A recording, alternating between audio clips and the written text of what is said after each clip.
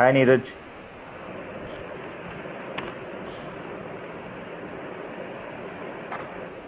Hi Sandeep. Everyone. Hi, good afternoon, everyone. Hi everyone. Hi, good afternoon everyone. Afternoon. Hi, good afternoon. Is you're in office? Hi, good afternoon, everyone. Good afternoon. Hi, good afternoon. Hey, afternoon.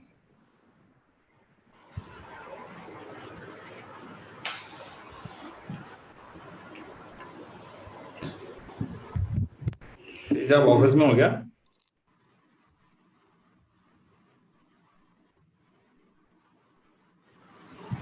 It seems Vaibhav and Hitesh are in office. नहीं भाई मैं office में नहीं हूँ मैं घर पे हूँ. I don't think अच्छा. anyone would be in office.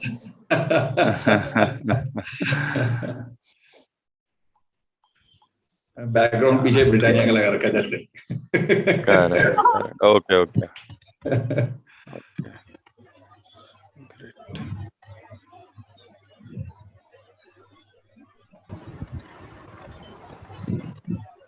Hi Prachi. Hi. Hi, Vaibhav. Hi. Hey, Prachi. Hi, Neha. Hi, Simran. Hi, Neeraj. Hey, hello.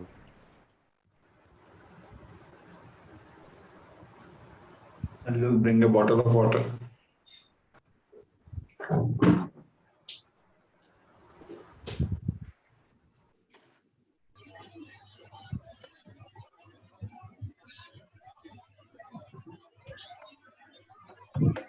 I'll also just, okay, I have it here.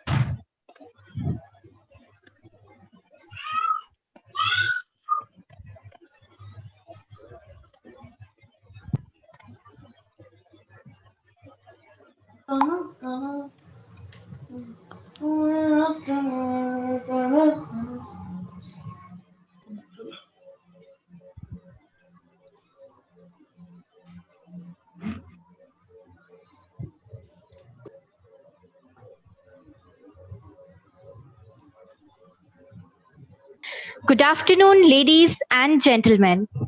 Welcome to the 33rd Inflection Web Conference and Awards 2021. I am Simran Gupta from Team Alden Global Value Advisors, and I will be the host for the day to navigate you through interesting panel discussions and lead talks. Inflection is a series of web and physical conferences and awards across Delhi, Mumbai, and Bangalore. Today, we are here to gain insights and celebrate the success and innovation in logistics. The top logistics leaders of the country will share their thoughts in the lead talk and panel discussions. The conference theme is Future Proofing Logistics. Today, 150 plus CXOs and more than 350 plus attendees have registered to gain insights from top leaders. Now let's start the conference with the first panel discussion of the day. The topic for the panel is Enabling Next Generation Logistics for High Business Growth.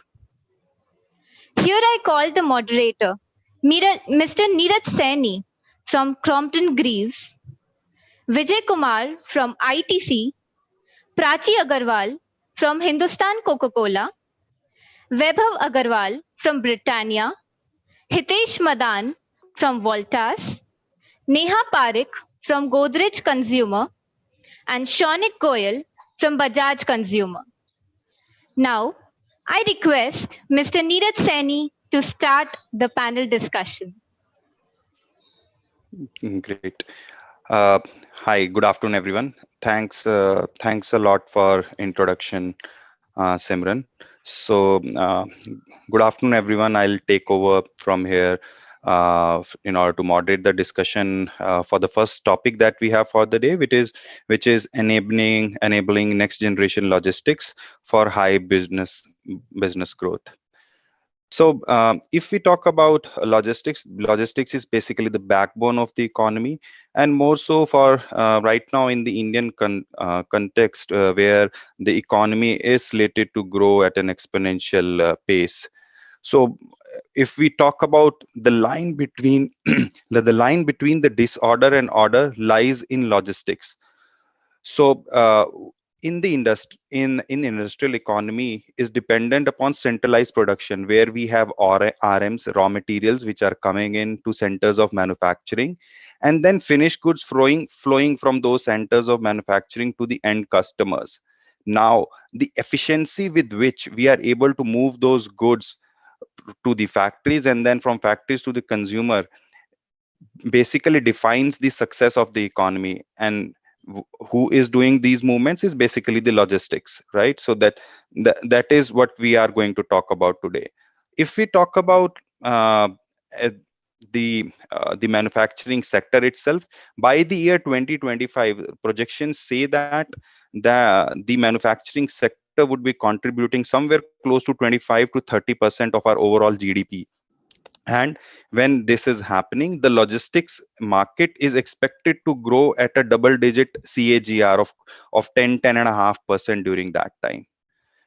Now, what is happening as a consumer, as a customer, we can call that as an Amazon effect, is basically we want much more visibility, much more transparency, and we want to subtract or remove the variabilities, right? And when we want to do that, the pioneer for that is going to be technology is going to play that pivotal role in enabling us to bring in that transparency and remove the variability within the system.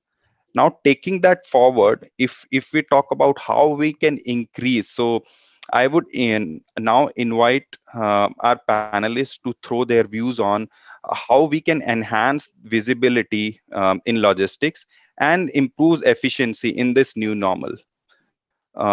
So, Hitesh, if you could throw some light on this particular point. Yeah, hi, good afternoon, everyone. Glad to be here on this, platform. I think it's a wonderful opportunity. So, I will just start, as logistics. I would relate a logistics department or maybe logistics function is just like the last leg of relay race, which over the experience over working with different industries, what we found, it's the last leg. The guy who is strong in logistics, he wins the race. Else, all other factors remains behind. People do they play their role, and they do their efforts, but if logistics is not strong, as just now Neeraj said, then everything is absolutely goes waste, I would say. So, first of all, I would emphasize, why visibility is required in logistics. Logistics is department, it looks very simpler that you pick up material, put it in the truck, and send it across. Generally people think that, that it's like transportation. But logistics, when you go deep, you see it's so much fragmented. Like if you don't have a visibility right through when the part is manufactured at a smaller vendor, from where it has to come to you know a big vendor, and from there the material has to be imported or manufactured at to the factory level, and then from factory it has to go to the RDCs or DCs, or directly to the customers in the finished good or raw material. And then finally it reaches to our RDC, and there the visibility has to be given to the salesperson that yes, right material which we required at from the vendors, it has reached to the destination, and further the order punching or maybe the order taking from the customer happens as per the forecast, or whatever the parameters every company has. And from there again the second leg starts. Actually that is the last leg of race, I would say. If we don't have a visibility when the order is at what stage, when it has been shipped or when the customer is going to receive that material, and subsequently once material is delivered in the shortest possible time, the repeat orders generally come into the system. So this is a brief chain of logistics. So what why visibility is required today? If we see in all the companies, every function or every vendor, manufacturing, DCs, customers, they are working on to a different kind of platform. Everyone have their own systems. Everyone have their own IT arrangements. So visibility is required first of all to the end customer, so that we can prevent order errors which will prevent customers from taking their business elsewhere. Now during this new normal, what we have found, the fastest delivery whosoever company does, they wins the race. So customer is not going to wait. For example, in today Saturday Sunday is a lockdown, so people don't have a time. They have 5 days time. They go in the market at 8 o'clock. The summers are at heat. I'll talk about consumer durable or for FMCG. So whatever is there on the shelf, they will choose. They will choose, they will pick it up, and they'll come back. So the sale which is lost forever. That is not going to come back for another 2 years, 3 years. Generally, if I talk about consumer durable, people doesn't buy AC every day, unless like a soap. After 7 days again they'll go and pick up a soap or maybe eat a. So it is very very important. Now second is how visibility can be enhanced into new normal. uh, as per my experience and learning, what we had in the last COVID scenario, we found all these errors. Everyone was calling over phone. Some people are not available phone, or maybe they are trying to have an Excel format, and they're trying to join the threads. So just to curb that, what we did, right away from the import customers to the end customers, we collected the data of what all systems everyone is using, and then all the systems were brought down onto a single platform, and the single dashboard was prepared, so that any material which starts from the import or from the local OEMs, that has a visibility to the parent system of company, what they are working. So everything was visible live, what is happening. Similarly, the trucks, whenever material comes, timely GRN happened, or maybe the logistics 3PL companies which we have hired, they have a dashboard where they can show the exact status of the material when it reached, and when it has to be further distributed to the customer. Further, the truckers who never had this in thought that we should have a GPS tracking, or we should have some time of a system where we can track actually where the material is which is gone out for the customer. So that is one part. Secondly, we tried to check and hello,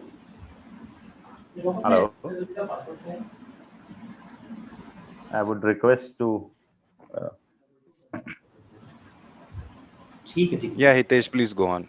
yeah. Bring So the- in that what we realized, everything was fine, up till our RDC's material received, shipped, everything, but the customer was not aware of. So we linked that customer also, that automated reports, automated SMS, automated mails, invoice copy should go well in advance. For example, ASNs, when shipment notes goes to the customer, so that he can know that what material is going to come to me, and he can take further orders, and he can confirm to the customers, take money, or maybe he can confirm the order. So this is what we have done during this last new normal scenario. So we connected most of the links, and we created a dashboard. That dashboard gives a clear indication, and first of all it was a transparency, which where most of the customers or vendors, they don't want to come forward, and they Yeah. don't want to be transparent.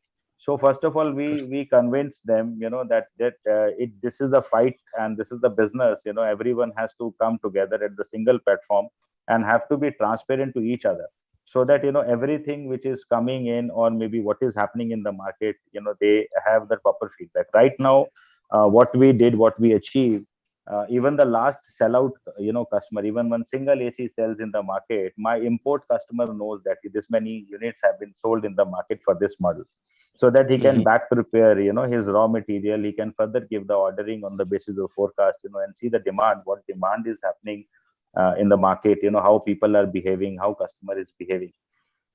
Similarly, online customers, most of the people now, sitting at home, they are going for an online purchase, until like, going physically in the market. So the similar kind of a platform, with the online customers also has been, transparently asked for. And to some extent, I would not say that 100% we got a success, but yes, it's 70-80% success which we got, where we linked everyone together. Now we all are at the same page. So the visibility which we are talking about, how to enhance visibility, is to strengthen the IT structure of any company. Because in new normal, we have a very limited time, very limited period to deliver to other हमने मना customers. किया था खोलने के लिए, उसने head खोला, अब बोलता है पूरा इंजन डैमेज हो गया, इंजन में करना Uh, पड़ा। I think someone is अब not उसको हमने समझाया, muted. बोलो सब ठीक चल रहा था, बेल्ट सही चल Pradeep, रहा, ऐसी बात करता हो रहा है। Yeah, I would request, can everyone else who is not speaking go on वो mute? जो आदमी 2 बार में ठीक नहीं कर पाया ना, Pra- उसी पे मैं डाउट, बार-बार लगा के बेल्ट ठीक होता है। एक्सपीरियंस अपने सही दिया, तो काम नहीं है इनके पास, कुछ नहीं है, तो जबरदस्ती। I think there is from Pradeep, and yeah. Thanks. So I would Okay. rather add, many, as I was talking about the IT infrastructure, where we have, lot of parameters, like where we can fit. We cannot have an integration with all the customers or systems. There we have found a way. Some places we have done electronic data interfacing, like OEMs, who are very small OEMs, domestic, where the import has been curbed, and now a lot of manufacturing is being happening, in India itself. So it is very, very difficult. For example, today I've got 50 OEMs, small OEMs. So it is very difficult to integrate all the systems, of OEMs to win in the shortest possible time. So we had generated one kind of a platform, where they put their Excel sheet, or they put their daily manufacturing at that Reports. particular portal reports, and then it comes in the form of a dashboard to us, that yes, these are the OEMs, they have this much material ready. From there, again, we started directly billing to the customer from the OEMs itself, rather bringing it back to our warehouses, and then store it, and then, just to avoid transportation time as well as the cost. We did Mhm. some virtual arrangements. We took some virtual space at OEMs, so that their space can also be emptied, or maybe they are not having a space crunch. So as soon as we get the information in the morning that yes, their material is ready and we have an order in hand, so we don't do anything. We directly take an order, and we virtually get the order punch there, and directly place a truck which goes, directly to the customer, not to the retailer. It directly go to the warehouse of the customer, and it gets unloaded for them. So this has definitely gave us a lot of breather during this pandemic. It has Yep. definitely helped us in a lot of cost saving, and bringing them confidence that yes, what we are trying to do, we are trying to enhance visibility. And similarly, Correct. once the material is delivered, OEMs himself, they comes to know that yes, my truck which I had sent, it has already been consumed by the customer, so I need to produce Right. more, particular. Right. So this is what we have done. Like cat monitoring is again very much critical here. Mhm. Until we have a Yep. tat monitoring for at each step, it was finding it very, very difficult. Sometimes trucks goes there, gets detained, no one knows, when the driver switch off his phone and kept, keep the truck aside, so everyone's efforts goes for a toss. So till the time the material is delivered to the customer, and the back information immediately, EP in the form of EPOD, comes back to us, we don't stop. So that this all happens Okay. in a day's time. So this is Yep. what, Yeah. from my side. Uh, Okay. So thanks a lot, friend Hitesh. So basically, improving the visibility out there, being able to track, introducing EPODs, right, so that we are able to track those things. Uh, um, yeah, so, most important, Vaibhav, if I Sandeep, talk about, yeah, yeah, yeah. Yeah, most important please. is information to customer, end customer. Now today, the Correct. major pain which we Correct. have seen during this scenario. Last time, if I share an example with you, my almost 700 trucks, carrying worth, maybe 100 crore worth material was lying on the road, and 50% of Correct. them they didn't even know where the Didn't material know. is. Correct. So today, at least we have that visibility. We are tracking Right. everything, and any unwanted circumstances, we bring it back to the safest place or the nearest hub, and we keep at least material safe. Understood. Yeah. So Yeah. this is So what Vaibhav, yeah, yeah, yeah. Over to thanks. Thanks. Vaibhav. So, yeah. Yeah. So Vaibhav, how you guys in Britannia or the industries you are working with, how you have worked on improving the visibility in the current scenario? Sure, sure. Thanks, Neeraj. Thanks, Hitesh. I guess Hitesh has already covered quite a bit of ground Correct. True. and but there are few things that I would want to talk about, which probably Hitesh, it's not very, very relevant to Hitesh industry or Hitesh may have missed it. First of all, let me tell you about Britannia. Britannia, everyone would know, we are into biscuit manufacturing mainly, and a small part of us is into dairy manufacturing. Right. So we are basically a very, very low margin business. Our net margin is less than 10%. Right. Hence, we are a very, very highly cost conscious company, and the cost is very, very near to us. So every decision that we take has to do something with either cost saving or something like that. Right. So we kind of keep on looking for opportunities to save some costs here and there, bring in efficiencies and all that, right? So supply chain visibility is a very, very important parameter to drive efficiencies, to bring in cost downs, right? Now, does improving visibility will bring your cost down or not is something which we thought, right? And we said that yes, it will definitely bring the cost down. How would it do, right? There are a lot of technologies that are available right now. So you have GPS, you have temperature sensors, you have different IoTs, Internet of Things available with you, some sensors available with you. And if you look at them at 10 years back, the cost of these sensors was pretty high. Now they are coming at dirt cheap cost, right? So implementing these IoTs is not a big challenge. But the challenge is how to capture this data, store this data, and use this data in your favor, right? That is becoming more of a challenge today, right? So, but if you're able to do that, and especially if I want to talk about few things, for example, let's take example of Rivigo. What is Rivigo's model? Rivigo's model is to do asset utilization fully, right? So what Rivigo does is, Rivigo says, so for example, we have a manufacturing unit. So there is a very important KPI in any manufacturing unit, which is OEE, which is overall efficiency of the equipment, right? So Rivigo brought this model into the transportation, Logistics. into the Yep. logistics, right? And similar to what airlines industry would do, airlines industry would say that max amount of time I want my aircraft to be in air has to be at least 70 to 80% in a day, right? So similarly, they said that amount of traveling that my truck should be on the road has to be 70-80% of the day. Now, this was a path-breaking idea, because usually a vehicle will travel only 200 to 250 kilometers in a day, a primary vehicle.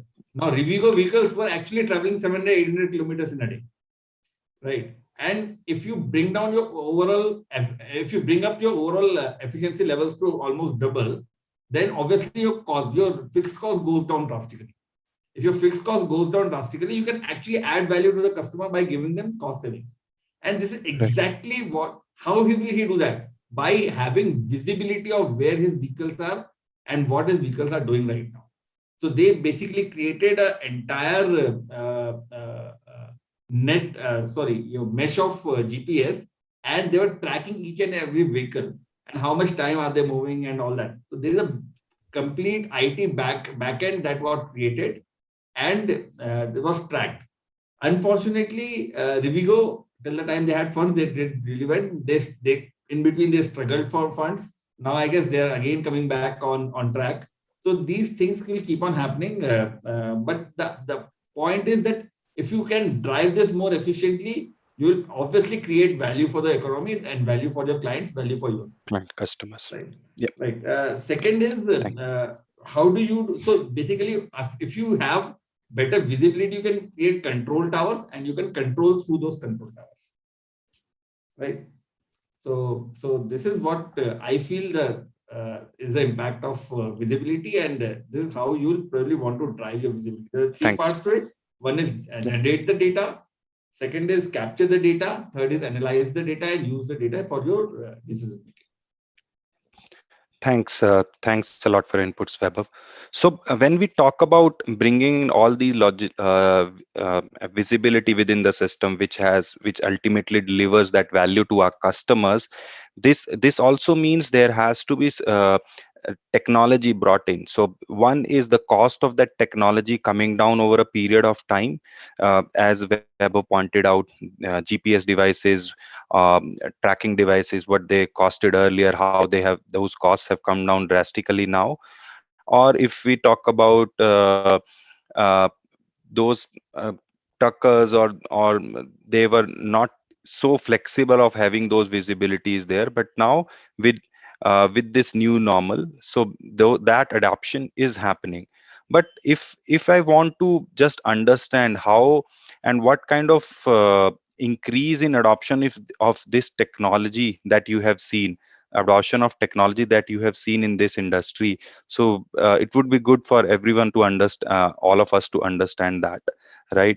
So Shaunik, if you could help us understand how the adoption of technology in this industry has played a pivotal role in recent past. Thanks, Neeraj, and thanks, Vaibhav, and thanks, Hitesh, for setting the context right.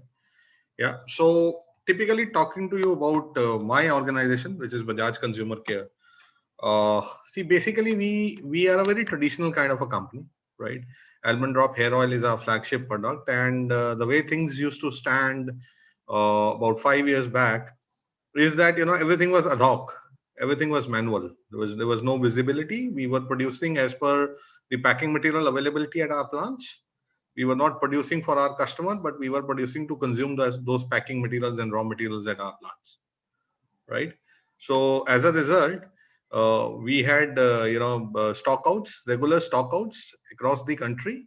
We were losing sales because some of the SKUs were already available in the factory, in the market, and we would still produce them because we have to consume the packing material. That's the broader mindset we had, right?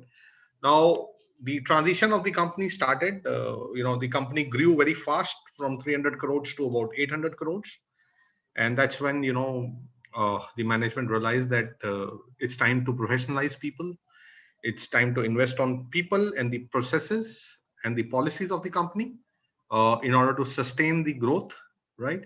And that's how the complete managing committee got changed. The second in command, second to the managing committee was formed, and that's how we started the journey of transformation, journey of using technology more rather than just going by only manual things and only hearsay and pahunch jayega truck and this material will reach and so on and so forth, right? So that's how the journey started. Right now, let me tell you, it's not easy to bring people having manual mindset, having ad hoc mindset, to bring to use technology. It's not easy. We started the journey by using Microsoft Excel a lot, right? uh, we went on this journey. We started capturing each and every details of all the materials, all the all the finished goods, all the raw material, packaging material, whichever is moving out of the supplier's premises, reaching our factory, and then all the finished goods that are moving from our factory to our mother warehouse, and then from the mother warehouse to our so-called distribution centers, and from distribution centers to customers. So everything started on a manual note, right? Happy to share that today we've implemented SAP successfully, right? And apart from SAP, there are a lot of things, lot of new things that have been implemented. Today, our customers get a SMS, automated SMS system has been implemented, right? We are on the verge of adopting an auto replenishment tool, right?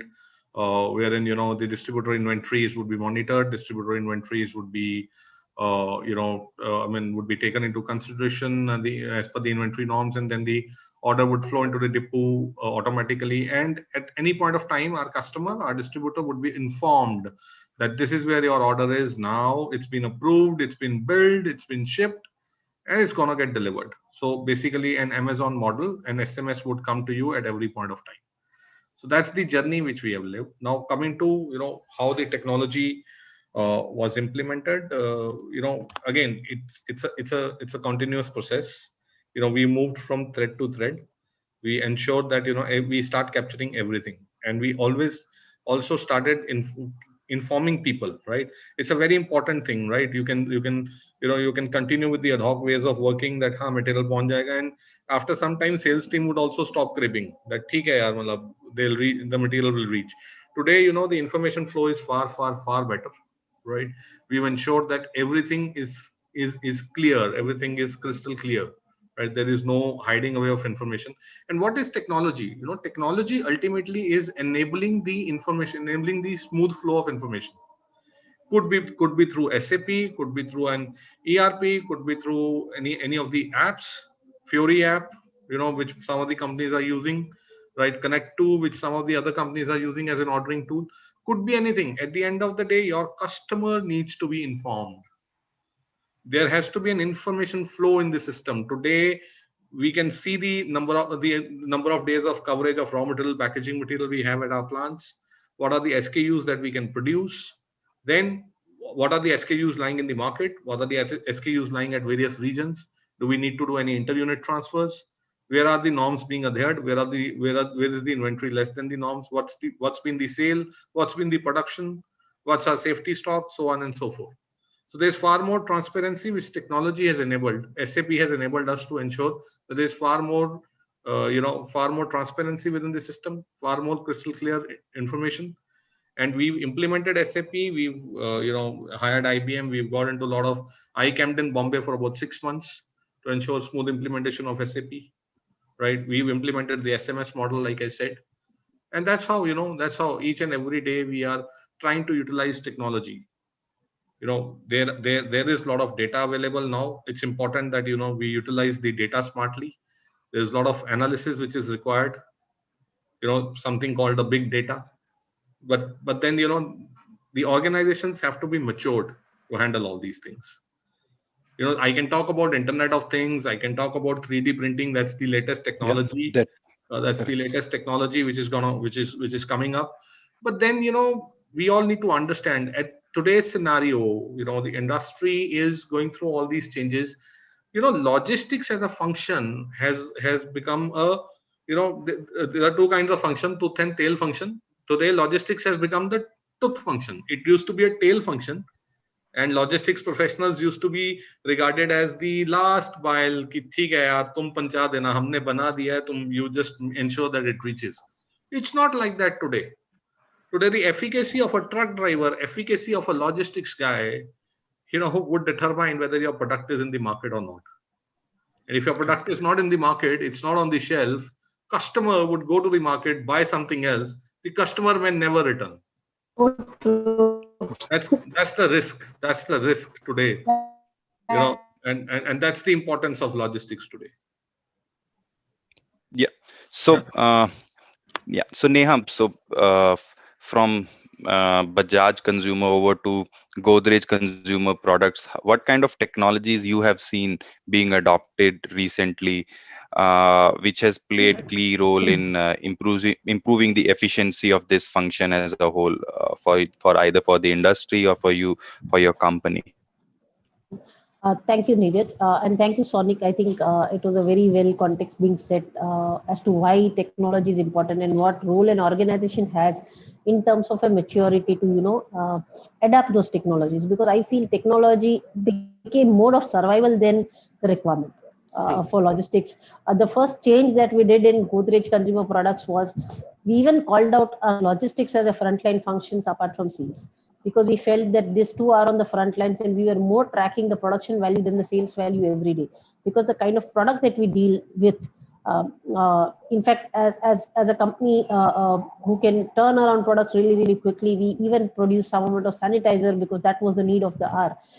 In fact, in the 6 months of first half of last financial year, as a company, we could roll out 40 different new products under hygiene category into market, because that as a company, we felt we were responsible for getting given our reach and the distribution that we hold into that space. So our demand kind of zoomed up. Magic hand wash, which is a first hand wash at rupees 15, saw a sudden demand. Like if I was saying selling 100, the demand became 100x very, very quickly. So how quickly can you go ahead and put in? There were, and of course, technology came into play. So we already had replenishment, and we were one of the early adopters of replenishment. As early as 1996 is when we moved into. So data integration was already in place. Now, how do you go ahead and make it faster? So we had to use a lot of things like bypass, your mother hubs and go to the locations directly. Have a backup location in place. Have something called as a dark store to store the inventory in case your warehouse has to go off. Right, and there were a lot of innovative adoptions. Like we had a tie-up with Domino's Pizza to deliver some of our products during the pandemic, which because we felt that it's important that people do have access to hygiene, people do have access to this products, which are very, very essential and important. And there were also some very good marketing techniques that we had to use and adapt. Like we ran a campaign about how can you have a hair color being applied at home, because that was something that came as an emerging need, that while people, the sense of grooming need has gone up, but it's not like that people have forgotten to groom themselves. But because of lack of salons being there, there's a need, and hence we ran a campaign to put them. Now, I'll give you a couple of statistics. Like if I have to say, it took us 7 years to have 20% of trucks in India to be traced. But in last 1 year, that number became from 20 to 40. So we could achieve what we achieved as a country in 7 years in just 1 year. And I see that adoption to become much, much faster. And there are also a lot of good government initiatives, like we are talking of e-invoicing, or invoicing becoming paperless. There are already e-way bills having an integration process in place. EPODs are already in place. So what is happening is more and more, we are realizing that technology is now the way of life. Other thing that also compelled us to use a lot of technology was that we had to follow a lot of social distancing and those norms. And you will have to have backup teams being created in case your warehouse location is going off, or you have to shut it for 14 days to quarantine it. How do you make your network that dynamic? So while some things we did out of force, like doing direct dispatches from factory, but we found that there was a lot of value and we should have adapted it a lot more earlier than we could. So those were good learnings that we get, because one very painful thing that happened for the last whole year amid pandemic was, and like my friend Vaibhav said, that logistics was always cost conscious. The diesel saw a 40% hike in last 1 year, because from the price that we had on April 1st, and now if I have to see April, and everybody expected that there will be some way by which we'll see some reduction, but increase came in form of rupees and 5 and 10 rupees, but reduction only came in form of paisas. Right, and that had a severe pinch because the market was not ready to take that kind of price hikes. So how can we get that innovative to ensure? So if I have to say, and for us it was more like chasing demand. I even remember, Vaibhav, do correct me if wrong, reading an article that Britannia sold highest ever biscuits in this pandemic. Then we could, and we could also in hygiene or those categories sell our highest ever numbers. Now that, and having only 1/3 of your people at back end, because you had to have backup teams in place. Our plans followed strict social distancing. So technology became the way of life. So rather than us tracking what is the sales number, we were tracking what is the production value number. So for the first time, supply chain had a value production target, that this month you will produce 600 crores worth of production, and not it was like a sales target. So that was a quantum change in the way supply chain was thinking, right? Because you were thinking of maximizing, and it also called for a lot of collaborations. Like one good thing that happened was you actually streamlined your assortments in a big way. You simplified a lot of things, that I cannot have this pack being bundled like this for a segmented supply chain approach cannot work. While some of it is also coming back, because as your customers grow and with the advent of omni-channel market in India, this is going to be staying. But if I have to say the kind of value added services that I had been doing at my factories, we moved it and adapted some waste centers across the country to do those kind of modification, dealing the factory so that the capacities are utilized 100%. We don't miss out even a day of production, because technically that was a direct loss to sale. Because soap, which has been a category which has not grown since past 2 decades, registered a 2% growth in pandemic, because there was back to healthy habits of washing hands. And as a responsible company, if you are not having those products available, it was a big dent, because that was something that was needed. In fact, we had companies like Colgate making soaps because they felt it was a responsibility for them to make those reaching. Hand wash as a product like flew off the shelf. We had to make sanitizer, and we were literally chasing that, because all of it kind of, and like I said, in 6 months, everybody working virtually, getting things done offline, and most of it through a third party, we could launch 40 different products in just 6 months of time. So all of it became, so earlier, if I have to say, as Godrej, we always were very, very pro towards technology adoption, but we used to find a value. What is the value that you get in return? But now it has become like, if I don't have this, I cannot survive. If I don't have a track and trace of my vehicles, because like Hitesh also said, right? Today we have every truck that we have to track. Earlier, if you had like 120 trucks moving every day, you are tracking just 5 critical shipments. But now you are tracking all those.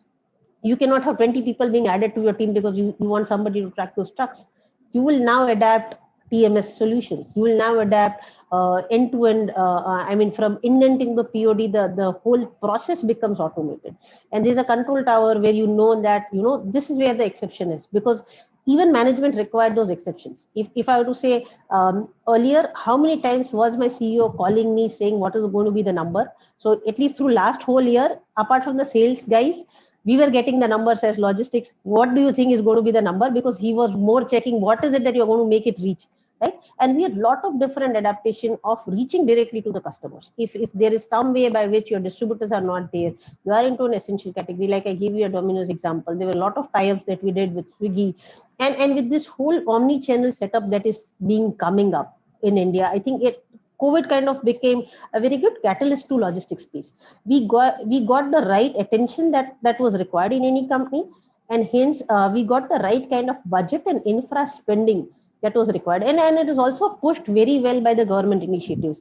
While we thought that some of it would go off because pandemic kind of take us off, but I think the way FASTag is moving, and the way they progress is, you can have even FASTag based tracking available. The way government is taking initiatives on e-way bill or on making e-invoicing mandatory. I think overall, I see it to be a very, very good space to be in. Next, I mean, COVID just kind of put us on a fast track. I see a lot of development that should have happened in a decade has happened in just 1 year. And we see more of it happening, because now business is also realizing a value out of it.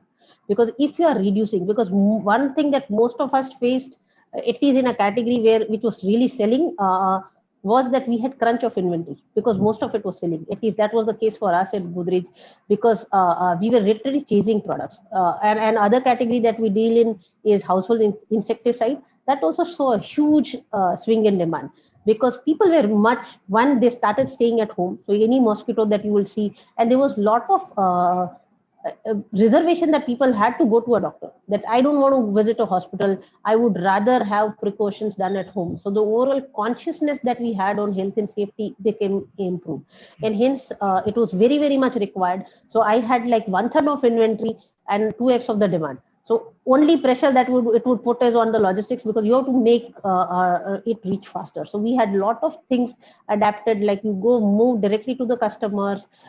If one depot is off, how do you have dynamic networks in place? How do you take use of a very big factory network that you have? Because earlier we thought of factory only as production hubs, but when things kind of compelled us in COVID to do those kind of adoptions, how can you have some dark stores being set up in your metro cities, that in case your distributor or there is some regulation that comes that from CFA you can't enter a city in a warden, you at least have some inventory in the city from which you can service your stores. So it again goes back to the same essence as what my friends earlier said, that finally customer has to be serviced. And in a market like this, apart from it being a company revenue number, it was also morally a responsibility to make sure that hygiene and health products are available to each and every person. in the country. So I think my distribution went up, the logistics cost went down, and thanks to all the diesel hikes that we saw, we got a lot of efficiencies in the logistics operations through the last year. And COVID was one a very big catalyst in pushing that technology agenda for any company. Thanks, Neha. Of course, I mean, COVID played a critical role in speeding up the adoption of technology, in making companies understand the importance of this supply chain logistics as a function. So that truly has been the case. And I mean, with all these, in all these current times, it is also important to understand not just from the technology per se, but if we talk about planning. So what as an organization you guys are changing for improving the performance? So Prachi, from I would invite you to just help us understand what you guys change in terms of planning in logistics. Are we following the same kind of models that we had earlier, placing indents 48 hours in advance, 72 hours in advance, and other things within the logistics planning in order to have superior performance here? Yeah, So Neeraj, thanks, Neeraj. Yeah. yeah, sorry, Prachi. Neeraj, Yeah. I'll just take 30 seconds. I think Okay. I was telling Neha, she had given very good insight. My only one point which I missed out, the one which we said the government has taken a lot of good initiatives and, e-way bill and all that. At the same time, I think government has not put in that much effort what Am companies I have put audible? in. Am So I the e-way bill automation, it has given a lot of trouble, and I would say still in our industry, I don't know about other, but it has not yet stabilized. So that is causing again a major reason of disruption in timely deliveries.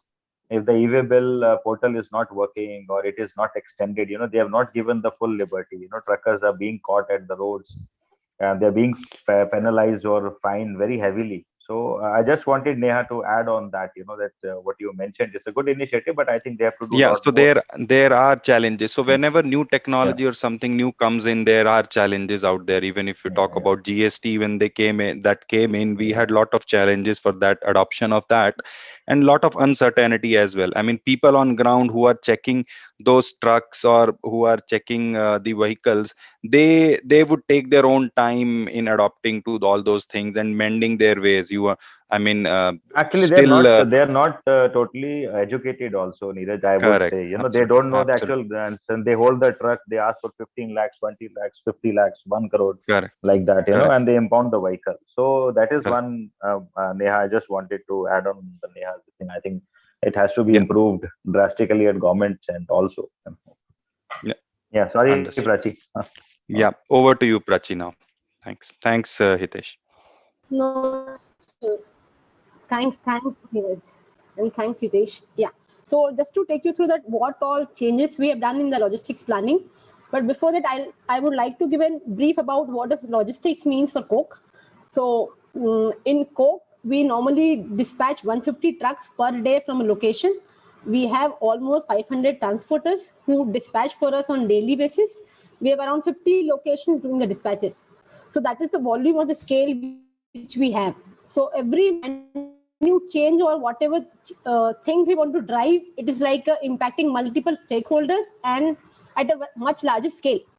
So we always had a problem like having a visibility with respect to safety, because we always want to have a safety compliant. So we always have issues initially that how would we ensure that the every truck which is moving and the driver and the truck is safe.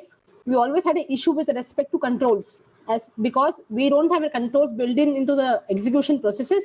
Till time we always used to do the de facto basis controls, that after the things has happened we used to react to it. Also, we till time we used to focus on the long term planning, like network planning, logistic planning for the long term, that how will we change our model going forward after 3 years or 5 years. That was the way Coke used to work till time, basis considering the scales. There was multiple systems in place. We have FMS working parallelly, we have SAP, there we have a system for finance parallelly. So there were multiple systems which we had in Coke, where the different stakeholders used to work basis their requirement. we always had issues with respect to controls on the financials, on-time payment to the transporters. Because we don't have a visibility till the time the POD used to come to us, we did not initiate the process. And it was a long timeline for us to pay to the transporters on time. We never had a value chain, you can say, integration. So every stakeholders was on their own, working in their own way. So like customers was treated separately, the vendors were on different portals. Within organization, there was a different systems going on. So we did not have a drivers, our consumers, our vendors on the same portal. So that was the sort of problems we had in our supply chain, basis the scale we had. So Coke started their journey towards digitalization almost 2 years back. We were lucky that before pandemic, we could imagine it. We never thought that pandemic will come in, but we could imagine that we need something which could help us to resolve these problems, which might become a bottleneck for us once we increase the volume with time. So Coke started their automation journey and the digitalization journey almost three years back. We first started with automating our warehouses. So we first automated our Goblage warehouse, which is one of the biggest warehouse which we had with Coke in Gujarat. So there we had ASRS.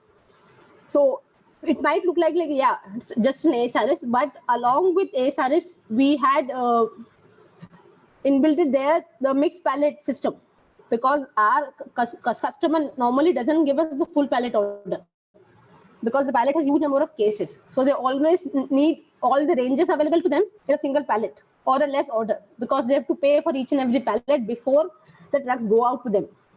So that was one of the challenges. So while we are automating the business, we ensure that we have something which can help us to make the mixed pallet automatically based on the customer requirement. And also, as you know, for our product, the quality at which it reaches to customer matters the most. The bottle should be very much tight in a good condition. So we wanted to reduce the touch before the bottle reaches to the last mile or to the customer while he's consuming. So to reduce that issue, we have brought in the Loadmatic, which can automatically load the truck. So to start a journey, we have made a warehouse automated, where we have ASRS linked to mixed pallet system, which is linked to automatic loading. So just after production, we don't touch a product. It is produced, it is stored, it is mixed, made into mixed pallet, and it is dispatched. So we moved from multiple touches to single touch, which was a part of our automation journey for logistics also, because we wanted to move from multi-touch to single touch logistics. Then going forward, after starting automating our warehouses, we have moved to the digitalization of our whole, you can say, entire logistics end to end. So we started with our S&OP processes, digitalization, along with TMS, where we have brought in TMS across HCCB last to last year. Where we have e-invoicing as a part of it. We have brought in yard management system, where we can automatically catch which dock is getting used now, which the dock will get free in how much time. We have IoT-based sensors in each and every docks, which captures when is the truck placed, how much time it takes for the trucks to be loaded, and when my truck will be free. So the warehousing guy can plan in advance as to how much he can dispatch in a day, or basis the visibility of the truck, he can better plan the warehouses. And at the last end, where we want to see whether the product is delivered or not delivered, to close the loop, we have brought in the mobility piece. We already had GPS in our dedicated trucks from almost 5 years now. But the problem is we don't have 100% dedicated truck. We have mix of dedicated trucks and the market trucks. And the market truck, we cannot go with the GPS system. So we have brought in the mobility for the GPS, for the non-dedicated trucks, where we have installed an app in the mobile of the drivers. And as soon as he starts the trips, he has to start the trip in the mobile. That my people do in the plant when they comes in the plant. And basis that, we can track them across the journey he does. And another benefit which comes along with the mobility pieces, he can do the EPOD through that. So once he reaches to the customer, he confirms through that app to us that I have delivered. He can scan the invoices, the LRs, and confirm to us that I have delivered. So which helped us also to trace. And in the same way, it helped our transporters to get a timely payment, because as soon as we got the EPOD, we could start the process which we had for the payment. So it helped both the ways. So this is how we have brought in our digitalization piece. We have started the journey almost two years before, before the pandemic. And this loadmatic piece, the auto loading and all that, it helped drastically to us in a pandemic because we had labor shortages. We don't have people to load the trucks. So this loadmatic came handy. We can load the truck in 20 minutes without any labor. So normally my few warehouses which we did not automate had a major issues with respect to how should I dispatch, because the market trucks was not there. We had labor issues, we had driver issues. Drivers was not ready to report to plant. So we could rotate our dedicated vehicle faster without any touch. So that came up very handy during this pandemic. One of other things which we brought last year was we brought in the insurance for the drivers, who so that they come to plant and report. We told them if any one of you got impacted because of this, we will bear the whole cost. We will get you insured. This is our cost, so that your life is secured once you come to work for us. So that is where slight changes which we did, which we are still continuing. Okay. And specific to what changes we did in the logistics planning last year is that we have moved from people-based planning, what we used to do initially, to a system-based planning now. So basis TMS, we have brought in an optimizer, which optimizes the trips for me. So all the loads come at one go, I give it to system, and then system proposes that through which truck, through which transporter I should dispatch at an optimal cost. We are right now at around 80% compliance. So 80% of the trips are done through optimizer. And it is done at daily level as if now, because we are still in the journey of maturization. So we are now at 80% on daily basis. We are now moving towards doing it once in 2 days so that we collaborate the things.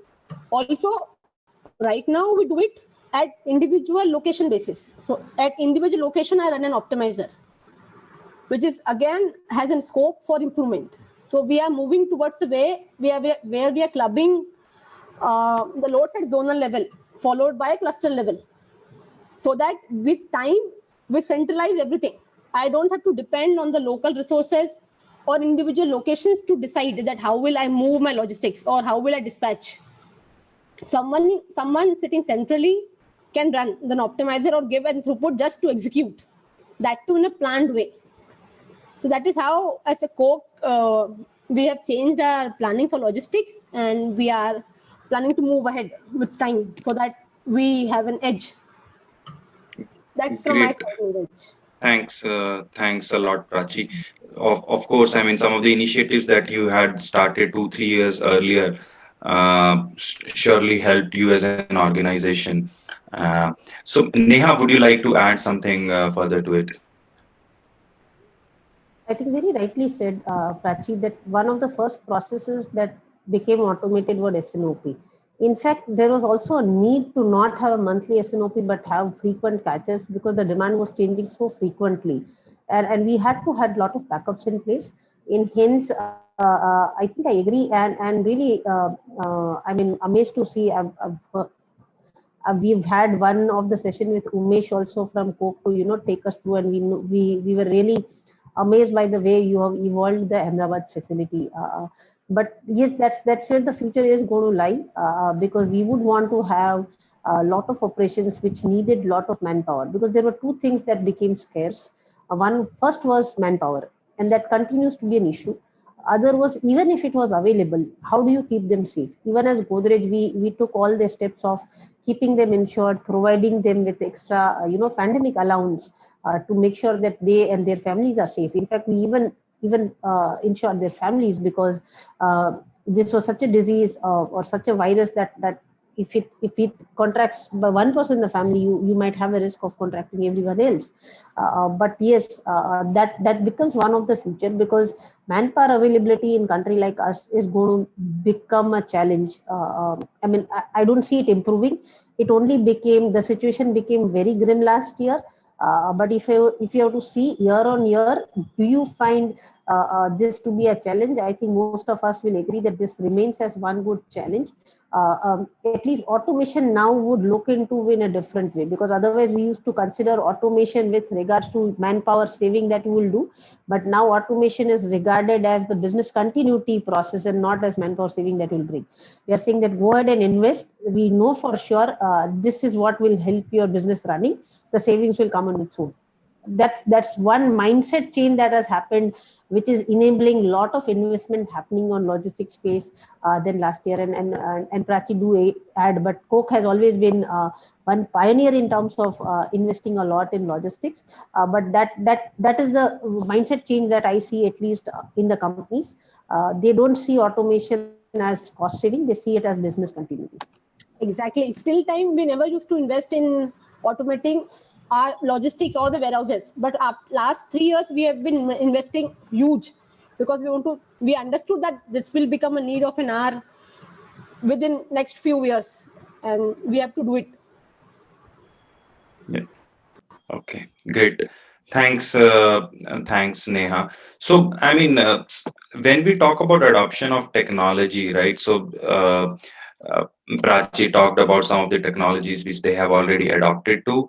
Must be lot of those. So, if we talk about IoT, if we talk about automation in terms of using robots, drones, or droids, if we talk about using cloud for storing our information in order to provide us flexibility and then cost savings, all these technologies are there, some of them adopted, some of them not. And but as people within this industry, we all would have thought of how we can implement this within our organization. But then all this comes with its own set of challenges. So what kind of challenges do you see, do you foresee in adopting all these new next generation technologies in the logistics industry? It would be important for us to understand that. Vaibhav, I would request you to give your inputs around that. Yeah, sure, Neeraj. So, see, there are different challenges that I have encountered while adopting to these kind of technology. Most of them we have already talked about when we were talking about COVID challenges. There were issues with the government policies. There were issues with the overall mindset of people adopting technology, which is changing right now, as Neha rightly said. There are different issues. So basically, let me put it in three buckets. Right. One is one challenge in adoption of technology is the technology itself. Right. So there are challenges with the technology itself. Second is from a business point of view, what kind of challenges do you see? Third is from a people point of view, what kind of challenges do you see, or the human resource challenges, right? So why do I call technology itself is a challenge, right? So basically what happens is the technology space is changing very fast. Right? So what is happening is you go and you try and adopt technology, go through the entire change cycle, and you start settling down things. Meanwhile, you realize that the technology is already old and new technology is there. For example, Britannia in early 2000s wanted to adopt RFID technology. Right now, RFID technology is not even, nobody uses RFID. It's expensive technology, right? And it has been changed to QR codes, barcodes, and the barcode readers are becoming pretty cheap. Though I feel that RFID is a far better technology than barcode, but it is very expensive to adopt and to run with. Right. So the technology itself is changing pretty fast, and things like that keeps on happening there.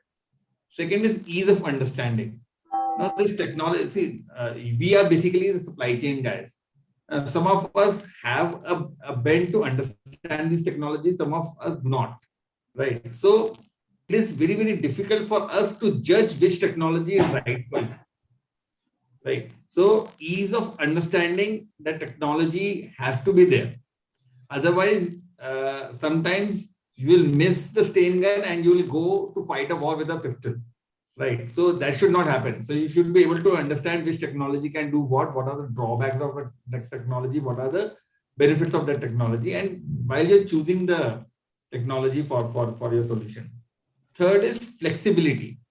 Right. Now, a lot of times I see that companies, especially the startups, they are so much, they just want to jump into the market. So they come up with half-baked products and they promise a lot while delivery is a challenge. Right. So they will promise that we can do this, we can do that, we can do wonders, we will bring moon to earth and all that they'll promise. But while execution, nothing is going to happen. Right. They fail to deliver even the basics. And this is what I've seen. So these are technology related issues that I foresee. Second is business related issues. So business related issues is who is the right partner you want to go with.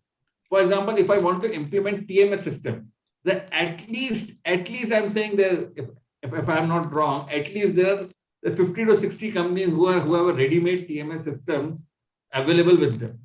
Right. So which partner do you want to go with? It's very important to choose the right partner. I have in my all my experience, I have few good experiences, I have few bad experiences with choosing the partner. And hence, right now, even there are a lot of consultants which are coming up will help you choose the right partner. So this is also what is happening. So we need to be very, very prudent about it. Second is who is the part? So one is the technology partner, and second is the logistics partner. So sometimes you work with companies like DHL, FedEx, and all these. Sometimes you work with a very, very local player. Now you want to experiment it with the local player, or you want to experiment it with these guys. Now these guys may have some technology available with them, already available with them. So it's important to choose the right logistics partner also. Who do you want to choose to experiment with? Next is the cost of technology. The cost of technology, as everyone talked about, sometimes the cost of technology is very high and does not make any business sense at this point of time. But we should not look at it from this point of time. We should always look at it from a futuristic point of time. Maybe tomorrow it would be so important for you that without which you will not be able to survive. I guess Prachi and Neha both touched upon this point. For example, the CRS system or the ARS system, which Shaunik also talked, has been running quite successfully in Britannia from last so many years. So I have not seen, I've worked in a lot of organizations, but I have not seen ARS system running so smoothly in any of the organization. Right, and it is all on SAP. There is no other ARS tool that we have implemented. It is all on SAP. SAP picks up the distributor inventory, nets it off with the stock norms and generate a demand. And that demand we use to send the stocks to the distributor. There is no exception, nothing. Simple. And 99% of our billing actually happens on ARS. There is 1% manual billing that happens here and there. Right. Second is and the last thing is the cost of pilot. So sometimes you want to do something, you want to adopt a technology, but you need to pilot it off. You want to test it off. Now these startups find it really difficult to give us a free of cost pilot. Sometimes it is necessary for us to pay because there real cost involved in it for them. Sometimes it is not necessary for us to pay because there is no real cost involved. It's just a tool that you need to plug and let the tool do something. Maybe a couple of days, 3 or 4 days or 5 days a week, a month, and a pilot is done, and we implement that tool going forward. So sometimes it becomes very, very difficult that who will take the cost of pilot, and sometimes very important decisions are being left because of this. I guess we as a company, we as a big organization should be able to take this cost. Sometimes we are very stingy in nature and we don't take this cost and let a good technology go. And this is what I feel. I mean, I'm not sure whether other organizations also feel this, but this is what my feeling is. Right. So sometimes it is prudent for us to be not as stingy at that point of time and pilot that technology and use that. A third and the most difficult part is the change management. This is human resource. Right. First of all, change management is a big challenge in every technology adoption. For example, we are right now adopting a TMS system for delivery of stocks at customers. Now, what we have seen is that there are few notorious customers as soon as they get the SMS that this is all this been built to you, before the stocks reach them, they'll take a GRN and sell the stocks in the system. Now the physical stock has not even reached to them, right? So we want to stop this by saying that whenever the stocks will reach to you, you will get a OTP. Till the time you give that OTP in the system, you will not be able to take GRN in the system. Now this has created a lot of issues at the customer end. Customer says, I'm not able to take GRN, there's that. A lot of change management, a lot of training needs to be given to them.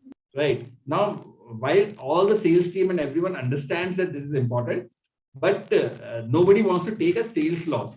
Actually, it's not a sales loss, it is doing the right thing for the company, right? So hence the change management becomes very, very important on and how do you want to adopt a technology, right? Second is there are very, very few people who understand the technology, and finding those people is costly. I mean, hiring those people is costly, right? So you should not be at that point of time being again stingy and then say that I don't want to hire people who understand technology. So it is very important for us to hire the right people who can adopt the technology and run through it. So these are, and apart from this, there are small government related challenges that keep on coming. But right now, I see the government themselves want to go for digitalization in logistics, and a lot of support is coming from government. And I hear Hitesh saying that he's been facing some challenges with the generation of e-way bills. Unfortunately, we have e-invoicing. Fortunately, we are not facing any challenges in terms of e-invoicing. There were some hiccups for sure. In the e-way bill also, initially there were some hiccups. In the GST portal, initially there were some hiccups. But I guess the government very quickly fixed them. And now the systems are running pretty smooth. So we don't see, at least I don't see much of a challenge. Vaibhav, I'll just interrupt you here for a second. What I meant that, even government is taking help of a third party company in between. For example, in our case, we are dealing with the government through clear tax. Okay, now government doesn't give us flexibility that any company should they should go directly with them, otherwise there will be chaos. Maybe the transition which I am talking about, sometimes the government portal is down, and if my 100 trucks are already loaded stand, and they are waiting for the documents, the document is not coming out of the system. So we don't have actually direct contact or maybe direct thing, that we can go and talk to them and resolve it. Exactly what you said. Even government is facing a problem in accepting, or hiring people who understand. I totally agree. There's a new system for them as well. But at the same time, they should work on that. That just if they keep any loose end there, entire industry or entire logistics, it gets to an halt. Okay, so so this is what I meant to say. It's not that there are hiccups which will definitely come, but sometime it happens during the month end. Month end, the system is not working. Government portal is down. So in month end, how it is. As again I recall my first statement, it's a relay race. It's a relay race. So if my 100 trucks are ready, I could not ship and make them reach another one. A competitor's portal, he gets somehow with a second arrangement, and he delivers the material. Certainly dealer would say that I don't know now what to do in such conditions. No one would like to store their crores of inventory into their warehouse, and then suddenly there is a lockdown and they don't know what to do with that. So that's what I meant, No, the point taken, Nilesh. So I'm absolutely right. So I was also saying that I'm saying in there are few hiccups definitely from the government. Same, I guess. Month end. Yeah, because you say 40 to 45% sale, especially in consumer durable company, it happens in last 4-5 days.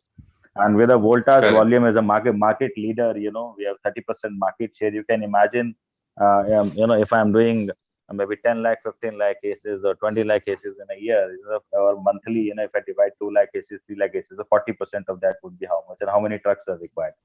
So, even a single chain, the old invoice is not coming from the system. Even if the system gets accurate after that, it will not allow us to take out the backlog system. We have to find some other alternative, which is not acceptable on the road by the government officials. So we have already basically raised this. redressal system, something needs Yeah. to be there so that our concerns could be addressed. I mean, it's not an easy access. So it, I mean, yeah, basically technology being there, it helps us get you quickly through it. But if you are stuck, then you are stuck in front of a laptop. You don't have a solution in place. So that's how technology plays. I hope this would further improve. Prachi, I mean, there are a lot of adoption of technology that you guys had done in CCB, right? Over the past few years, you talked about. So, what kind of challenges do you guys have gone through in adoption of those technologies? Thanks, Neeraj. So I would say Vaibhav touched upon most of the challenges we also faced. Along with that, one of the challenge which we faced was the standardization of truck type. So if we brought in any technology, the truck type is not standardized across states or across manufacturers. So for the same 9-ton truck, the length is slightly varying from manufacturer to manufacturer. From state to state, the weight compliances is varying. So some state has allowed plus minus 5% variation. Some state is okay with 7%. So it is very difficult to implement the technology across states. So for example, in the Gujarat, we had brought in Loadmatic, which will automatically load the truck. But we designed it in a way that it can take very easily 10 pallets, 12 pallets, 16 pallets. But when we got into actual execution, the problem was the same 9-ton truck had a different bed length from different manufacturer, which is very difficult to sort out before the truck is placed, and it is very genuine issue in India. So I think one of the challenge where we should move forward with time to bring the next generation of logistics is to standardize the trucks across the industry so that people can move fast on automations. And the one more issue which we got is the education level which we have across transporters and the drivers. So if we are moving towards TMS and trying to automate the transport industry, we have to very much use or involve our transporters or the drivers into the process. And they're still very reluctant to be a part of the journey because they have a fear that they will be traced, or they might lose their job because they are being tracked. So it was difficult for us during our TMS journey in the last 2 years because the transporter had their own learning curve. So it was very difficult to groom them, bring them up. So that is the inbuilt challenges which we have. One more challenges we faced was the safety is not the priority for the driver right now. So the priority for the driver in the logistics industry is to deliver, get his daily wage, and he's done. So we have seen at various places in our depots before the truck reaches. So they have expired licenses, they have expired POCs, some headlights are not working, sometimes the brake is not working, which is actually a risk to his life and his family. But that is not the priority for the driver. So that is one of the change management, I guess, the government or the industry has to drive. So that in the long term, once we automate, the end-to-end it is safe. And one more thing, I guess, which we need to work upon is the multimodal transportation system. So still in India, 90-95% of the shipments happen on road. We are still dependent on road transport. We rarely move to the rail racks movement or to the waterways, because we tried doing it in the last one and a half years to move to the waterways, but it is almost 10-15 times the cost we incur right now, because they don't have the volume, or we have not explored that to that extent. So I guess with time, the government has to, and as an industry, we have to move towards opening multiple ways of dispatching so that we can scale up the business and at an optimal cost. So this are of the few challenges which we have faced while we were trying to implement the multiple technologies across our logistics supply chain. Yeah, rightly Thanks. said. Thank. Rightly said. Yeah, Neeraj, we should next time onwards. Yeah, Next Hitesh. time Please, onwards, we go should on. Yeah, Neeraj, next time onwards, we should have someone from the liquor industry also. We should understand. We all have challenges. I'm sure they don't have any challenge until the theka is open and it's a full. It will be very great, that we should have someone from that industry also. So, No, just to add what Prachi said, I guess she touched upon a very, very important point with drivers. I guess getting drivers nowadays has become a big challenge for the logistics industry, right? And getting drivers who are educated is even more difficult, right? So I'm not too sure of how Coke is solving this, but we have been struggling to get these kind of people. And second, what we are also struggling is, so we also all talked about EPODs and everything. Now, EPOD is something which you click a picture of the POD and send it back. Now, these drivers do not use smartphones because it's not safe for them to use smartphones. They get looted, they get harassed, all kind of things happen to them on the roads. So I'm not too sure if anybody is able to solve this, and if anybody is able to solve this, I would be more than interested in talking to that person. So we have just started the journey. So our drivers normally have a normal phone. So to start the way towards mobility and the EPOD, we have given them a very normal smartphone. Through that, they can click pictures at our own cost, so that we start the journey. Though there is a reluctance from the drivers that I don't want to use, I don't want to do take a photograph. But we have started the incentive program. We told that with every EPOD, we will give you 600 rupees. So we will give you a phone, we will give you money to do the EPOD. So that brings the culture change, because this is, I think, a 100% culture shift for the drivers. Because for them, but that is detrimental for the other industries. Prachi, sorry to say, then the cost will go up definitely. If we start giving smartphones and 600 rupees on POD, I'm sure our margin for one AC will go for a toss. So it all depends this on is one company to time. company. This is Totally one-time agree. investment, Yeah. just to bring the culture shift. So we told them that just to See, support you. Prachi, I This is have a not different fixed. view here. I have a different view here. I totally agree. Incentive definitely lucrates driver and transporters. But I'm sure, now in this scenario, getting payment on time by these transporters, I think they are heavily investing from their own pocket also. This is what, I have encountered many transporters when they said, sir, if my payment is coming in 30 days exactly after POD, and rather, waiting for 60 days. So that 30 days interest itself takes out all these costs. So you can also utilize that, if you are paying them on time, why to cost from your own pocket? You can always tell them that we are Fully giving you agree, before Hitesh. time. That is from where we Yeah. started. So transporters Yeah. started supporting us, but then the driver Yeah. came back with a point that how will it help me? So The any customer will driver, benefit, you see, are getting and benefited. So that was see, a point where I we tell got stuck.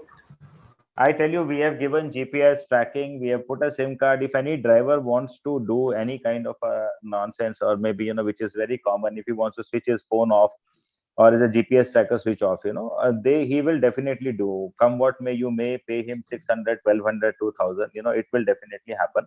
When any drivers, maybe I would say 30-40% people, I will not say more, but they are definitely, by paying just on time or getting PODs, they themselves are more interested rather, getting their payment started. They are clicking the pictures. Now what we have done, we have linked with them with the warehouse people, our distributor people, the SMS which goes to our distributor or customer. If a driver is not carrying any kind of a smartphone or anything, he just, while submitting the papers, there, and while taking the receiving of gate out, we have requested our distributors or e-com, our big modern trade companies also, they send us the scan copy over the mail. So we got some relief definitely of that. Some, I would not say 100%. Yes, we have achieved 60, 70%, 30% still is a gray area. So just my thought, paying money will definitely, tomorrow diesel hike will happen, and tomorrow our demand will increase, or we have more expectations from them. They'll start asking more money. So this is what I just wanted to pitch in. I Maybe agree. Coke Cost is, saving, I agree cost with saving. Hitesh. I agree with Yeah. Hitesh. This is something which has worked for us also. As Bajaj Consumer Care, we have also requested the modern trade chains to click the photograph of the POD and hand it over to us and send In it over. fact, in fact, another thing, Prachi, I would add, in modern trade, especially retail chains or e-commerce company, the wonderful system is that we have taken the excess of their system. So as soon as they receive the material, they complete the ASN in their system, we get immediate acknowledgement that yes, the material has been GRN at their end. So that also gives us a lot of relief. Yes, that material has been GRN, and the auto confirmation from their side comes to us every evening that yes, this is the material, and this is the update which is there till month against the invoice number. So definitely, normal distributors will take a lot of time, but I would say that many good distributors who are retail chains or maybe MBOs, like for example, if I talk about Bajaj, Griyas, all this Vijay Sales, all these companies have already adopted such kind of a systems, where you can take a visibility through their system. As I started when that we have integrated most of them into our system, and the dashboard itself says that this many units have been received and this many units have been rejected. So we are trying to eliminate dependency on the drivers and transporters. We are keeping them confined to that at least my vehicle reaches there on time, and that much trackability, so that he doesn't fool anyone that the vehicle is not there. Sorry, So we are guys. going one step ahead. Sorry to interrupt you. I think Neeraj, we are running short of time. We need to take up. Yeah, yeah, Yes. I think correct. So I think everyone was, everyone in logistics is very sensitive to cost. So 600 rupees was like it touched the chord. I would say that, right? True. So Priyanka or Simran, I'll hand it over to you. I think that's where we would end. Thanks over to you for taking it over to the next panel for next round of discussions then. Thank you. Thanks a lot everyone for your insights. It was really great chatting, having those discussions. I'll probably like to just It, take about a minute of your precious time. I think one of the aspects which has probably got left is the 3PL leveraging, right? I think it's very correct. important. It's very, very important for us as logistics people, as logistics managers, and as logistics heads of the companies, that we choose the right logistics partners. A lot of customization is required there. The journey has already started. Because see, at the end of the day, as Bajaj Consumer Care, my expertise is to manufacture hair oil. My expertise is not to dispatch or deliver hair oil across the country. Right? That's where we need intelligent 3PLs. We as a company were running very ad hoc depots. We've over the period of last 3 years, we have done 3PL tie-ups with a lot of companies, a lot of good logistics providers. And one thing we have ensured is that everything, each and every consignment is being tracked and everything gets measured. Right? We have our KPI dashboards with our 3PL partners, and that's where we have leveraged, with them into a strategic relationship, right? And we are having regular KPI reviews, KPI governance reviews with them. We are monitoring each and every shipment with them, right? And very soon we will also be doing a partner reward and recognition program. Once this COVID second wave also subsides, we would also undertake a reward and recognition program so that the relationship further blossoms and moves to the next level, right? So I just wanted to Thanks. touch upon this thing. Correct. Thanks, Shanik. Thanks. Thank Thanks a lot, everyone, for your insights. It was good to hear from all of you. The amount of experience that was in here, I hope the audience who have joined in would have got good insights. Over to you, Simran, now. There is anything else. Just a few minutes before we end the panel, we do have some audience questions which are asked by the audience. Sure. Sure. So, just a second. The first question is from Sanjay Sharma, who asks how COVID-19 has altered your roadmap for next generation logistics. I'd like to take this question if allowed. Please, over to you, I think Shanik. Yeah. COVID-19 has turned around everything here, everything. Our demand planning, is no longer the same. Demand planning has gone for a complete overhaul. right? Today you can't anticipate, right? Customer, when the lockdown happened, large packs suddenly started doing very well for us because customer would not like to have too many trips to the market. Then once the situation started little normalizing, the smaller packs started doing for us, or started doing very well for us, right? So it's like, it's changed. Today, the monthly SNOP has no value, no significance at all. A lot of companies are moving to weekly SNOP. At least for us, yes, maybe a fortnightly SNOP would be the way forward. We are working towards that. So planning has become so erratic. I mean, you today you can't plan your safety stocks. Today you can't plan because customer demand is so erratic, right? And secondly, what we have also understood is it's very important to communicate. All of a sudden, lockdown happened. There were 50 vehicles on road. Drivers were stranded without food and shelter. The team was under complete panic. One thing which worked for us was we communicated day in and day out. We were always communicated and connected with the team, even with our drivers, even with our depot guys, with our distributors. We connected. We touched base with 1900 distributors. And that's what actually worked for us. We also understood the importance of a driver.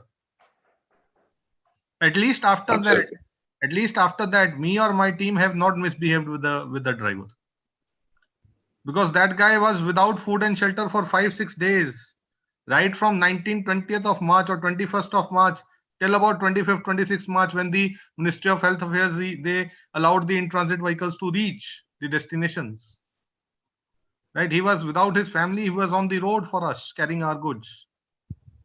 The importance of drivers, importance of humanity, importance of technology, everything has actually been taught to us. This is what the pandemic has taught us.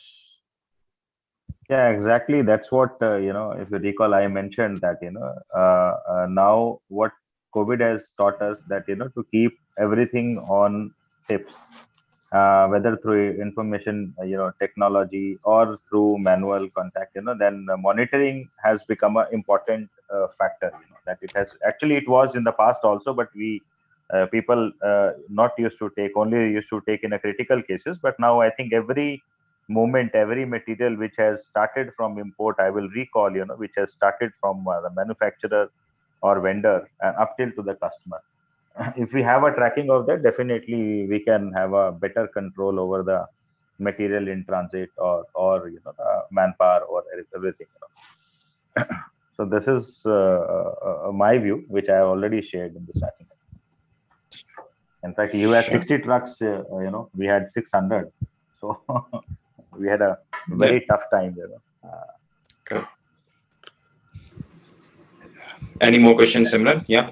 Yes, sir. We do have another question from the audience, which is asked by Bhavesh Pawar, who asks, in your opinion, what are the key competencies for logistics professionals in the new normal?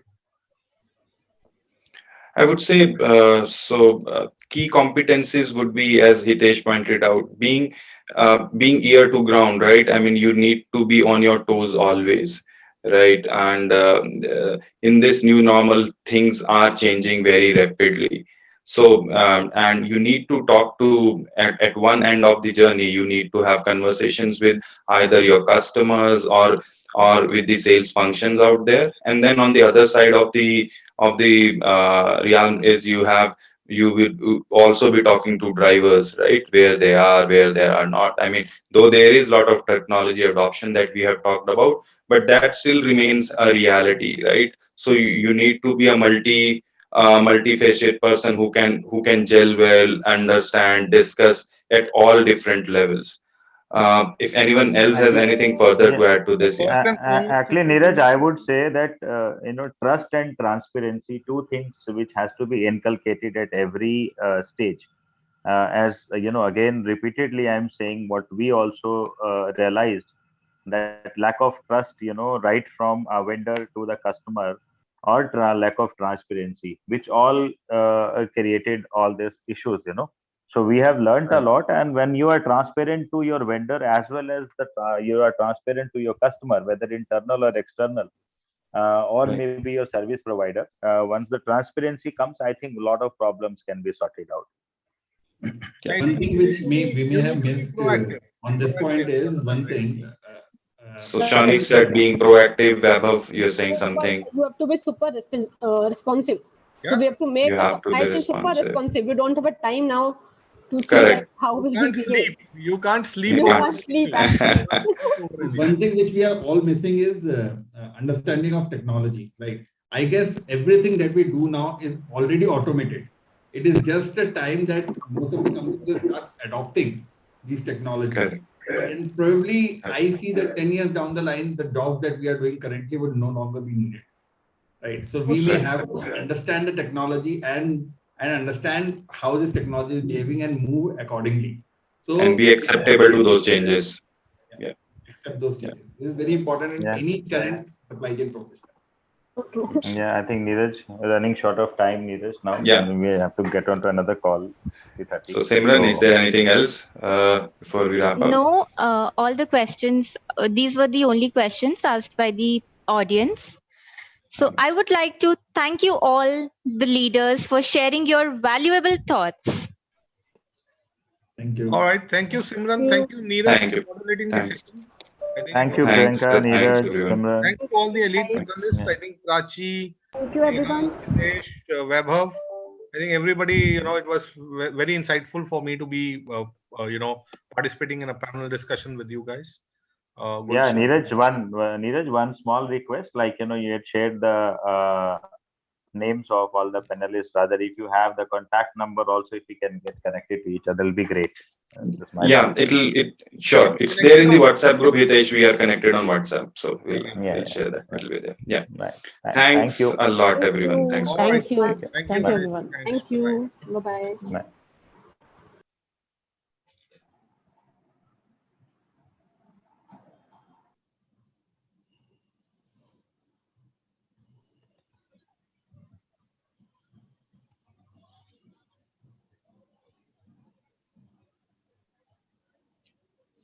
Moving on further, we have another panel for the day, and the topic is driving efficiency in logistics, innovation, and trends. Today, 150 plus CXOs and 350 plus attendees from are watching this live on our website. Here I call the moderator, Mr. Sunny Jose from Udan, Gulshan Sharma from Jockey, Ganesh Iyer from Coolwinks, Suresh Chug from Raymond, Dinesh Futane from Herbalife, Shweta Goela from Safe Express. Now, I request Mr. Sunny Jose to start the panel discussion. Hello, good afternoon. Can you all hear me? Yeah. Afternoon all. I'm audible, right? Okay. Yeah, you are. So we'll start off with a brief introduction about ourselves. I'm Sunny Jose. I work in Udan. I work as a national logistics manager there. We can go around and just introduce ourselves briefly, and then we can go ahead with the subjects, right? Shweta, can you introduce yourself, please? Yeah. So first of all, thank you for giving a platform to discuss about this topic at this 33 Inflection Logistics Web Conference and Awards. And a very good evening to all of you, and my regards to all my fellow panelists, seniors, organizers, and participants. Hope you all are keeping safe and healthy. I am Shweta Goel, and I'm working in the capacity of General Manager at Safe Express, managing corporate strategy. I'm an MSc MBA and EPIC certified supply chain professional, and have an overall work experience of over 15 years. And with Safe Express alone, it is more than 10 years now. Something about Safe Express also. Safe Express is a leading supply chain and logistics company, which is providing one-stop shop end-to-end logistics solutions in B2B and C2C segments. And it includes door-to-door express distribution services across the length and breadth of the country, includes consulting solutions and 3PL services, which it offers to all esteemed customers across different industry verticals. And in fact, pretty much all my esteemed fellow panelists must have used Safe Express services and are using, and I hope we are adding value. Our the cornerstones of our success, we believe, are offering safe, express, services with state-of-the-art network that we have, the reliability and efficiency in our services. And we offer multimodal distribution enabled by our surface network capabilities, and which we offer across all 31,132 pin codes of the country, with 650 gateways and direct routes that we run. So this is all about me and my company. Thank you, Mr. We'll just keep it brief, the introductions, and then we'll go on with the topics, right? Okay, Mr. Suresh Chud, can you go ahead next? Yeah, hi, I'm Suresh Chod. I'm heading the warehouse and logistics at Raymond Apparel for all the brands, apparel brands, Park Avenue, Parks, Color Plus, Raymond, Next Look, Khadi, and Ethnics. I have total 27 years of experience, industry experience. I have done BTech in textile technology and Master's MBA in marketing from Allahabad Agriculture Institute. Prior to Raymond, I was working with Arvind Brands, Arvind Limited, DCM, and the Reliance Industries. I started my career with Reliance in 1994, and then handled various profiles. I've handled the manufacturing part also, planning, QA, MIS, supply chain, logistics, and the warehousing. So from last 9 years, I'm with Raymond. That's all about my introduction. Thank you, Mr. We can go ahead with Mr. Sharma. Gulshan Sharma. Hi, good afternoon to all of you. Myself, Gulshan Sharma. I'm with almost 20 plus year experience in the industry. Currently, I am with Jockey from last 5 years. Prior to Jockey, I was with Flipkart as a director operation. So first 10 years of my career, I was on the other side of table. I was part of Gati, heading the all India operation for them. So currently managing the complete end-to-end supply chain for and Jockey as well as Speed for India and APAC. Thank you. Mr. Ganesh Ayers, could you please introduce Good evening all. Good evening to fellow panelists. So I'm CEO for Coolwings Technologies. This is an online optical platform. We sell eyeglasses across the country. We ship them out to almost 20,000 pin codes. Professionally, a 15 years work-ex ranging from retail to travel to e-tail.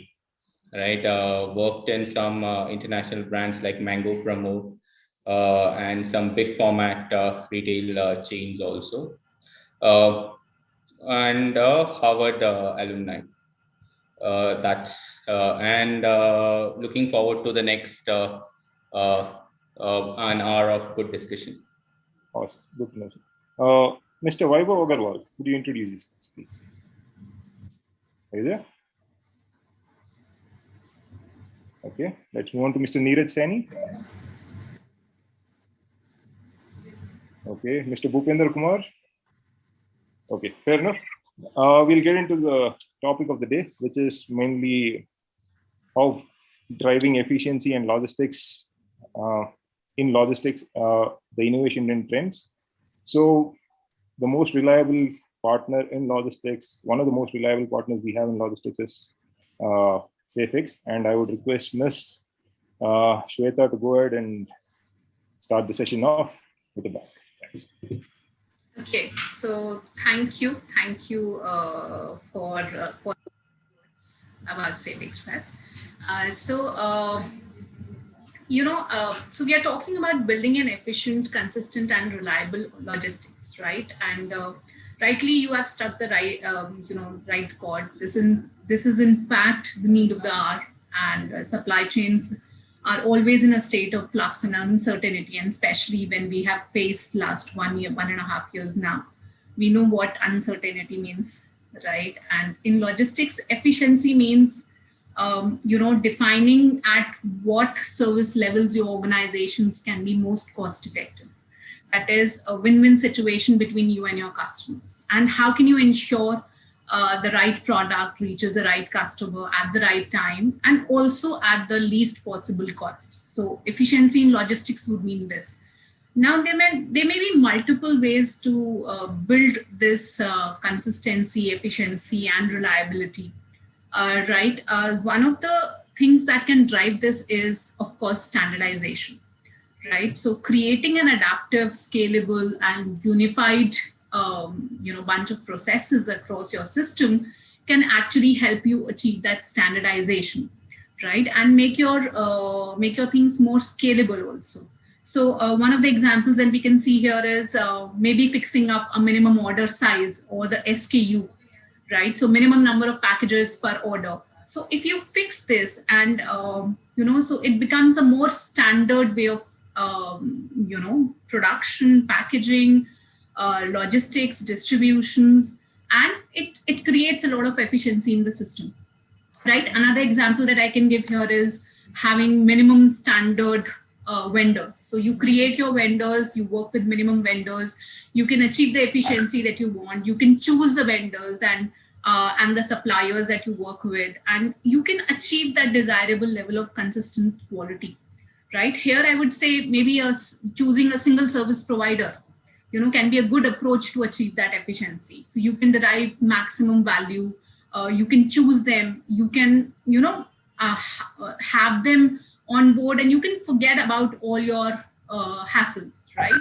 And in today's time, this is what is required, especially when I say after GST, you need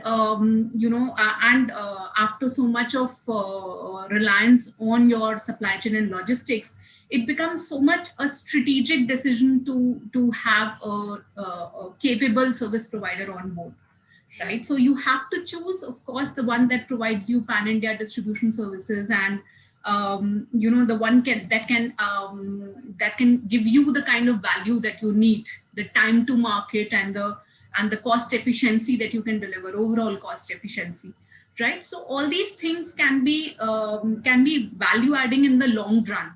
So for example, you can derive input tax credit benefit from your service provider if you have multiple service providers, and you also have to see their GST compliance if you have to avail that benefit, right? If you are looking at, say, for example, achieving efficiency across your supply chain, or probably improving your supply chain effectiveness, then of course you actually rely on a few handful of service provider, or probably a single service provider approach can really help you to bring that efficiency, right? And another thing that will bring is your the scalability, right? Scalability has two contexts here. One is scalability in terms of creating standardization. Second is scalability as in how can you upscale or downscale your production and distribution according to the demand fluctuations, right? So how can you have a streamlined fulfillment? How can you have accuracy across your distribution channels? How can you have a real-time inventory management and visibility across? So all these will help you to have seamless fulfillment, especially when we are talking about omni-channel retail, right?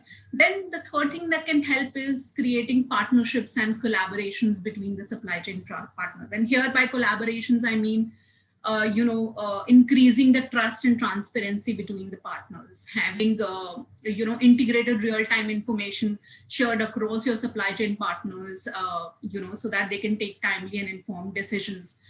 You can collaborate to create more of environmental awareness and sustainability. You can communicate and increase the responsiveness of your supply chain. Another factor here would be visibility. How can you create the visibility, which is the foundation of achieving efficiency? Do you have enough controls across your supply chain?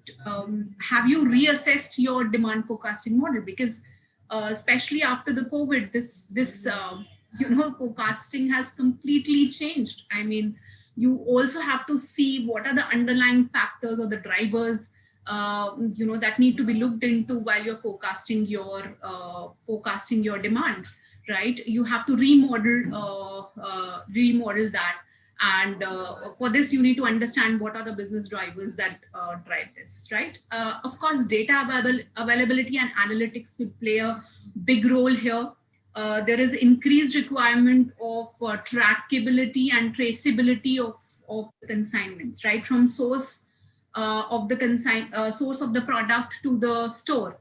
The traceability factor increases trust among the supply chain partners. And of course, technology that we're going to be delving deeper into in the coming, part of the session. Ms. Shweta, is there something that Safex has done during the pandemic that has increased its reliability or anything else that would increase the production or productivity of the people within SafeX? Yeah, of course, a lot of things being taken into consideration, because this was, as we all know, these were unprecedented times, and we know, and we had no clue about this happening. So what we quickly did was we identified our critical resources, and we kind of made sure that we are not going to compromise on these resources, like our network. That's the biggest strength that we have. So we didn't cut down on any of our network capabilities. We said we operate pan India, means we operate pan India. We didn't cut down any distribution across the country, right? And we were 365 days, 24/7 operating, and we kind of had a complete control over the situation, in terms of, we have a lot of residential staff which were there at our logic park. So we had to make sure, on humanitarian grounds, we have to take care of them, their well-being, their mental and physical well-beings. And plus the drivers, the dhabas were closed, so we thought of creating our logistics parks as the halting points for the drivers, to make the wheels running. Right. So all these measures really helped us. We didn't lay off even a single employee during this period. We kind of made sure that whatever help was required to our network, partners and associates, we provided the timely support to them, because we realized that, this is just a small phase in the life of any business. And we have a responsibility on humanitarian grounds, on increasing our communication across our network. This is all we did during this period. And this really helped us, because as soon as the lockdown and the restrictions were lifted, we were like back in action, right? The communications that we maintained across with all the stakeholders, with our suppliers, with our people, with our customers, really helped us. And, that's where we are, been able to achieve our, targets for 21. And we have actually decided our vision for 2025 also. So this is what Safe Express did, and we reassured our people, we reassured our suppliers, we reassured our customers that we are there for them, and this is where we are standing right now. So this really helped us to ensure that we are very much in line with what our customers need and how quickly we can come back. So this was a testing time for us, testing for our resiliency, and testing for how quickly we can come back to normal, right? And this is a new normal. We have very well adapted to it. Fair enough. The current position of the logistics industry, I guess it's pretty much unchanged, because this is a very essential service and it is used by everybody, and it will be used by everybody, at least in the near future. So I don't think there is a lot of hit in terms of business going down or anything like that, right? In SafeX and other places, if I'm not wrong. Not for us. Maybe some certain sectors are badly affected. Certain sectors are badly affected. Yeah. Fair enough. Okay. Then let's move on to Mr. Gulshan Sharma. Let us see next big wave of technology that has come into logistics. Means, what are the new things that are happening in logistics? I guess you will have a better idea of it. Handling about 500,000 pieces of items on a daily basis. Yeah. Thanks, Sunny. Thanks. Giving this opportunity to speak about the, technology, and, is going to be game changer. And adding to Shweta point, dealing with all the logistic partner, and, and especially during the pandemic and all. But, at Jockey India from last 3-4 years, our focus was more into, how fast we can adopt the technology, and technology is the center point of growth at this point of time, to have an end-to-end visibility. At Jockey, we are managing on day-to-day basis, 1.5 million pieces, not 500,000, 1.5 million pieces during business as usual day. And peak and, month end, we are managing close to around 3x or 4x of this. But our major focus was more into how we have end-to-end visibility. And before I go into the detailed update on, how the technology has actually helped us to, meet the customer expectation as well as meet the demand in the market. So we started working with, the backend completely to have tech integration with all the leading software we implemented. We started few projects at backend, last 3 years, and at WMS, as well as, we started with the Butler and robotics system also in the warehouse to have, and mapping the entire capacity in the system to have a clear-cut visibility of the stock at warehouse, and move into, and definitely the big data is always, data crunching is always help you to, plan your strategy and how fast you can meet the demand, and you have closely working with your suppliers and manufacturing units also to have the material on time with you. For that, always data always help you to have that data, and on the basis of data you can plan. And parallelly, what we did, we working on two sector at the warehouse, within the warehouse, as well as the distribution side also, because our major business comes from the distribution network. Around 90% of our volume comes from the distributor. We have sort of FMCG distributor network. So we work in the warehouse O2D and then D2D, order to dispatch timeline and dispatch to delivery timeline. And this all, where we have done all the tech synchronizing with the backend operation at warehouse level, as well as API integration with all the service provider like SafeX, Gati, Blue Dot, all the national players who are having their network pan-India basis. And these all players have their standard common share capacity, which they share with all their customers. So we map this capacity at our distributor level. We did a tech integration with all of them, and backend in our system also, all our distributors are mapped, and they have end-to-end visibility. The moment orders through OMS, order management system, it hits to our warehouse, we have from the auto allocation to delivery creation, from the invoice generation, even e-way bill and where logistics partners way bill, all that tech synchronizing are there. So there's paperless transaction in the warehouse. And the moment LR move out from the warehouse, the end user, the distributors are having the visibility, the shipment is already moved. And by this, it will reach. Because the primary distributions are happening from the centralized distribution center from the Bangalore. And across the country, we have distributor who take care of the secondary distribution. So they can plan their secondary also, because they know when they are going to get this material. And this actually help us to improve our speed to market as well as cost to market. We start working on the basis of volume. If you see any industry, whether it's an online industry or offline industry, 40 cities in India is contributing around 65 to 70% of volume, which are every state around 5 or 6. So we did a deep dive at city level or state level or district level. We know these are the volume. And then on the basis of data, we start working with all the logistic provider as well as the backend. We started working on the route clustering. We started working on the CRP, which is called cluster route vehicle planning. And we start movement the material instead of PTL, LTL, we started FTLs also, which actually help, as I said, speed to market as well as cost to market. We have the biggest network in India when it comes on the distribution. So million of pieces we are distributing on daily basis. We have close to around 900 exclusive business outlet. We sell our product through all the network. As I mentioned, our 90% sales comes from the channel partner, which is FMCG module. And these all are synchronized on the tech platform with end-to-end visibility there for everyone. Then we sell through around 60,000 modern trade. We sell to LFS also. We do have export also. And then we do have online retail like Jockey.India as well as, marketplace or outright sales to all the leading online players.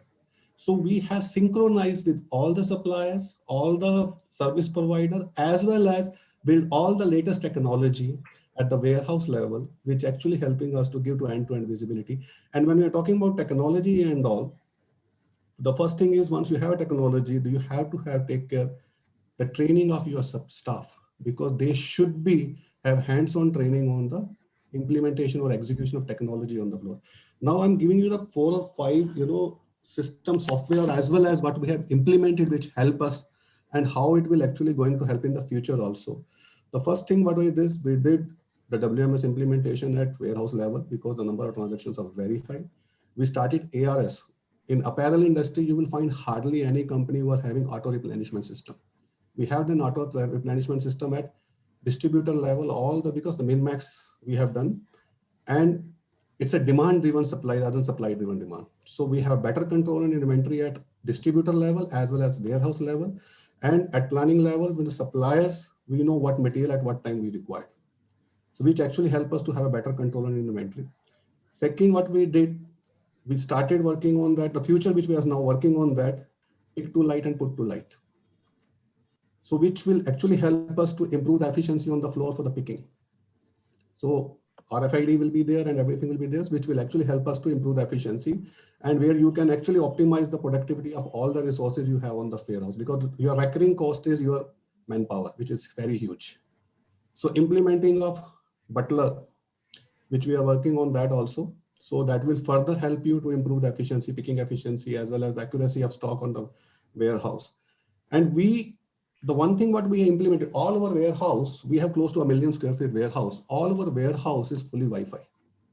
We do direct picking from the shelf, like online retail. It's not that we have inbound desk or outbound desk.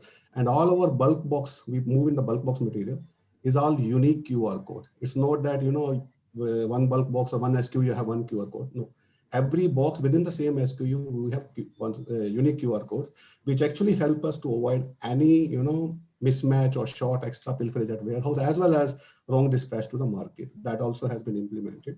Third, what we are looking forward, which we are implementing in the very near future, I thought, robotics. As I said, the Butler and robotics, because we want the entire warehouse just on the nick of one hand on, we can move all the stock and with the minimum manual intervention on the floor.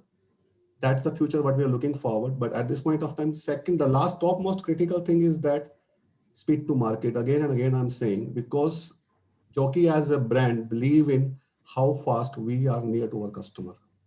And that's how we have actually integrated end to end the way I'm ex-Flipkart, the way I was working with the Flipkart when I was there, director of operation.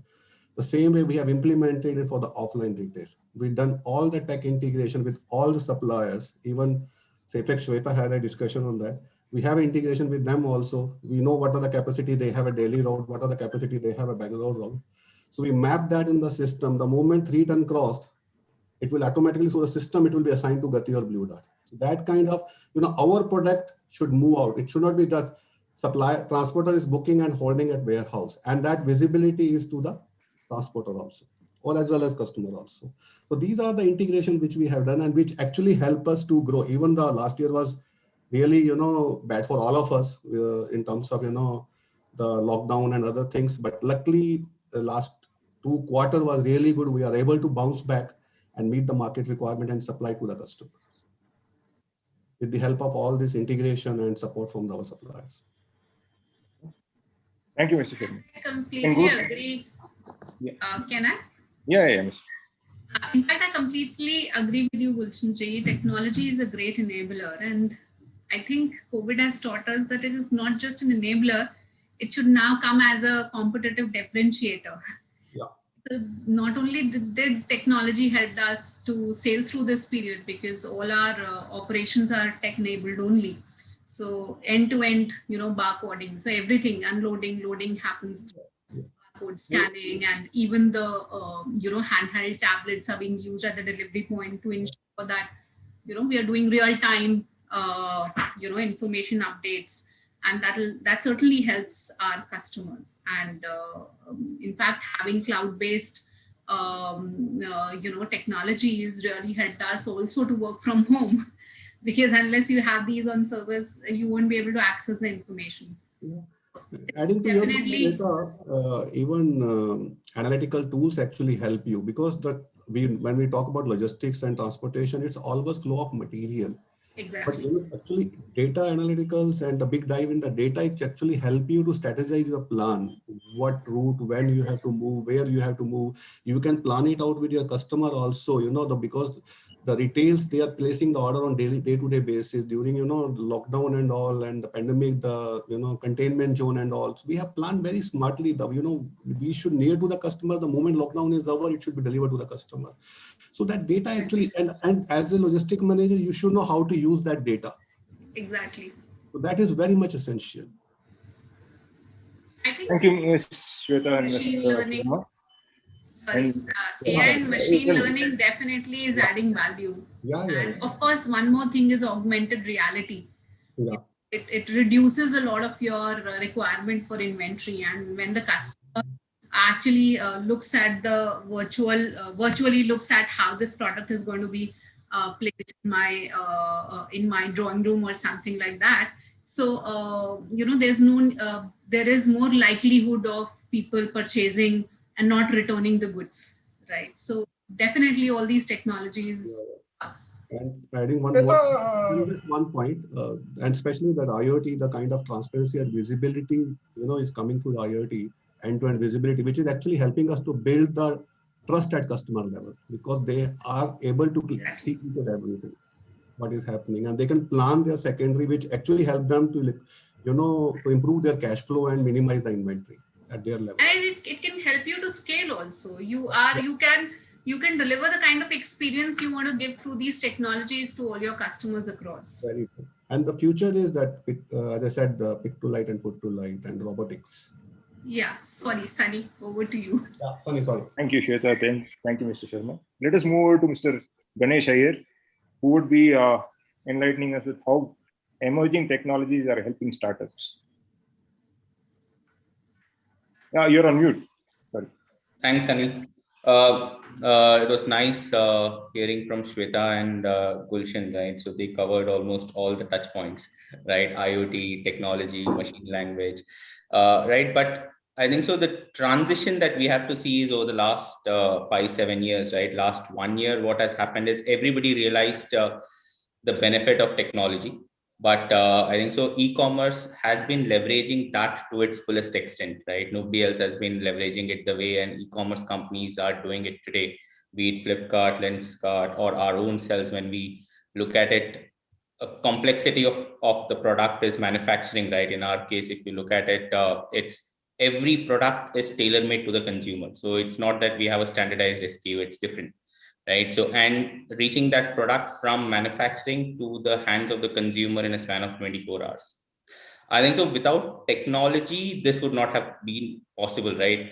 What it is today, delivering 24 hours, 6 hours to the consumers.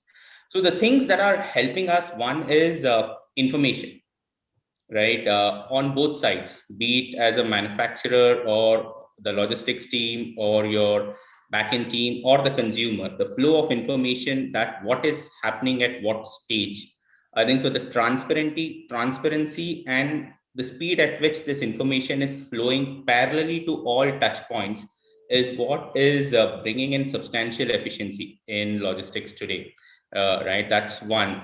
That's just to simply put it in simple words, we call it shipment tracking systems, right? Today, the consumers, the one thing they want to know is when will my order come to me? And adhering to that delivery expectation, right, is the trick here, right? And that's where your technology comes in, wherein like we work with multiple partners. It's the data that flows through from all the touch points gets this value that the product will reach you by, say, 1 o'clock tomorrow. So that is the system which really brought in efficiency at all levels, right? And also confidence in this entire ecosystem, right? So people started believing that, yes, if I place an order, I will get it by this time. And there is a mechanism to know what is happening at what level. The second is obviously what has evolved is from technology. Technology has moved a step ahead, right? Which is called as Internet of Things, which people today love to talk, which is AI, ML, right? A simple example I would give is how it is helpful at all levels, right? Be it manpower. Suppose our warehouse is spread across 70,000 square feet across 3 levels, right? And the SKUs are all across, right? We have almost 2 million SKUs to pick from whenever consumers place an order. But today the system, when he hands out a print to the person who does the picking, the system is smart enough to tell the person that you have to go and pick all your products, 100 products from one single shelf. The person does not waste time running around. He knows where to go and the system tells him what to do. I think so that is where your ML or AI is really enabling things, right? In cost reduction, in efficiency improvement. A single person who earlier can only pick, say, 20 products, today he picks 500 products, and he's not tired, right? He's more happy. The person is also more happy. He's not running around 70,000 square feet of warehouse. He's just going to a pre-designated location and getting it back. That's I would say is where I think so efficiency has come in, right? I think so everybody is using it, and I think so the more and more we start using it, I think so the value that it will create at all levels will be substantial. I think so the next level, which a lot of organizations are trying it and also trying to implement, is RFID, right? Which is your radio frequency driven tagging, which removes any or any issues that today logistics has, or some cases of mismanagement of wrong expectation being delivered. I think so will be out of the window once the entire ecosystem starts adopting to RFID. So there is no this one, right? So consumer ordering X, getting Y, right? So those things today happens, but that will be thing of the past once the entire ecosystem moves to RFID. Then is your, I think so the one last one, which is everybody really adopting, is your GPS accuracy, which is, I think so the more the location is getting improved, fine-tuned, I think so, and the systems which are there. I would know 5 years back, finding a location, it will be always used to get a broader location, but now we get the door. Your location takes you to the exact door, even in an apartment complex. I think so that is brought in a level of efficiency which is unprecedented, I think so, for everyone, and that's improving every day, right? I think so that is what e-commerce has really played into, and that when we plan our deliveries, I think so Safe Express and all those things, they know how efficient the location is needed for them, because if a person is allocated 20 parcels, this is what the system looks at, right? How to allocate and use the limited manpower resources and deliver maximum products. The same we do, right? When we ship out from our warehouse to the partners, we look at pin codes. We ship out one pin code together to the partner so that we know those orders will be delivered together in a simple pin code, right? Those things. And last is logistics is no more a B2B, right? It is involving consumers also. Very it needs to be kept in mind, right? I think so people have started thinking, but logistics is no more in the back end, it's more in the front end today, right? They are now the opening batsman, right? Without logistics, your entire ecosystem goes for a toss, because there is no product today that is not touching the consumers directly. You can order your favorite chocolates, right? If it is not available in Delhi, you can get it from Bangalore. Now, the logistics, the technologies that are in place today knows that chocolate in transit needs to be kept in cold storage or whatever, or the packaging needs to be different. I think so. The technology of the way logistics has been adopting technology, keeping in mind consumers, is where the efficiency is coming in. It's no more a business to business transaction, right? That you're just selling things to the retailer or what, right? Because everything is now getting focused with keeping consumers in mind. I think so that's the biggest change that technology logistics has seen because of adoption of technology. Yes, quite There true. was a very interesting article. If you allow me a minute, I can talk about that. So it was Sure. there on the Business Standard yesterday, and if you happen to get a chance to read it up, this was about Internet of Things you mentioned, right? And you mentioned about having customers in mind while you are delivering these services, right? So there was an interesting article which said it's not just Internet of Things; it's about Internet of Behaviors now. So Yeah.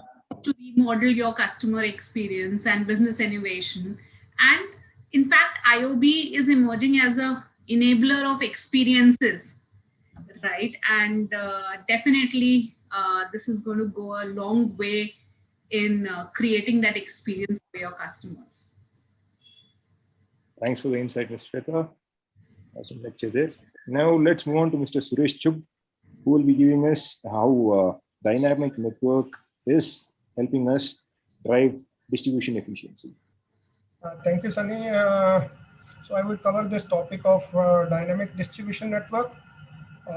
This is a very hot topic nowadays. The emergence of dynamic distribution network is a strategy that allows for a good fit in an increasing global marketplace. Often, virtual facilities are the choice over the brick and mortar model.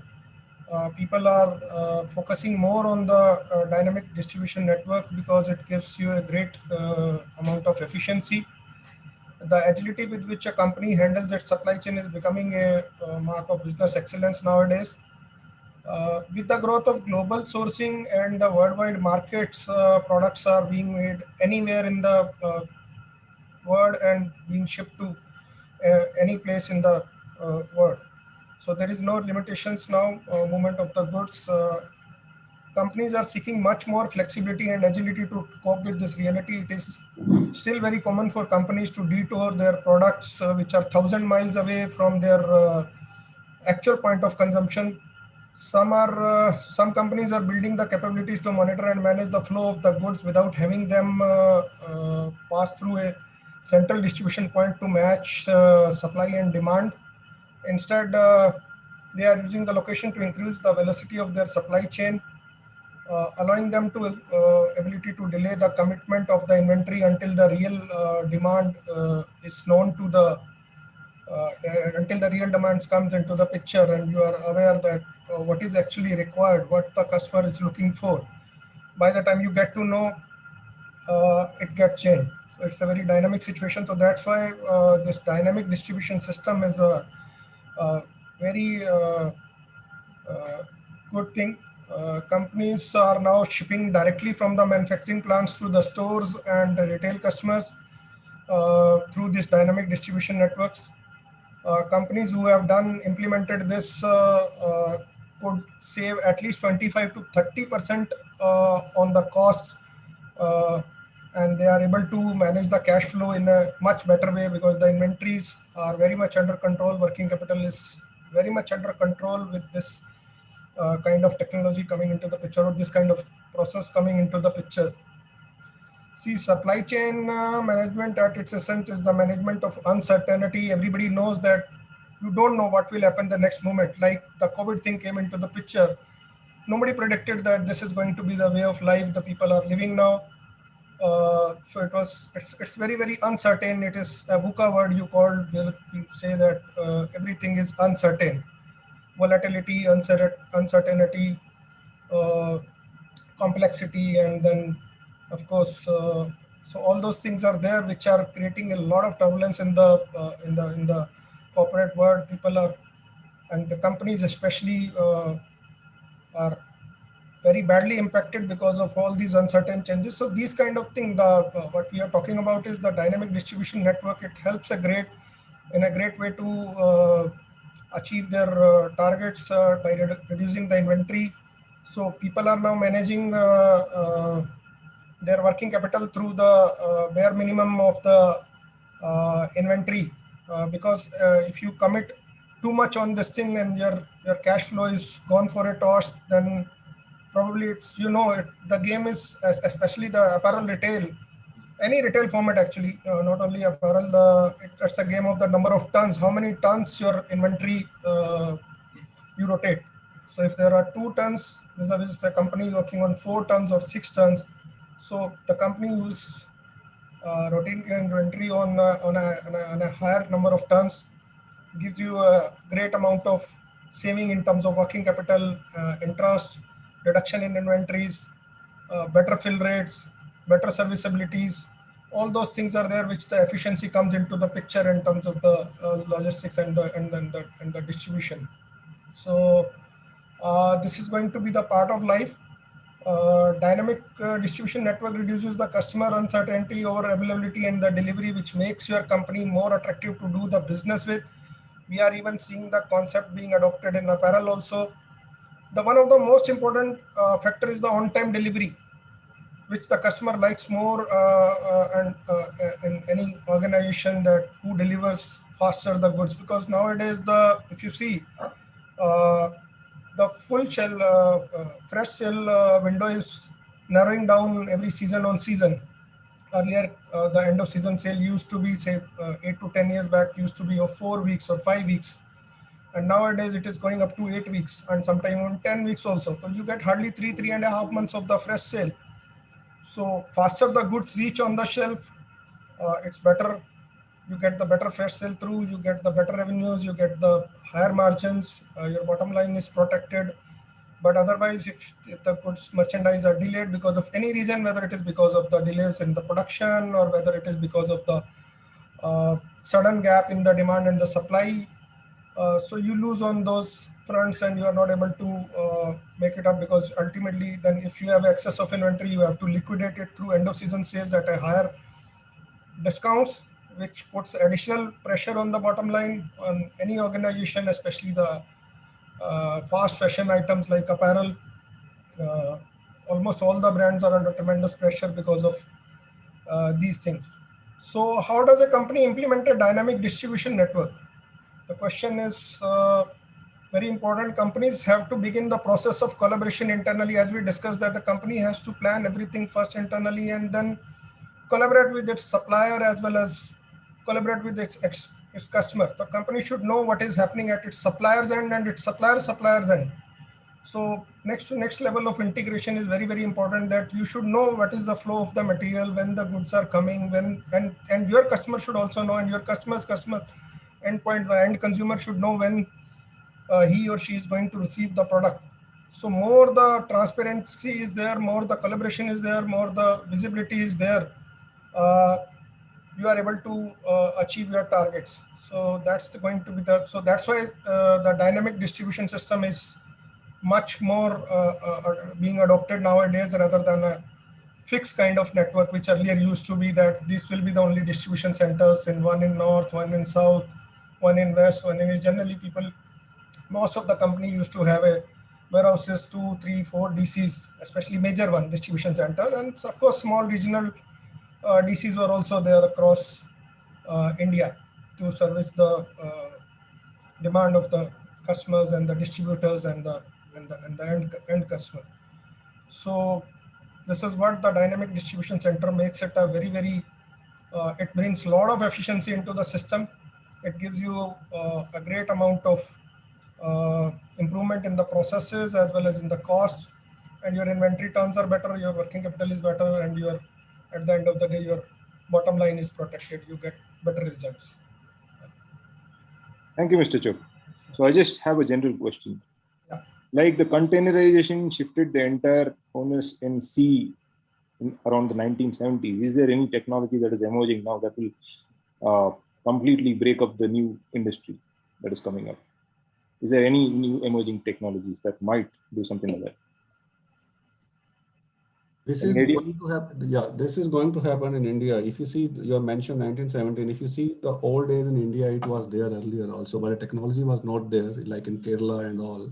If you see, by that local river connectivity and all, which is there. And if you see, this has been started in Gujarat now. So for Sabarmati, Kandla Port and all. Okay. And definitely the lot of working is going on back end from the government side. So near future, you will see that especially in 3-4 belts, like in Western region and Eastern region, as well as in Southern region, you will find a lot of movement through rivers, and in terms of pricing and in terms of TAT reduction, transit time reduction, that will be an alternative mode for the transportation in India. And the pricing part as well as the technology, definitely they will sell it will more into the bulk movement, containerized movement and all. Okay, and if you see in Bangladesh and all, ferry systems are there, which are called ferry. That kind of things are going to happen in India, and they were going to sell the space, as well as there will be a sort of mediators also there who are actually buying the space and selling to the customer and implement the technology. You may not get that end-to-end technology from the government side, but yes, they will sell the space, like in Indian Airlines and all. They are selling the space to the consolidator, and then the consolidators are taking the material from that customer and giving all the technology platform to them. That is going to be game changer in the future in India also. One more thing I'd like to point out is the dedicated freight corridors that the Indian government is operating.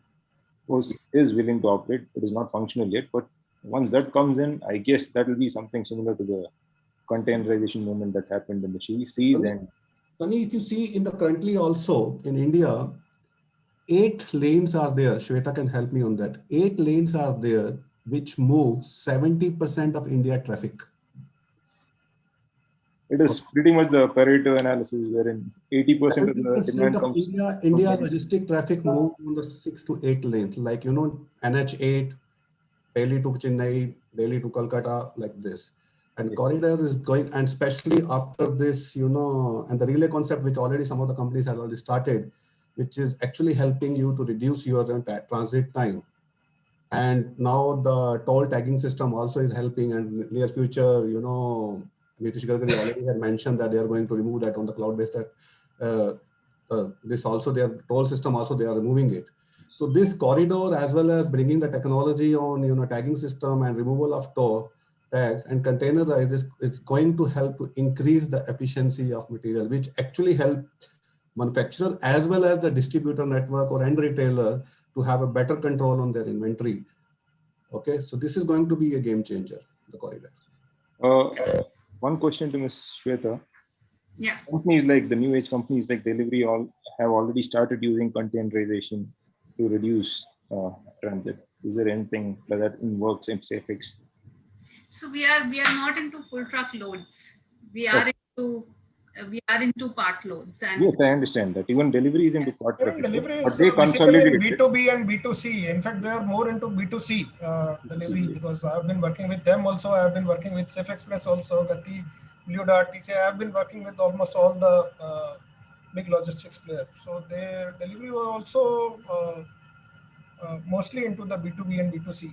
Sunny, answer to your queries on delivery, as well as I'm dealing with almost around 9 service providers in the industry. As I mentioned, I have a huge load with me. There are companies who are there in the B2C and B2D, and most of the companies, I'm not moving on FTL, PTL, or LTL. My 100% movement is happening on express movement. When I'm saying express, means per kg basis. Okay. Same here. There Mine is also 99% who are having pit stop relay concept. Every 250 kilometer, they are changing the driver. Vehicles are not getting halt on the petrol pump or lunch or dinner. Like from Bangalore to Delhi, earlier transit time was 65 to 72 hours. Daily distance is 2,153 kilometers from Bangalore to Delhi. Today it's reaching in 48 hours. Yes. That's the difference has happened now by doing the relay concept, pit stop system, and containerized movement. And containerized also cross-dock operations, Cross-dock is something different. Multiple. No. Shweta, cross-dock is something different. Cross-dock is not relay concept, and cross-dock is not this. Cross-dock is a part of the warehouse. Is also building.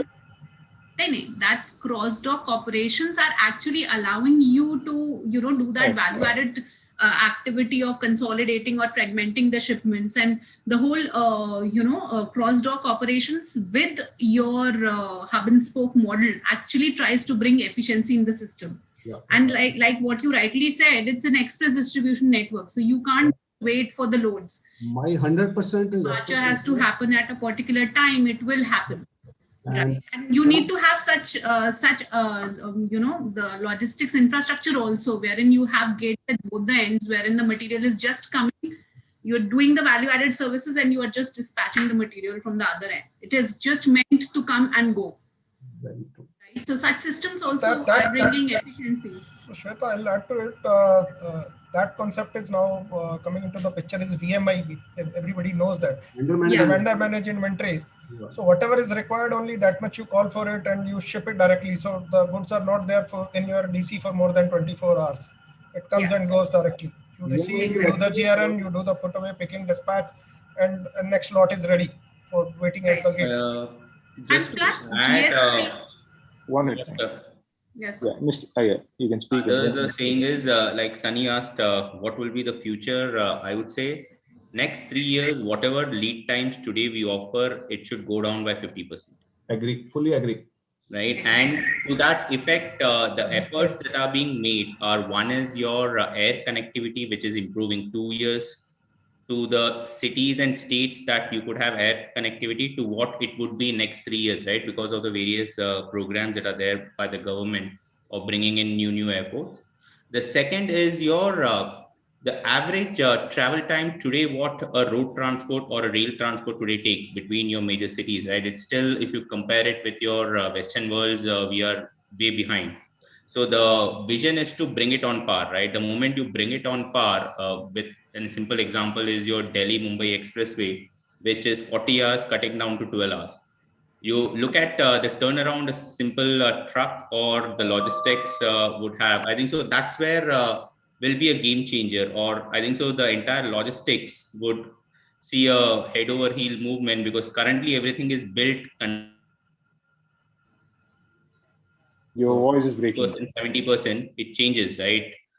It changes, and also it will open a lot more avenues. For example, your localized product, which has a shelf life of a day, could now start transiting, right, between different points much more seamlessly.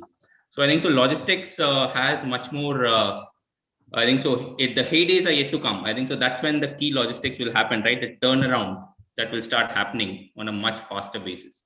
Yeah, so yeah, apart from logistics, if you ask me, and a lot of consolidation is going to happen in near future. If you see the post GST also, the earlier, pharma or FMCG, they were having their warehouses at state level. Now state level, it's moving to the regional level, which is also 3PL and 4PL consolidation is happening. And apart from that, this corridor and all, which actually help you to reduce your turnaround time. And a lot of consolidation will happen at the 3PL and 4PL level. And if you see the last 2 years and the forecasting for next 5 years, 3PL and 4PL is going to grow at the rate of 11 to 12%. Yeah. All the manufacturing units and everything, they are actually looking forward to have a warehouse where, it's easy, and it's an asset light model also, which will actually help you to improve the cost for your per piece costing, and especially you will have the global expertise who are actually going to manage your complete supply chain. Absolutely right, Gulshan. Actually, we have already started working on this consolidation project. During the lockdown only, we have already reduced from 5 DCs to the 3, and now we are planning to move to 2 DCs, one in north and one in west. Currently, earlier we used to have DC in every zone, east, west, north, and south. So you are absolutely right. The consolidation is the next way of life. Certainly, it makes your supply chains more very simpler. Yeah. And apart from that, if you ask me, when you're doing the consolidation, most of the industry, especially in the apparel industry, they have outsourced manufacturing. And if they have one CDC at like in Bombay or in Bangalore, your supplies are happening from in and around area. So when you're moving from here to, your cost of operation is high. When you're doing for the RDC concept or consolidating, you will have a near shoring also, because you can build your supplier nearby. So you will have just in time supply. Your lead time will be reduced for their primary supply, and your secondary supply to your retailer or your distributor will be very fast. So inventory holding, transportation cost, everything will be actually gone down. Efficiency will come into the picture. Going over that point, I'd like to praise SafeX for that. They take land base and they build an entire logistics supply around it. So wherever SafeX or Gati goes, again, they have built most of the industrial parks or the logistics parks in India. So they have a huge land base, and they have done a lot to improve the overall logistics scenario in India. And there is one final question before we go for audience questions. What are the challenges you're facing in scaling your logistics? That will be a question relating to Ms. Shweta. Are there any challenges SafeX is presently facing in scaling their operations? Challenges, if you do not handle them proactively, become a bottleneck.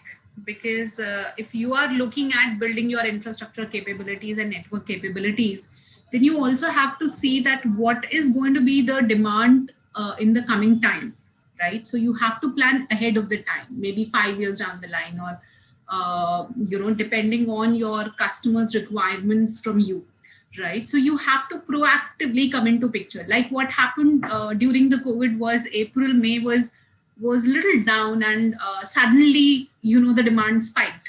So our infrastructure, our aggression on building infrastructure or expanding our infrastructure, really started, and we were quite aggressive in that. And now, if you ask, we are continuously building and scaling our operations. And one of the other challenges that is faced is, if you have not made your processes standard, then you won't be able to scale up those processes. So you need to have standard processes across your organizations and plus among your network partners. And this definitely would help you to scale your operations, right? And one of the things that Gulshanji has brought was how you can be asset light. Being asset light really helps you. So not that you can define that these are going to be your trucks, your branded trucks, and how these are going to be delivering the service. At the same time, you don't need to own these trucks, right? So how asset light you can be, and still it helps you to scale your operations, right? And plus at places, I feel now even automation is helping in scalability, how you can scale up and scale down.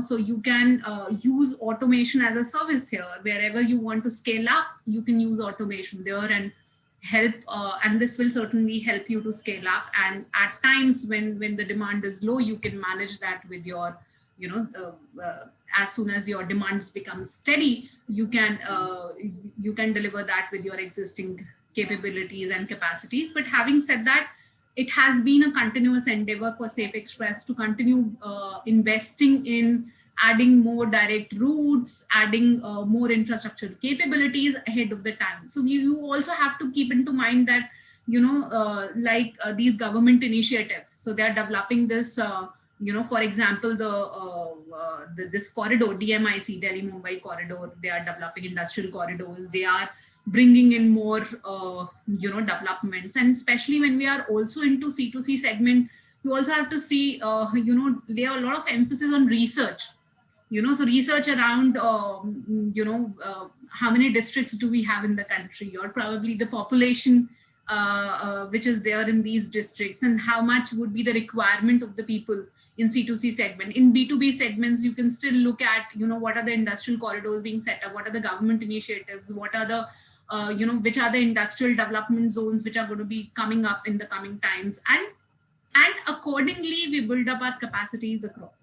So it's like being ahead of the times really helps you to see that. And one of the things that we also need to look at is the information that we are getting from the various sources. How can we, how can we use different drivers to actually account for all the scenarios, possible scenarios that are going to happen in the future, right? How can you make it more accurate, your forecasting and all that certainly helps you to demand to scale up and be proactive in that fashion.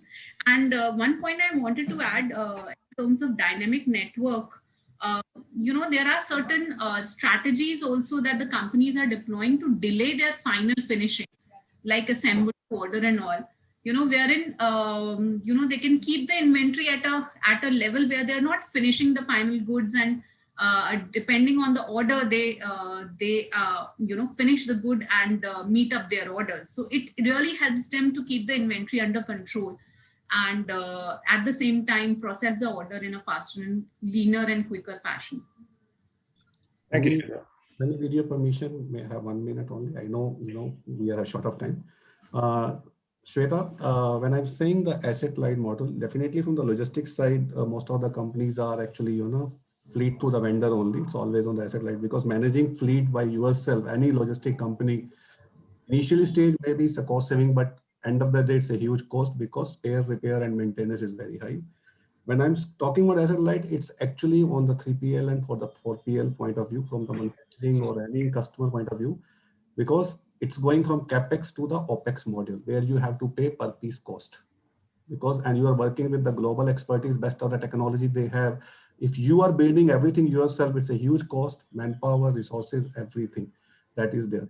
One thing we have missed out to discuss in this one, when we're talking about logistics, we have to discuss about the drivers also. So earlier, it's early. One of the points I was coming for. And earlier, if you see the most of the companies, logistic providers, especially on the long line haul, when I'm saying long line haul means Bangalore to Chennai and all, the drivers, 2 drivers are there. They are reaching back at home after 8 days or 10 days or 15 days. It's sort of inhuman with the drivers. But bringing the relay concept or, pit stop, drivers are reaching back on the same day. Morning they are coming, like from Delhi, driver is coming to Jaipur, and evening they are going back to Jaipur because they are taking the backward fleet from the Jaipur to Delhi, reach back at home. And which is actually helping them to spend quality time with their families. They are working like, they are going to the office and coming back in the evening and spending quality time with their families and spending time 8 or 15 days out of actually, this is also inviting a lot of, problem for them in terms of the medical also. They do have a challenge, financial challenge. So these are always challenges are there, but bringing these kind of changes in the logistics sector, actually helping them, the driver, and they are the people who are driving the logistics, not me and you or anyone else. They are the real driver of the logistics. But all the changes are happening, they are the people. So we have to think for the, it's not only that, we are giving them good salary, good incentives, spending quality time with the family and reaching back on the same day at home is actually making a lot of difference. And you can see that change and smile on the driver face. That's from my side. I completely agree with, because that is a finite resource, and finding drivers during peak seasons has always been a problem for every industry, if I'm not wrong. So yes, a few companies are going for the bigger trucks to reduce the number of drivers, like 40 feeters, and now there are trucks that are almost 50 feet in length that are allowed by the government of India. And the government has also taken proactive steps in increasing the weight truck can carry. A 32 feet truck earlier could carry 7 tons. Now it can carry 9 tons. So yes, these are a few things that the government is doing too to address the situation. And I would also like to call on the new age companies, the new companies like LoadShare, Elastic Run, everybody who are setting up in rural and remote areas. And they are giving services to everybody in that area. Basically, Flipkart, Amazon, everybody can pour in their resources there. I mean, like they can send shipments there and they do the last mile delivery for them. So there's talking about the crowdsourcing. No, it is not a crowdsourcing. It's actually basically Udan. We have like 40 shipments going into one place. We give LoadShare or say Elastic Run a minimum guarantee that you go open a last mile hub for us. Minimum MDR. Yes, a minimum MDR. And once they get these shipments from us, then they go to other companies like Amazon, Flipkart, and bring in more shipments. So they are more stable and they're able to get stuff done there. Now, I guess it's time for audience questions. Are there any questions from the audience? Yes, sir. There are some audience questions. Here comes the first question from Amit Gupta, who asks, how we grow with our logistics field during this time?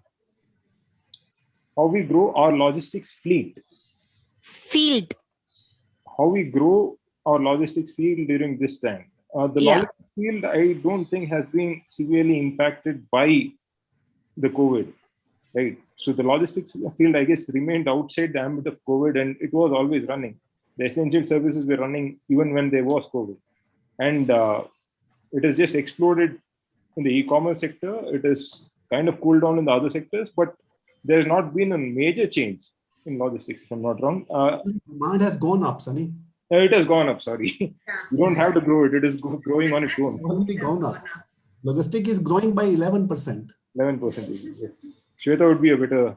Actually, this is the age of supply chain management and logistics. So actually talks this is on the boom right now. And just for the audience, see, especially in the pharma or, the cold chain and all, if you ask me, it's growing at the rate of 17% compound growth. I'm just sharing with you. So next 4 or 5 years is actually for the logistic and supply chain. Good to know. Any other question? Sure, we do have a question from Rakesh Khandelwal, who asks, what is the process of integrating the visibility of movement of goods in and out of the organization? Okay. Someone was talking about, Mr. Ganesh here was talking about RFID. API integration with all the logistic provider, you have to do that. So have a clear end-to-end visibility, and you will have a real-time information of all your stock. Okay. And you and all organization, whether Safex and all, Shweta can help me, they will give you login and password access where you can have end-to-end visibility of all your stock. Even your customers will have the same end-to-end visibility? Yeah, they will have access. Good to know. And Mr. Because even the trucks are GPS, enabled. Yeah, So trucks are GPS you enabled. are getting all the data points. Okay, I was wondering how the RFID would help here. Mr. I was RFID will help in the warehouse for the picking and all. Okay. On the inventory accuracy. So Your inventory accuracy. Yeah. The moment it RFID comes is at your not warehouse. It is basically for inventory specific to a particular inventory. It is end-to-end. Once the inventory comes in, till the time it reaches to the consumer, that becomes a tracking mechanism. Right? So you know exactly where your consignment is. Okay. But actually tracking the data and analyzing it. And RFID is very cost effective also. If Any you're other able questions? to have that return on your investments. Okay. Next. Next question. Anything else? Another question is from Ankit Jain, who asks, is hub and spoke concept actively used at a hyper delivery space? Hyper delivery space, it would normally be one hub which is catering to a small area. So I guess hyper delivery, you're talking about the same day delivery within Bangalore or something, things like that, right? Hyper delivery, when you are doing, you have to plan very smartly from hub and spoke module, because hyper delivery, when it comes, you have to define a radius of 5 kilometers, and you have to define slotted deliveries timeline also to meet the customer requirement, like in big basket and all these things. So this can be done, and multiple vehicles will move on the radius of 5 to 10 kilometers because you are delivering perishable items and all these things. Yes, this is quite possible, and it's happening at this point of time. But yes, you have to define the slots. You have same day delivery or AM PM deliveries also, and late hours or early morning slots also. Milk run, That technology can also help. Yeah. Milk run with proper route planning. Yeah. And all the geofencing needs to be done for all this. Exactly. Geofencing. I guess we are out of time. Any other questions? No, the questions are over. Now is the time where we click a nice picture perfect moment, and let's just have a picture perfect moment. And I request Priyanka to take a snap. We're done. Yes, done. Thank you. Thank you all the panelists. Thank you guys. Thanks. Please keep safe and healthy. Alden for giving us this platform. Have a great day all. Yeah. Thank you all the leaders for adding value to the forum and for your insightful discussion. Thank you everybody. Priyanka. Bye. Take care. Thank you so much.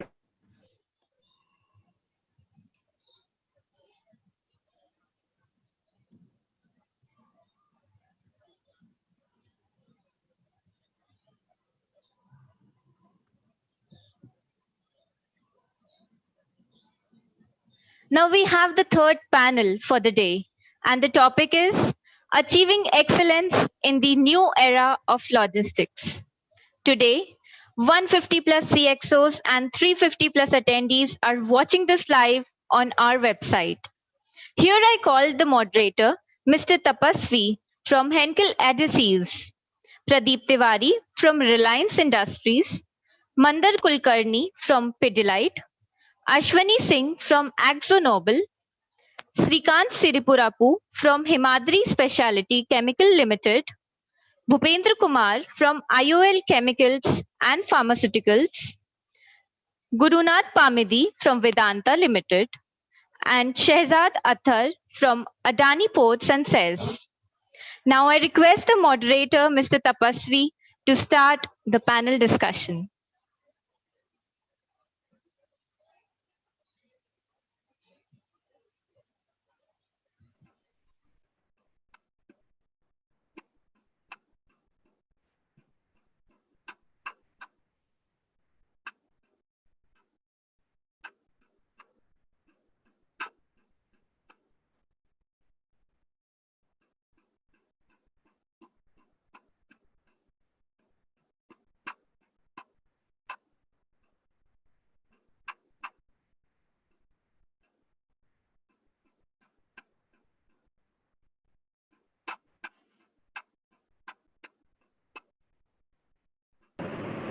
think he's disconnected with him. He might be in a minute.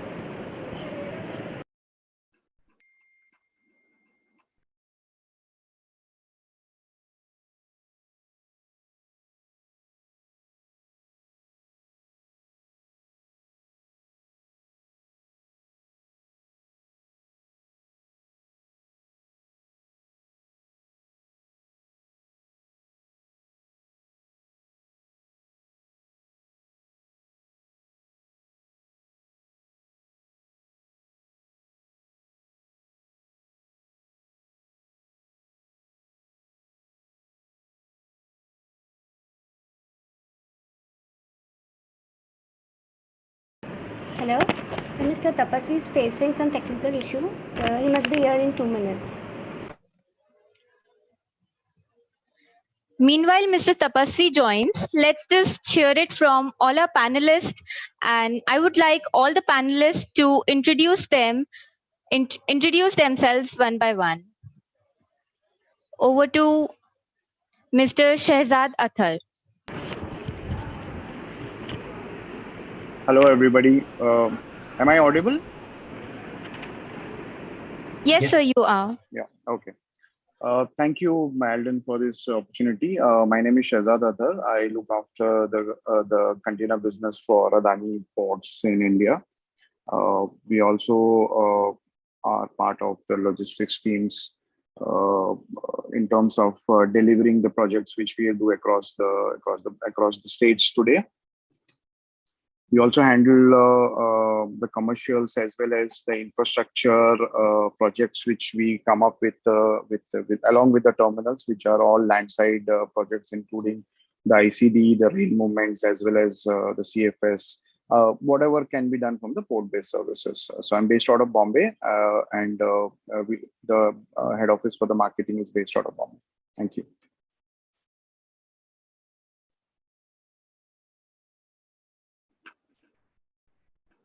Hello, I am Pradeep Tiwari. I am from Reliance Industries Limited. I look after supply chain operations of petrochemicals. Approximately, we are handling monthly 1.5 million metric ton. So around 18 million ton per annum. And the supply chain includes our inbounds, outbounds, gases, polymer, polyester, solids, by road, rail, port, ship, everything. I have around 34 years of experience in supply chain and logistics. Half of the experience I have other side, that is a service provider side. And 50%, around 17 years, I spent it in the industry. So, and Reliance, I joined in 2014. So this is in short about me. Thank you.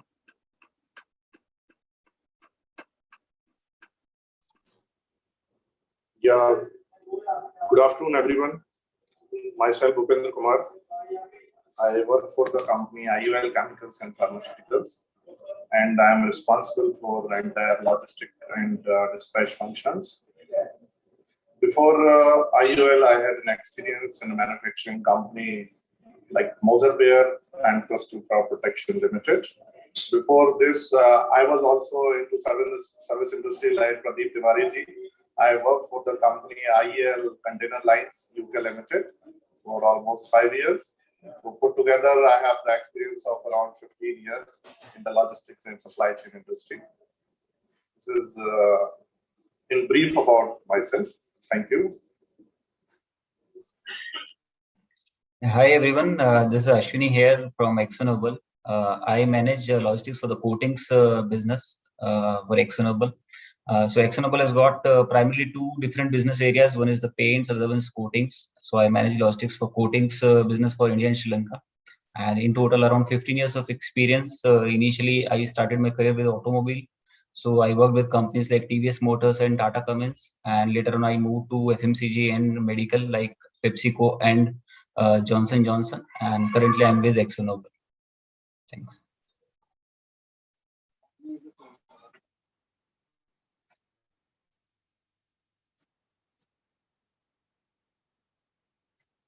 Can I ask Mr. Gurunath also to introduce himself, please? Yeah. Good afternoon, all. This is Gurunath. I'm taking care of head inbound outbound logistics for one of the corporate division of Vedanta Limited, and I have been associated with Vedanta almost 23 years. Out of 23 years, I have based for 6 years at UAE to handle gold and silver, palladium and platinum metals. Basically, I am a professional person in the areas of metals. So I'm taking care of all inbound, outbound, as well as secondary byproducts of metals. That's all, sir. Thank you. Mr. Bhupender, I guess you introduced yourself because I lost the connectivity in between. So if you haven't, then please. Yeah, I have already spoken about myself. Thank you. I mean, I'm currently in Mysore, so it's raining cats and dogs here. So we are losing the power connectivity in between. So it's taking a while for the generator to come up, and then I'm losing the connection. So if there is any delay, Sandeep, I'm sorry, you'll have to take up in between, or the discussion can continue. Okay. Sorry about that. You're perfect, Tapasvi. Yeah. Okay. Yes, my name is Tapasvi. I'm the host for this evening today for our panel discussion. So I am currently working with Henkel Adhesives, which is a chemical giant, German-based chemical giant. And prior to that, I was with Bacardi. And then prior to that, I was with a coffee startup called Indulge Beverages. And prior to that, I was with Coca-Cola. And then Ultratech Cement. So my experience in logistics has been varied across the industries. So it was a good ride across, knowing the logistics, various industries like beverages, cement, and then chemicals. It varies. I mean, it's very dynamic. Each and every industry has its own constraints, has its own challenges, and very interesting also. So one interesting aspect I always, congratulate and also admire Sandeep and the team, the way they select the panelists. Today, there is a very interesting aspect I wanted to tell the audience also. The audience, more than we speaking, if the audience can actually derive the knowledge out of the panelists, it would be wonderful, because I'll tell you the reason. The companies which are here, the panelists who are there, the companies which they have worked with earlier, if I have to talk about them, I'll just read through briefly, okay? I mean, very quickly, so that you will know the amount of knowledge we are carrying here in this panel for discussion. So that is, as I told, Henkel, Bacardi, Coca-Cola, Indulge Beverages, Ultratech Cement. Then we have Reliance Industries. Then we have Credence Logistics, Ispat Industries, Gati Limited. Then we have TCI, AkzoNobel, Johnson & Johnson, PepsiCo, Tata Cummins, TVS Motors, Adani Ports and SEZ, Divya Shipping, Accord Freight Lines. Then we have Himadri Specialty Chemicals, Apollo Fies, and then we have Keystone Shipping, then Damco, Isline, IOL Chemicals and Pharma, Crystal Corp Protection, Mosobear, IAC Logistics, Oscar Shipping, and Vedanta. So you can just imagine, I can say that almost 20% of the industries, the knowledge of those industries are being carried out by the panelists who are here, So whatever questions you have, that you please, at the end of the session or in between the session, you can type in the chat box and get your doubts cleared, because this panel represents the shipping industry, the chemical industry, then it represents the beverages industry, then it represents the service industry. So wonderful, wonderful, Sandeep. Great job. Okay. So here we are meeting for today's, our topic is achieving excellence in the new era of logistics. Okay, now excellence is the word which has, I can say, no bounds. It never ends. Okay, it's an ongoing process, and excellence is what people thrive for, the organizations thrive for, and they have to sustain that also.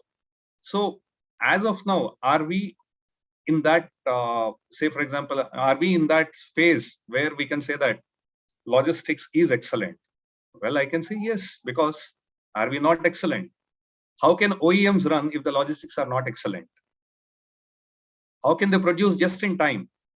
Literally not possible. It's the logistics who enables the OEMs to produce just in time. Can the manufacturing lines run without the availability of RM in time, raw materials in time? Absolutely not. It is the logistics who enables that. So with this, I open the forum to everyone. Can logistics can tune to any variation, but can supply chain and demand and manufacturing tune to that extent? I mean, if anything goes wrong, we are there to supply by air, by sea, by road, okay, by any mode. But manufacturing can, if anything goes wrong, can they supply then and there by going for an alternate manufacturing? So that's how, I mean, logistics is very dynamic in that way. So with this, I will pose my first question to Mr. Pradeep Tiwari, who's from Reliance. How are you achieving excellence in your logistics despite the current complexities? Pradeep, you're on mute. Sorry. Yeah, thanks, Tapasvi. Let us take today's scenario. Always this, we are here for the markets, we are here for the customers. So if there are changes at the customer end, everybody is linked in the supply chain. So one side, I am supplying to somebody, or it is demand for me that is supply for somebody else. So if the markets are changing, or markets are fluctuating, demands are fluctuating, then in the whole system, it impacts on the whole chain, whether it is a supply chain or a production unit or marketing. And everyone has to work out towards one goal, how to sustain the supplies, how to sustain the markets. So in that way, a good role of marketing is there, definitely sales and marketing, who has to ensure the orders are in place. If the north is closed, then the south order should come. If the south is closed, then west order should come. And if whole country is closed, then the overseas orders must come.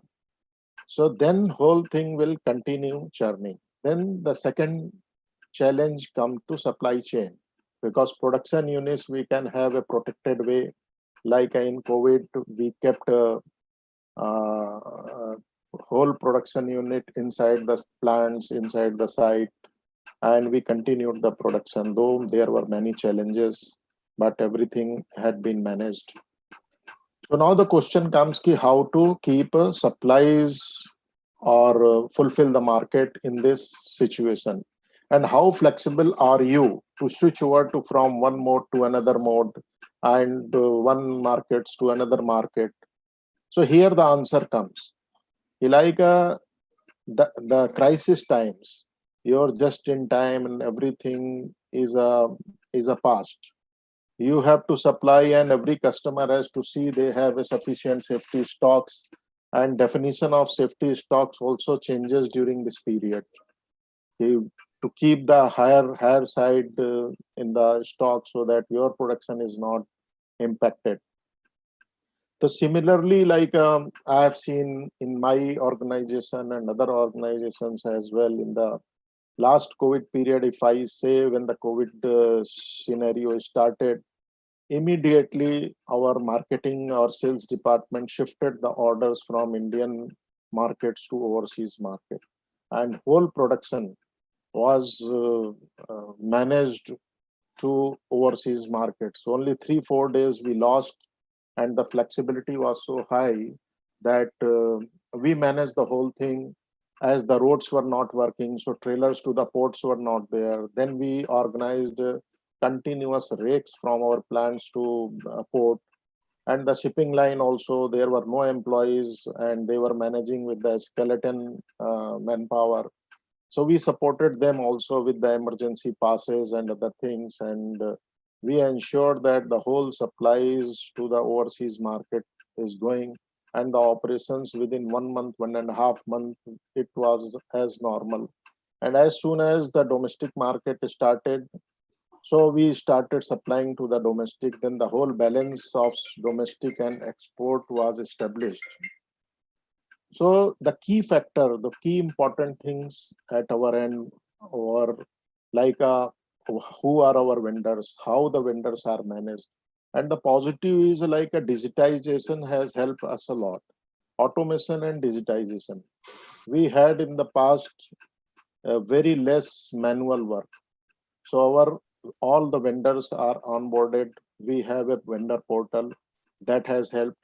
Suppose we have to call everybody and we have to give the documents to everybody, it was an impossible task.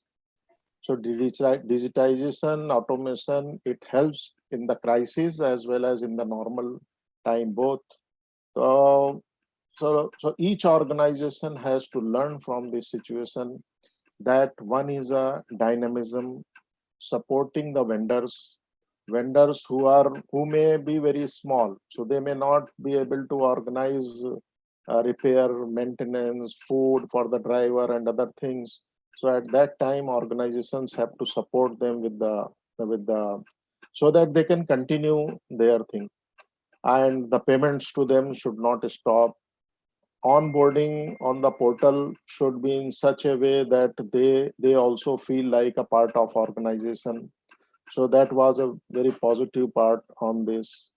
So all service providers, whether it is a shipping or it is a port or road transporters, rail operators, everyone has a role in this kind of situation. And really this has given a different thing, different definition of supply chain during this period.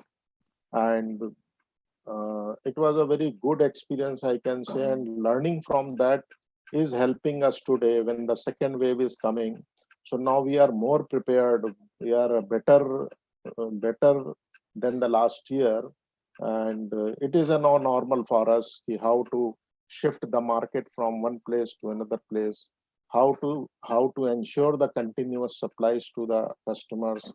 If the customer or markets are changing, then how to change the whole thing. And one must have during this period also we strengthen all the onboarding of the vendors, onboarding of the service providers, associates, so that everything is smooth and everybody from working from home is able to do the business as is. So this is a way of supply chain which has changed the whole thing, and in this kind of complexity we were able to swim through. So this is in short about the current scenario. Okay, wonderful. So I get to see that Pradeep talks about vendor mapping, vendor onboarding, automation and digitization, and the support given in onboarding these vendors, and alternate sourcing or alternate supplying plans. So these were in place for him to, achieve the excellence during this times of complexities. Wonderful. So let us understand how Ashwini deals with these situations from the paint industry, because paints, I mean, in the times of COVID, I don't think not many would have got their houses painted or the offices painted, but suddenly once the lockdown lifted, everyone wanted to do that. So how did you reconcile with this, cope up with this? So we would like to understand that. Yeah. So just to give you some brief about Exxonable first, so I think that would help in understanding the overall piece of things. So Exxonable broadly operates, or it can be classified, the businesses can be classified into paints and coatings. Now, coatings further has got 4 different businesses like powder coating, industrial coating, marine and protective, and automotive. So all these 5 global businesses put together is Exxonable.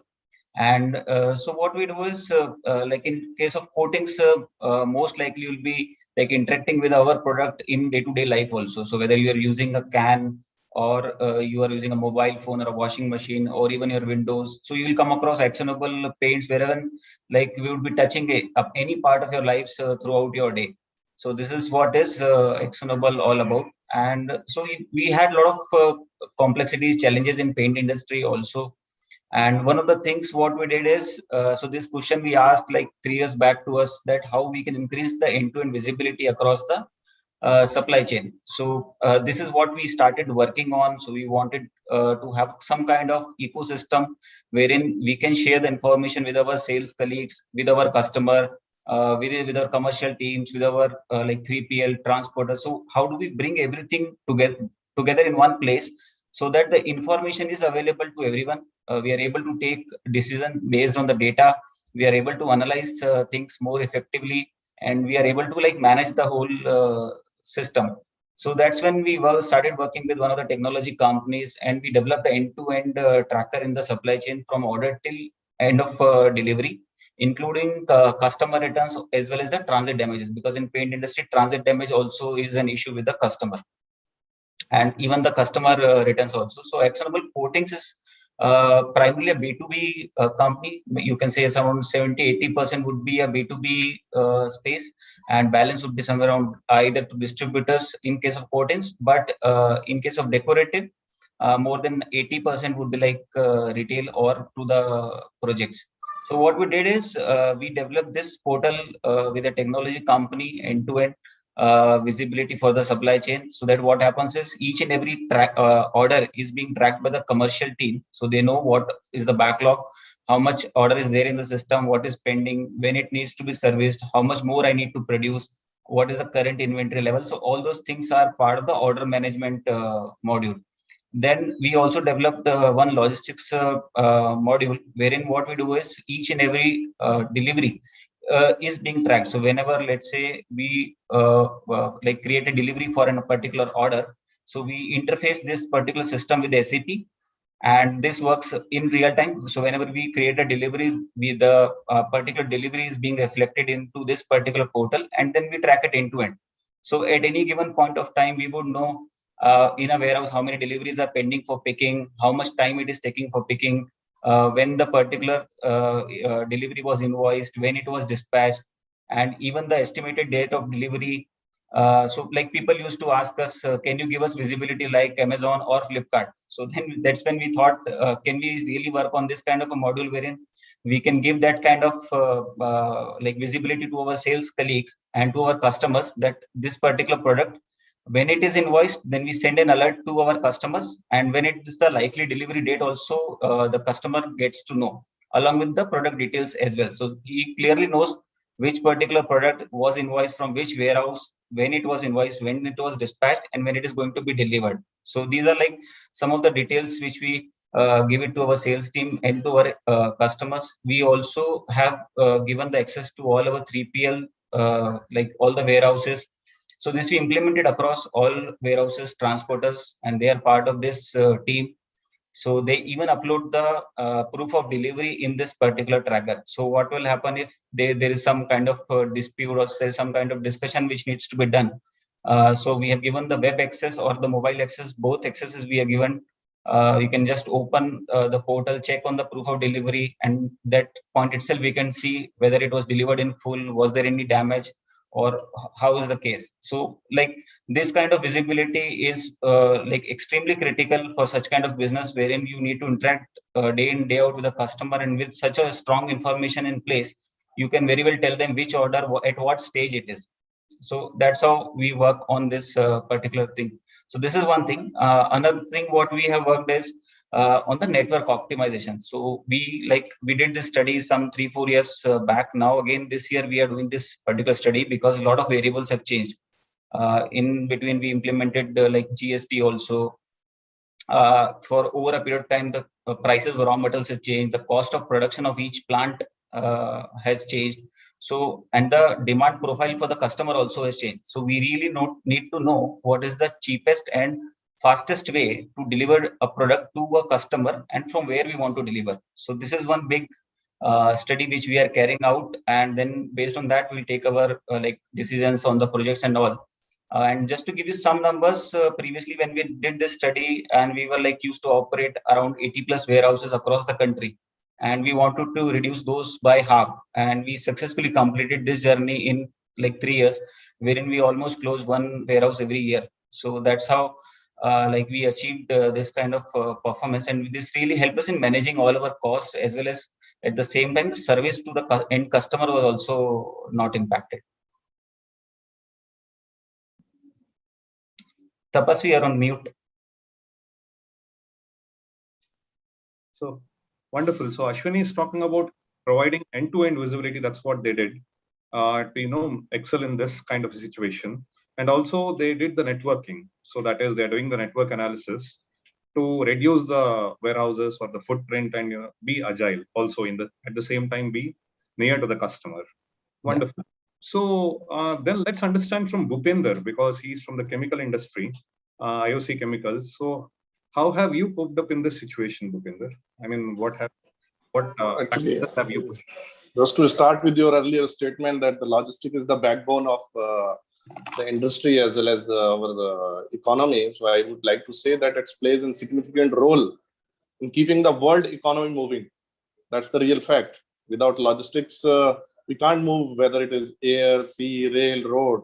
So this is really a backbone of, and if I'll see that the past of half decade has been time of turbulent change in the logistic industry, right? There has been increased demand, accuracy nowadays, and timeliness, convenience, responsiveness. I'm taking all big words. Those are required nowadays by every customer, quality and reliability. Like he was sharing about real-time visibility. That's become very important nowadays.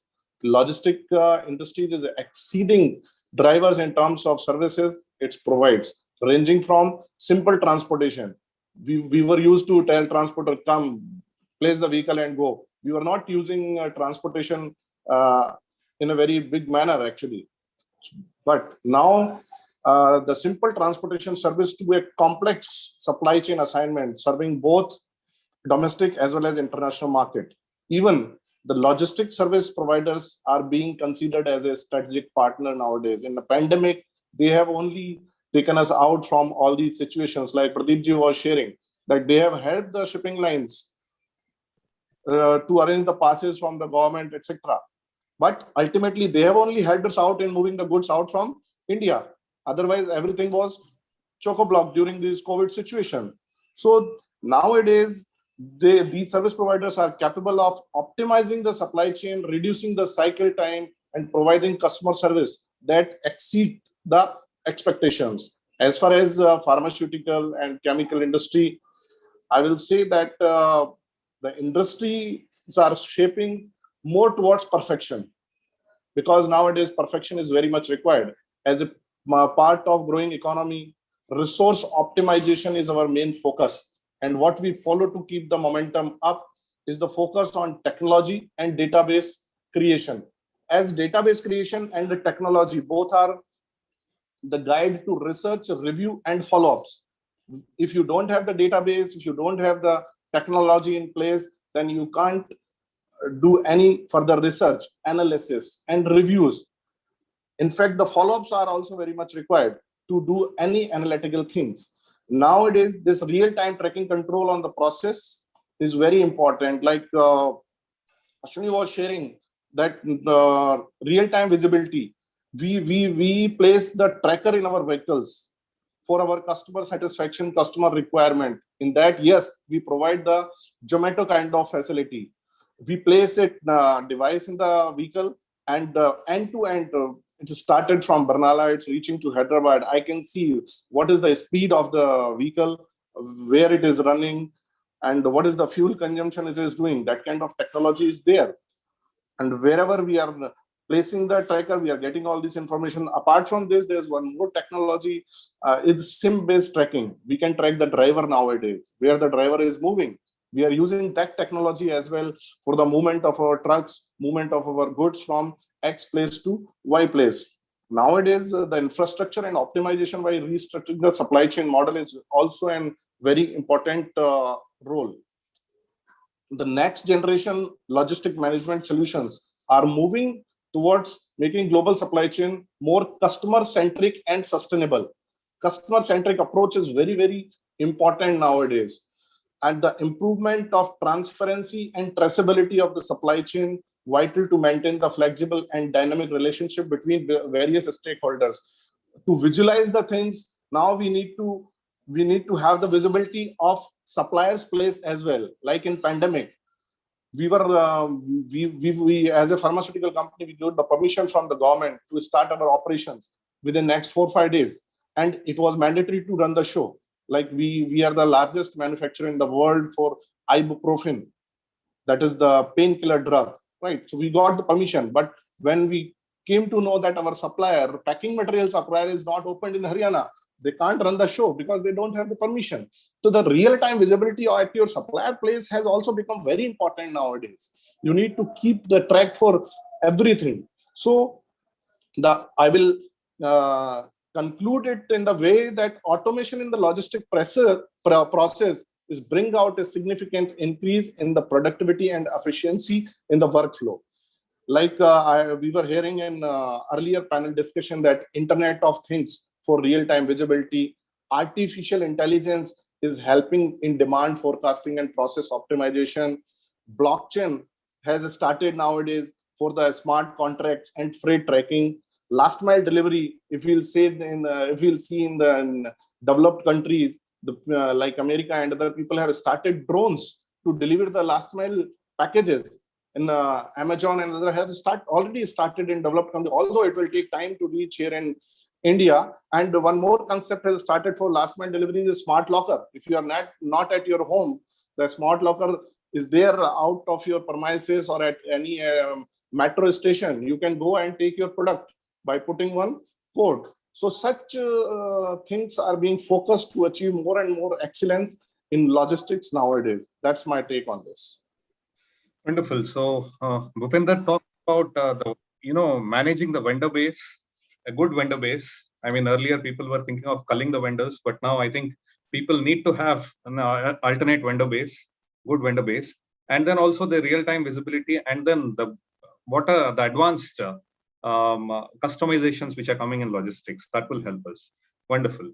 Okay, so then we'll go to now Shahzad, because Shahzad is managing the ports as well as SEZs, and he has good experience, I mean, in earlier shipping lines and freight forwarding also. So Shahzad, what are your action plans for the year 2021 to improve the performance of logistics? I mean, how are you enabling yourself, the infrastructure or the offerings for all the companies, to improve in logistics or improve in execution? Thanks, Professor. So one of the, I was hearing everybody. So last pandemic definitely has taught us, how do we really introspect our logistics and try and change the model to a more dynamic model, and also bring in more technology. I think we also, as a port operator, so we are, as a port operator, as compared to yours, are more into a B2B business. So whatever services we offer are primarily being used by the shipping lines, and of course by the end users, which are the customers. So we took our learning last year. In fact, just to give you a case study, when this lockdown happened last year, as Mundra Port, which is the biggest container terminal in India today, we knew that this will have a direct impact on the road movements coming, especially from the northwest of India. And we immediately actually opened more rail lines in Mundra. We have 6 rail lines, and I remember last year we opened 2 rail lines more in order, because we wanted customer to adopt rail, and we thought that this would be more natural of customers to move on to rail. And I think one of the other big initiative which railways took, Indian Railways was, if you must have seen, Indian Railways was the most active company apart from customs last year in terms of building this infrastructure, giving various schemes of empty movement to bring down your cost. So we worked with Indian Railways and with a lot of container train operators to ensure that we handle more trains, which actually showed into our numbers. We handled almost 7,000 trains last financial year. And on that, we moved our double stack penetration last year was 25% as compared to 20% in the last financial year. So this actually helped us move a lot of cargo from road to rail. And continuing this for the next future of logistics, I have been into various forums, and I've been insisting this point that more and more cargo service providers, cargo owners need to adopt more sustainable movement of supply chain, which is actually rail in India. Because if you see average factory to port distance in India is the highest. I think there is nothing closer between a 500 to 1,000 kilometer range of the ports, as compared to the countries like China, where you have all the factories which is close to the port. So rail will always act as one of the more sustainable model of your supply chain. And as port, we are also pushing this from a government perspective to ensure there is more and more visibility on the rail. Dedicated freight corridor is something which I'm sure you must be aware, but I think we are finally seeing the light of the day at the right time. I believe, we have been looking at this project from last probably a decade, but I think that project came in at a very right time, and almost 60% of that line is open now, and the trains are already running, and the last 40% will be commissioned by this June, July. Hopefully, it's on track. So at least your port in the west, Mundra and Pipavav, 100% of the trains will run on DFC. So what it will mean is that, first of all, you will get a timely notification that, okay, if your container moves out from ICD, it will connect on a particular vessel. I think one of the biggest concern in a country like us is when you move your container from your factory, you really do not know whether it will connect on that vessel or not, unless until you are in a 10-kilometer radius of a port and you are in control of your supply chain. So rail, this was a deterrent in the rail. I have taken information, or I've spoken to most of these top guys based out of North India, and they say that I think most of the biggest deterrent is that we don't know whether the cargo is going to connect on a vessel. So I think that will go off from DFC. You know that, okay, if a train leaves on a Monday, it will reach on a Tuesday night to Mundra. So that DFC will bring in. So I would urge that if you do not still have rail in your supply chain, bring rail in your supply chain gradually and put your box on the rail. And the second, what we saw was, as I think Pradeepji was also telling from Reliance, is the coastal movement. We saw the coastal movement from FY20 to FY21 has got close to around a 60% increase. So that means commodities which have moving by road has actually adopted coastal. There has been a lot of service from Mundra into south and south into Mundra. So coastal is something which is a big inland waterways is something which under coastal, which something which is going to come up. We did our own coastal. We have our own services now coming from Bangladesh, from Calcutta into Bangladesh on the inland waterways.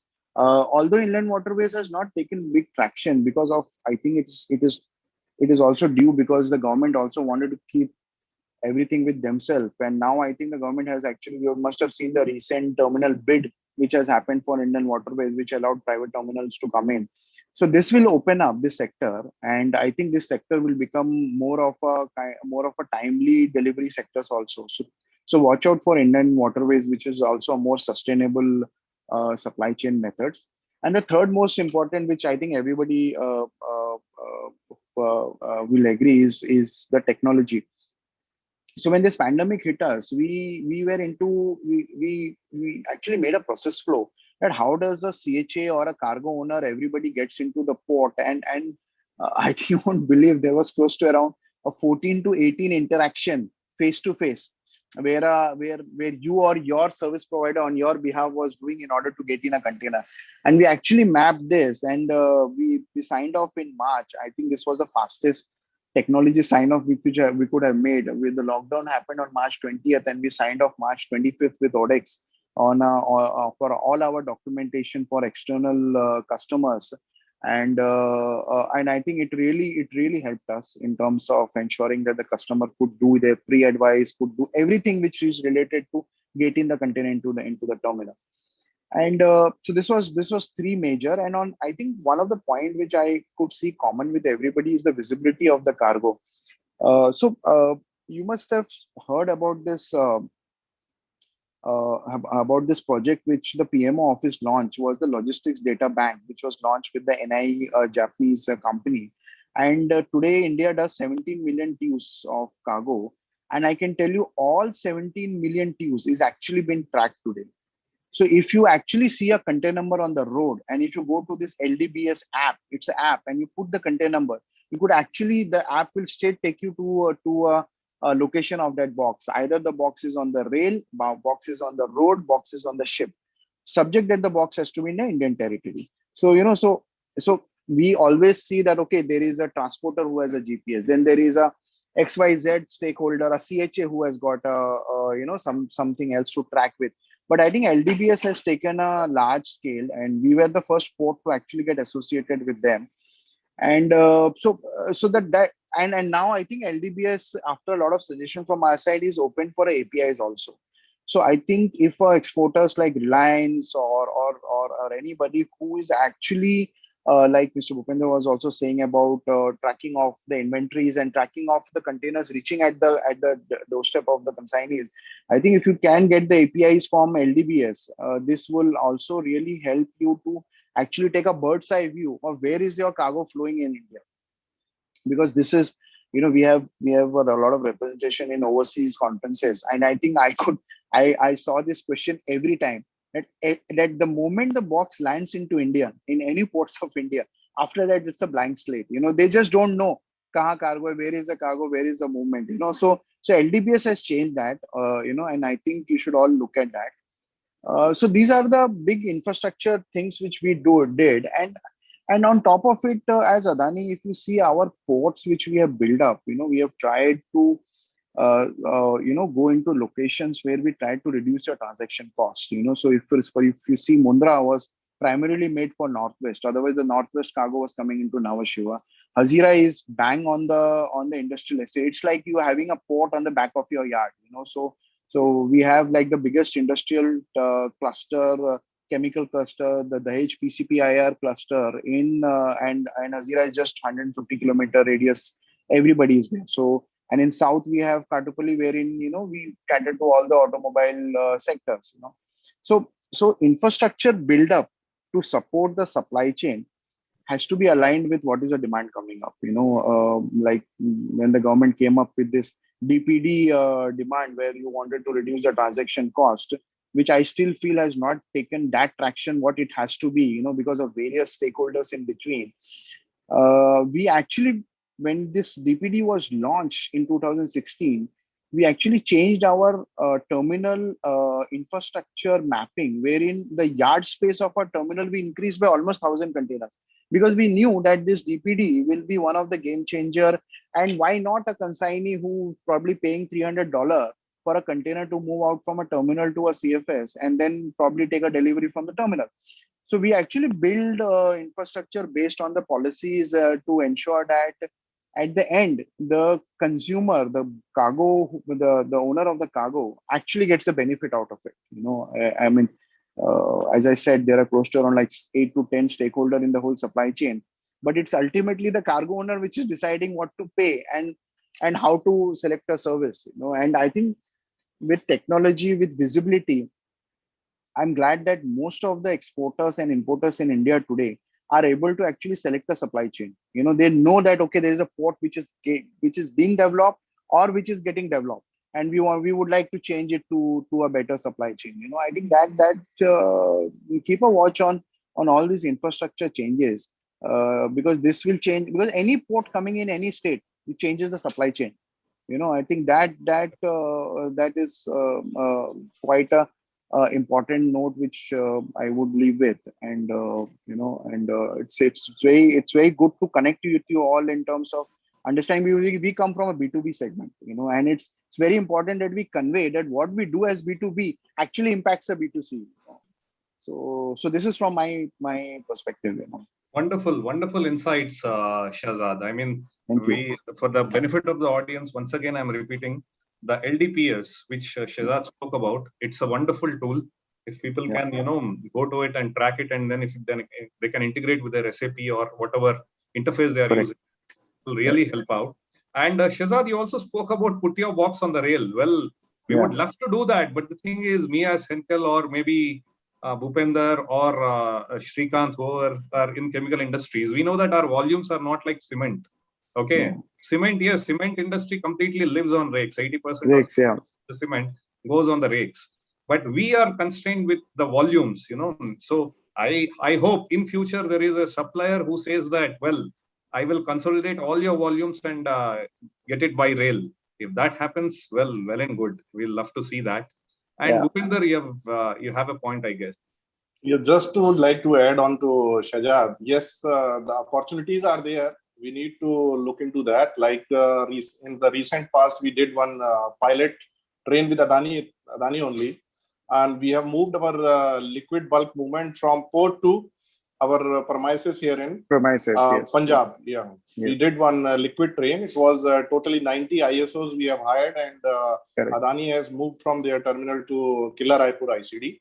And then last mile were done through trailers to our factory. It was 90 ISOs, and it had reduced a lot the port congestion as well that time. So Yeah, this was the pilot we did, and we are continuing that train operations from a port to ICD and then to our factory, which is situated here in Barnala. I would like to ask one question from Shanad. Sorry, it is more about like you were sharing that the consignee has to decide what needs to be paid, what needs not to be paid. For imports, I have also used DPD in past. Many containers we have moved through DPD, but in recent scenario, you all might have noticed that especially for inland origins, the shipping lines is changing their model of selling. They are asking the supplier or the customer or the shipper to pay the inland haulage to them, and they are keeping a lot of margins, like they are keeping the margin in imports. The import model is being converted into exports. What do you feel when this DFC will introduced or 100% operational? Do you think that this is going to give the benefit to the customer when shipping lines will play in that manner, which I am just communicating? What's your take on this? So very important point, Bhupendra. So I'll tell you, there's a background for it, which I was part of a national logistics policy meeting, and one of the biggest point of this was, how do we have a fair pricing? So today, if you see, you rightly said, so today what happens on the rail, you have a rail, Indian Railways, which is having a track which actually builds to Concor, or let's say a rail operator, and then the rail operator builds to the shipping line, and then the shipping line builds to the actual consignee. So your money is actually moving with three hands, and of course it doesn't move without a margin. So if you have to look at that changeover, we a lot of logistics. Sorry to interrupt. It's not a small margin; it's a big margin. Yeah, it is. Because the line has its own funda to say that, okay, we will bring the boxes back from the ICD and all those things. So leaving aside the percentage, but the fact is the fairness of pricing. So I think with DFC coming in, the government is also planning to launch something called as a Book My Freight. Okay, like you have a IRCTC where you book your train tickets. So this rail movements, okay, on the, like in the export today, you have a merchant haulage where you are able to pay to a rail operator. Similarly, on the import movement, a rail haulage, a merchant rail haulage is very important. I'll give you an example. Of course, these examples are more from a larger volume perspective. Like we have LG Electronics, which was and Panasonic and few other consumer electronic guys which are importing into Mundra, and they were of course going on a liner haulage. They came to us and say that we all have DPD and we will appoint a rail operator and we will clear it at the port. Can you please load our container on the rail which is nominated by us, and we are going to pay to the rail operator. This we did in 2000, back in 2017 actually, and I'm glad that they are able to run that whole supply chain consistently till now. And this pandemic, they were the biggest benefiter because they dispatch 100% by rail. So I think it will, see, we can we can keep looking at these problems, but I would say I think FIO does an excellent job in terms of pushing this point to the national logistics policy on fairness of prices, because today, as you said, shipping line actually tells you where to take your import containers. If you want to take ICD TKD, they have a charge, ICD Dadri, they have a charge, or ICD, all these things. So import is primarily been governed by the shipping lines, and if you have to tell the shipping line to have a fair pricing, then you will have to actually put it across to the FIO to come out with this fairness of pricing, because this is very important. And I think with DFC, we have taken this point with DFC, because we said that as a port, okay, we are today have a ability to take money directly from the consignees. In fact, this is again a point of the terminal handling charges also. Just before your meeting, I was reading a note of logistics policy that why can't we actually build TSC directly to the users, so that it is all doable, subject that the capability in terms of technology and capability in terms of the payment is been done by most of the consignees and exporters. And We did a DPD trial. was used to be done. And DPD is to be done. We did a trial with one of the biggest tire company in India, BKT Tires, and today they're all the export containers, they pay the TSC directly to us. So we have done few of these in order to show to people that the changes can happen, especially these policy changes. And these are like very big policy changes, but it will all come through. It has to come through the model of your PO so that they can take it up with the fairness of pricing. I think rail is the most important part of it. Yeah, understand. Shazad, I mean, this EXIM policy itself, imports and exports, is a big topic again. I think, Correct, Sandeep, you have to, the next conference, I think you have to have it on EXIM. EXIM policy. And actually, you'll have to bring in a policy. No, you'll have to bring in a policy stakeholder, because see, ultimately you can have discussion internally, but you'll have to bring in a policy stakeholder for all these Absolutely. No, at least discussions and put a voice to the people that you are being, I'm not saying that you are being, overpriced, but the problem is you are making the supply chain of India overpriced. absolutely. I mean, Mr. Bhupendra knows the whole cycle of the charges. At the end, he's paying that charge, right? You are paying that import charge. You are building that charge Absolutely, in your absolutely. C&F pricing in the commercial invoice. So there is no point, putting India's supply chain cost effective. DPD ka bhi aap dekh lijiye, I mean, I'm sure you must be knowing what was the big ruckus created by so many stakeholders about DPD. That Absolutely. DPD cannot be, stakeholders saying that the terminal will bill us like $10 per day charge. I have seen consignees calling me, are you billing $12 per day charge? I said, no, the tariff is $3. So, Correct. Yeah, I hope you understand. Absolutely. Yeah, The absolutely. thing is, even we live with that. I mean, I import almost 800 containers a month and I export 400 containers a month. That's my volume. So, yes, we are all in that. So, we need Correct, a great correct. call for that, Sandeep, very soon. Maybe on these EXIM issues, what we are facing currently, so that the users get benefited out of it. They know where they are paying more or where they're paying less. So, we'll do that. And the users also have to, this all thing has to get passed on. We are as a private, see, this is what the benefit of private terminal operator will bring it on your table. We'll be absolutely transparent of what is the policy changes we are bringing in. And this should, our focus is this should go into the last end of the wire, that people should get benefit, So I think with Reliance, with their capability, they are able to pull up that benefit. But I know that the tier 2, tier 3 companies have to take that benefit, because then only your export competitiveness to the world will increase. Otherwise, if you see, you will keep your supply chain every year with the inflation rate, you'll keep paying higher by 7%. It will never be a case that every year aapki supply chain cost come ho rahi hai, actually. I don't think there will be any scenario that. Absolutely. Right. Absolutely. Okay. Thanks, Thank you. Shilpa, for that. So I would like to ask Shrikant and then Gurunath also. See, currently we are going through the second wave. Okay. What are the plans and action plans, fearing that there might be a kind of a lockdown, but not precisely what we had during the first wave, not the complete lockdown? Because I hear news that the drivers hearing lockdown, the Maharashtra, they went to their hometown, so availability of trucks has come down. So all these, so like demand-driven planning is there, DDMRP, which says that you build material safety stock at every node. In that way, are you budgeting anything in terms of logistics for the coming COVID wave or the coming lockdown? So what are your plans?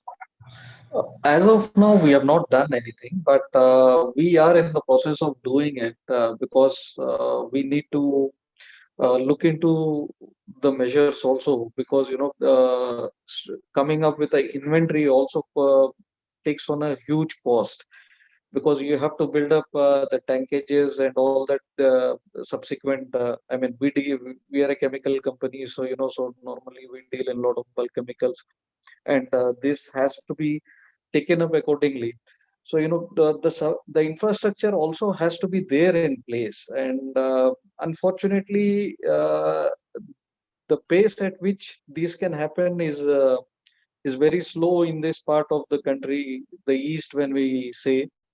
Not much of infrastructure is available as in comparison with the west or in the south, where you have too much of availability of tankages and other things. Uh, and even in terms of, you say, other services like trucking or even the rail movements and all that, where things have developed at a much better pace in comparison. But yes, if you see in terms of preparation, yes, we all need to be prepared. And then with the coming changes in policy and other matters, we think that going by, we would be this time much more prepared in the second wave than we were prepared in the first wave. But yes, in the first wave, it was lucky for us that we had huge orders, and somehow we did manage by involving our vendors and then supporting them, and then finally converting some containers into bulk and bulk into containers wherever it was possible. We did some few innovations onto that, and it was helpful. In the second one, we see that this time it's a little bit more prepared in terms of availability of containers, or say availability of people. I mean, people are not that afraid as they were in the first wave. People were not ready to come, although the vehicles were available, the drivers were not available, and a lot of other things that was happening at that point. And this time, I think we are much better prepared. Wonderful. Okay. So what about you, Gurunath? How are you coping up, or what are your plans? Sir, very fine here. It's a good time to ask this type of question, and it is definitely value to all the logistics professionals, where they face the first wave. It is unexpected, no predictions and all. Now it is a time to work out because the pandemic gives us the lessons. Lesson, we are in panic, so now the professional trying to give a good solutions. So we have the definite budget as well as plans to eradicate this second wave. And actually, I am based at Silvassa, Dadra and Nagar Haveli. It's a union territory in between Gujarat and Maharashtra. You know how potential we are here. Both sides, left and right, we have closed the doors, and still we are ready to do the logistics operations with high potential power. And we have the strategies. And recently, I one presentation I have shared to Priyanka madam, how we are going for strategies, because my pain area is the Calcutta, from West Zone to Calcutta, and my product, I am not book the tow track. It is only one or two, yeah, monthly 350, even one ton of copper also matter for me. So 300 tons we planned well and executed the trial lot. Today it was unloaded at my. So I am very happy to sustain this mode of transport via rail in future also. Wonderful. The comes to the other administrative controls and safety controls. Yes, Vedanta gives the first priority to HSC, best HSC practice. So all COVID compliance are in place. So we don't worry about the whatever the wave comes into line. So we are ready to face. That's all, sir. Wonderful, wonderful to hear that. Budget is one thing. Earlier, that was like a devil. When you had to do the budgeting activity, you had to be very conscious, or we are always conscious for that matter. But you are always had a version 2, version 3, version 4. But now I guess with this pandemic I think it gets closed in version 2. I guess not more than that. It doesn't go beyond that. Okay. So right. Yeah. So Gurunath, Ashwini, can you tell me, I mean, see, currently logistics has become very specialized. Okay. So in that way, what do you think are the competencies that the logistics professional should have? Because you see, currently, if you see most of the people who are into this function or the domain, they might not have done the MBA in logistics. Okay, over the period of time, they might have moved or taken over the function of logistics. So, what do you think the competencies of the people should be who are aspiring to become a logistician or a supply chain professional? Yeah. So I think, see, if you look at traditionally in this particular industry now things have really changed over a period of last like 1 decade or so. But initially, if you see, now people were coming from different like domains or different areas. They used to come to logistics without any kind of a prior experience. So what was happening is people were like coming, doing some different jobs, having a different set of degrees, different set of skill sets altogether, and then coming to these kind of roles. And therein, that's when the kind of like learning curve increases for those guys, because they need some time to get like trained. Sometimes they need time to understand the nuances of the business of the logistics space. When they work in different companies, when they work in different warehouses or with different 3PLs, then they only are able to understand and analyze things from a different perspective. So I think that has been happening over a period of many years now. And so good thing is that now there are different courses available to the people, so they can actually go through those courses and develop as much as knowledge they want to gather into the logistics or into the supply chain space. But there are still very few courses who would give like a full-fledged kind of a degree, as in if you compare this with a, let's say, a technical course or like a commerce or an arts kind of a course. So there will be still lesser number of courses available. So that is one thing. Now, from a key competency perspective, if you look at people who are coming into this, one most important criteria is they should be eager to learn, because this industry is like developing at a very rapid pace now. The kind of automation, or we talked about so many things like IoT, ML, AL, everything we talked about. I think so we need to understand the usage of all these things also. So we need not to go by only by the name of the jargons. Okay, so other guys using, I should also use this particular piece. So I think it's very critical for people to understand that what is that technology, what is the use, can I deploy in my particular area or in my particular business, how costly or how cheaper it would be for me to implement. Is it going to implement like benefit my end customer? Because see, there is no point in building a world class supply chain which actually cannot cater to your customer requirements. So I think that is the most important thing which they should be aware of. They should be eager to learn more about the market best practices, get updated with all the trends, and then at the same time they need to be customer focused also. So they need to understand the business, they need to understand what are the customer requirements, and then see based on their capabilities how well they can adapt to those market trends, challenges, and then build some kind of a system, infrastructure, or some kind of a ecosystem wherein they can service to the customers in the more efficient and the cheapest possible way. Okay, fine. They need to, I mean, they have to be very resilient, and they also should be eager to learn. Yeah. Yes. That's right. Okay. So, Mr. Pradeep, if you would like to share, we spoke about all the good things. I mean, the best practices. But what challenges do you foresee in terms of supply chain and logistics? What are the challenges you foresee in the coming years, in the next 2 years probably? By which maybe if you pose the challenges, the audience also would think about that and try to mitigate those challenges. That's the reason. Okay, so let me say differently. I would say there are definitely changes in the market. So everybody is moving towards a better supply chain, better logistics. As Azad mentioned about the government's initiative. So at the government end also a lot of activities are going on with the logistics council and addressing everything, which is a very good part. Challenges, as far as I can see, is still our service providers are not either properly supported, or they are not in a position to keep a pace with the industry. So industry, as Ashwini also mentioned, doing a lot of initiative, and I can say like it is example in our case also. Whatever the repetitive things are there, now we don't want to hire anybody for that.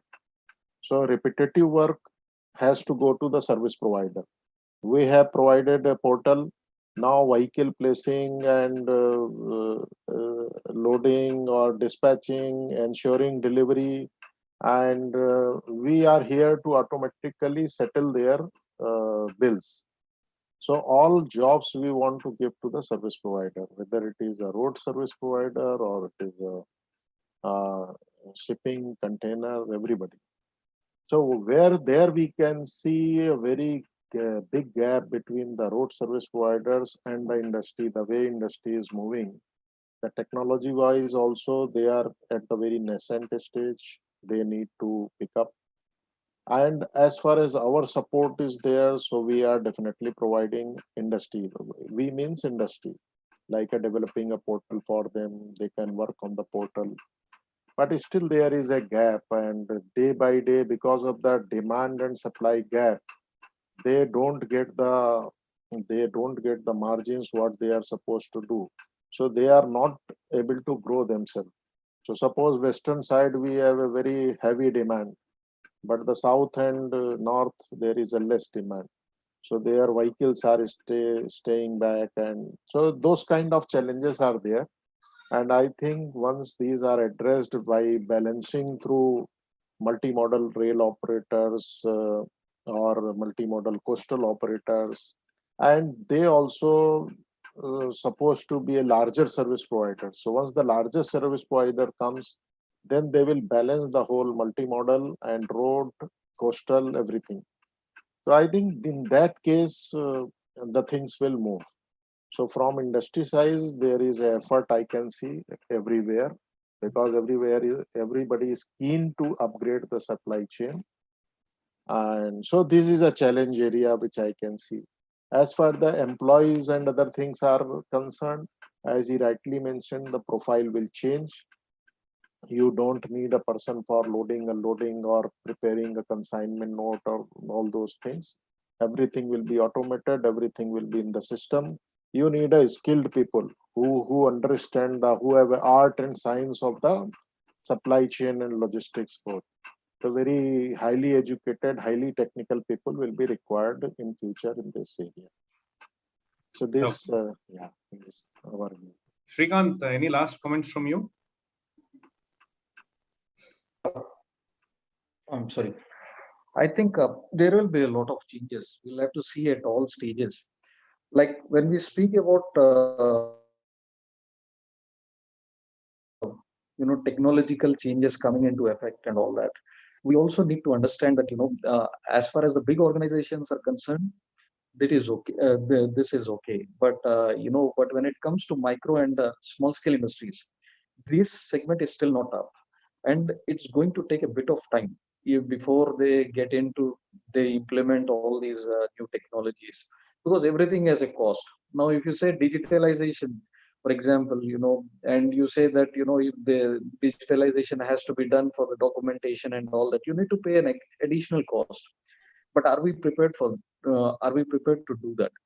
Then the second thing is that as the uh, if we say now there's a second wave that is going to come in, or something is going to disrupt the current way that what we are habituated to working. So all these also adds up the cost. With this additional cost, is everybody okay with it? I mean, if we see about the port side, would they be okay? Uh, Everywhere there's a cost that is coming up, and as far as the large scale industries are concerned or the medium scale industries are concerned, there are sufficient what do you say incentives available, and they are able to use it. But the small scale and the micro, they are the ones, those are largely affected. And I think that's where, when the particular benefit reaches these people, that's when they will be able to use the most. And as far as the logistics side, I mean, what people need to, if you ask, what are the things that new people, when they come into logistics side, what they would need, it's basically the easiest answer would be a common sense, because everything is interrelated. if you forget to do the first part, then you'll not be able to reach the third part. Getting into the jargons and all that, it would be too early, everybody coming up and then, they're just getting geared up. We still have a lot to implement. We still have to develop a lot on the skill side. Many people are doing a dual roles. Sometimes in production we see some people, in the manufacturing, they're just taking up logistics as an additional role and all that stuff. But then they fail at the exam level when they fail to understand the policies, when they fail to understand the implications of declaring a material wrongly. Say, for example, the HS code been wrongly declared, and then you are up for the penalties and all that. You get exposed to it. So there's a lot that needs to be developed. But yes, at the end of the day, it's just developing the skills. And I'm sure with a lot of information and technology that's happening around, and a lot of free content that is available on the web, it would be easier for anybody to just take some training or just read into it and then get into the trade. Yeah, Srikanth, right. I mean, as you've said, the education is one of the constraints, because I think the way forward would be that all the BSc and even in BCom, BSc also, you need to have, it's like logistics, and you have BSc chemistry, mathematics. You need to have a course in BSc there to understand the nuisance of logistics. So Shazad, the last comments from you. So we are running out of time. So yeah. I think I would look for technology. I think that's the only thing which can infrastructure is already there. I think India has come a long way. The rail infrastructure, road infrastructure, ports infrastructure. There's overcapacity on the ports. So I think technology is something which will also attract new talents, because today if you want to hire somebody from a non supply chain background, I think you will have to attract them through technology, and people should be able to collaborate with technology. Your own system should be more collaborative to pass on the APIs. The PCS, the port community system, which government, the supply, the SCMT system, which is coming up, I think it is delayed for a year now. That will change a lot of things in technology. And you should be, as a customer, you should be able to talk to SCMT. For that, you need people who will understand the technology. I think I will vote for technology. I'll vote for youngster who can develop technology, in order, and that can be collaborated with, with the ports or with the cargo owners. Yeah. So I guess it was very insightful from all the industry leaders who spoke about a lot of initiatives they've taken during this time and earlier, and also the new technologies which they have been implementing, and also the LDPS and the various rail and transportation. Okay, so all these things are to be looked at in the future. Thank you for that. Yes, the floor is open for questions now. Now we have some engaging questions from our audience. Here comes the first question from Jitendra Kumar Singh from Delivery, who asks, why do we have less salary than operations, whereas security has to do everything? Okay. Who would like to take that? Bhupender, maybe you can take that question. You don't want to touch on the salary part, is it? No, not at all, honestly speaking. Okay. Motivational speaker. Ashwini? I think that is a very controversial topic. So I think so it's better not to touch so much. But then again, it also depends on so many other aspects also. It's not that we can only just compare one simple thing and say, okay, this particular person is there in this particular function, and then this is the base salary. But it also depends on lot many other factors, as in like what has been your background, what is that you are able to, how you are able to add value to that particular profile. and which sector you are working in, which company you are working in. So there is like lot many factors which actually defines the salary part of it. So I think that has to be subjective. Got it. So I might like to answer this also in a different way. Yeah. So it is with, oh, Pradeep, yeah, you can, then I'll. Actually, in our case, it is reverse. Our security salary is on the higher side because our maximum security is ex-serviceman. So that is not true in our case. Yeah, that depends on what the background is, you know, what Correct. skills they carry, where they come from. Okay, that is definitely there now. Gone are those days where you used to give the salary in cash and then the other person didn't know what was happening, you know. Those are not the days. Now we have got clear visibility and we have information flow. So you can't hide things nowadays. So the thing is that I tell you, nowadays in companies, like we have something called a compare ratio. Okay. In the compare ratio, what happens is, say, for example, a person is in the job band. He is not in the operations or supply chain. Leave that, leave the function. He is in a particular job band. So we get to see as the operations heads, okay, as the function heads, we get to see from the HR, they tell that what is the ratio of that person's salary in that job band? Is he at 70%, 80%, or 60%? When we, well, I see that everyone in, even in supply, even in logistics, people are at 100% comp ratio. That means that whoever is in that job band of that in across the functions is almost within the same salary. So that discrimination, I don't think it's there now. Well, it also depends on your employer also. They have to, you know, be very educated, and then they have to implement these policies. They have to be clear on that. Then I don't think you'll have these disparities. Thank you. Another question from the audience is from Priya Tyagi, who asks, what are your key action plan for the next 6 months? Well, I guess everyone spoke about the action plans. I think I posed this question to Pradeep, and Pradeep clearly explained the action plans, and also as well Shrikant. So, I mean, the action plans have clearly come out of the discussion is that they are looking at, you know, building inventories. That is one, that is the safety stock. Second is looking at multimodal transportation, that is rail and road. That is the second action plan which has come out.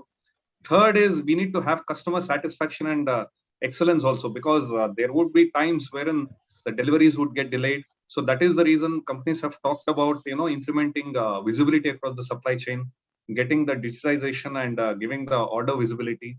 So, and implementing GPS, RFID, these are the action plans for the next 6 months. That is what people spoke about. Another question from the audience is from Naman Modi, who asks, how are you ensuring that supplies are reaching on time despite the lockdown?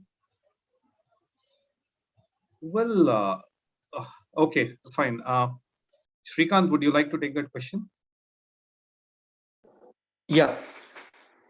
See, there are a couple of things, like when we know that there is a lockdown, is, for example, if we have to deal with an import, we do speak with the lines and parallelly uh, uh, with the port authorities and everybody who's involved into this particular transaction. We keep a tab of when it is coming in and how fast we can get it through with the necessary permissions all taken in place beforehand.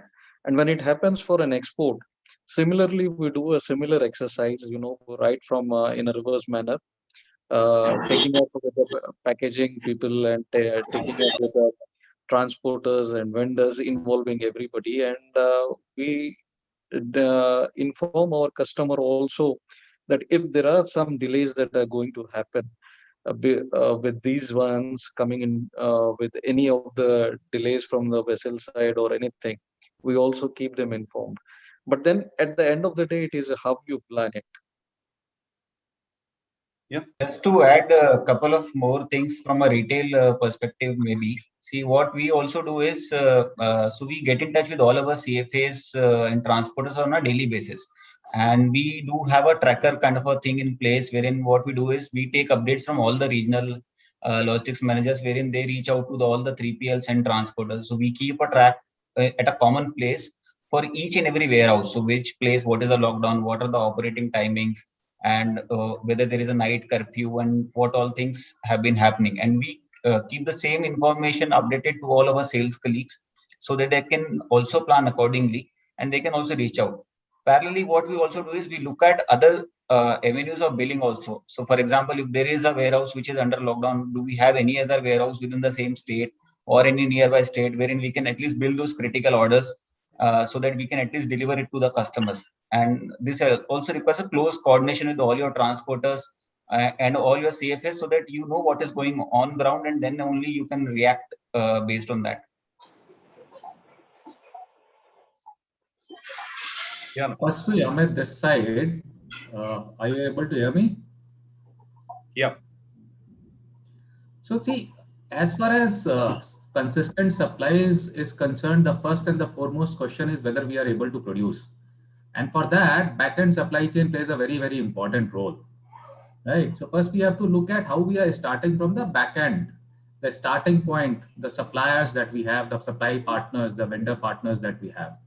So one of the most critical parts and what is being said in and is also, propagated or let's say encouraged by government is Atmanirbhar.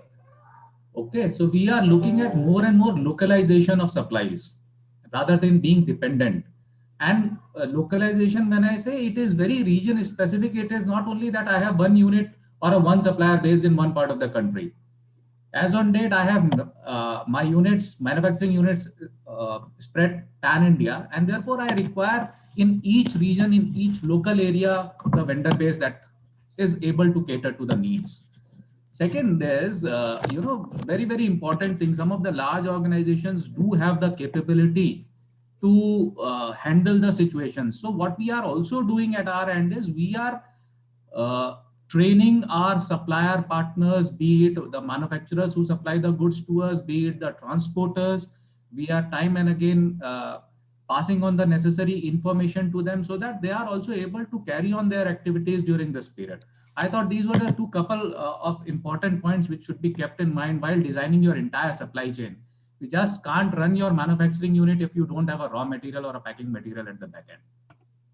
Absolutely. That is how we started the session with Mr. Amit. When I opened the session, that is what I told precisely. Yeah, absolutely. Depending on one supplier is not going to solve any problem nowadays. Yes. Like I'm into pharmaceutical and entire API industries depend on China. And I don't know how much time it will take to remove that dependency from China. And we are into manufacturing of life-saving drugs. These are required for the life-saving of our people. So it's very important to be the local for vocal. I think it's a high time that all of us make an effort for local for vocal. That's how it is. Absolutely. Yeah. Thank you. Yes, next question. No, there are no more questions from the audience. Though, before ending the panel, I would request all the panelists and the moderator to switch on their videos and show your bright smile so that we can capture this moment.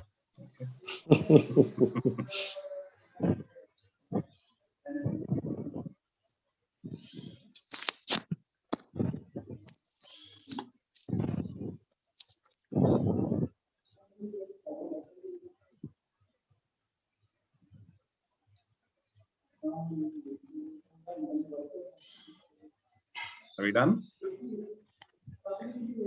Right. Oh. Thank you all. Thank you to all the esteemed leaders for making this discussion rich with your thoughts. Thank you. Thank you. Thank you. Thank you. Thanks a lot. Thank you. Thank you, everyone. Thank you very much. Everyone. Thanks, everybody.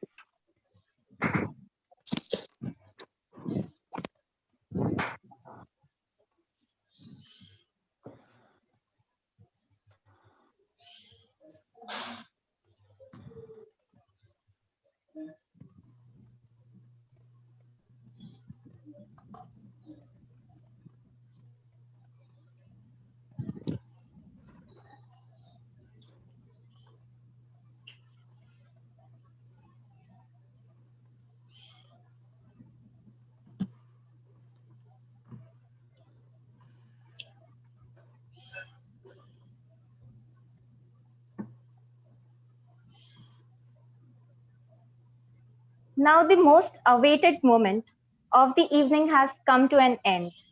A precious moment to celebrate success and innovation.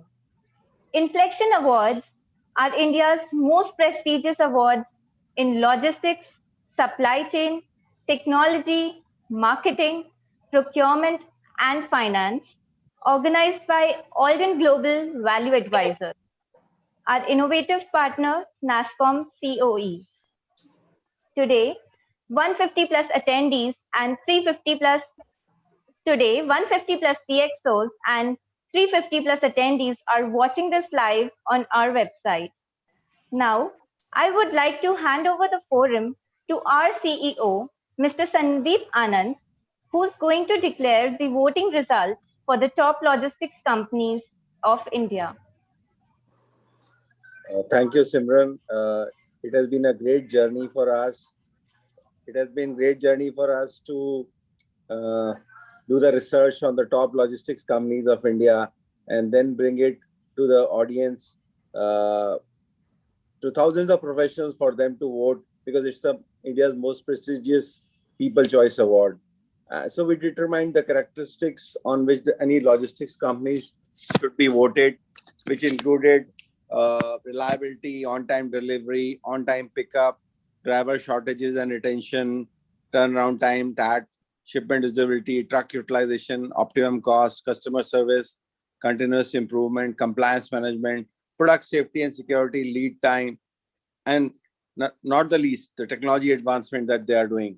So we determined that companies, and then we asked people to vote on them, and hence thousands of professionals of India from supply chain, logistics, and associated field have voted for the India's top People Choice Logistic Companies Award.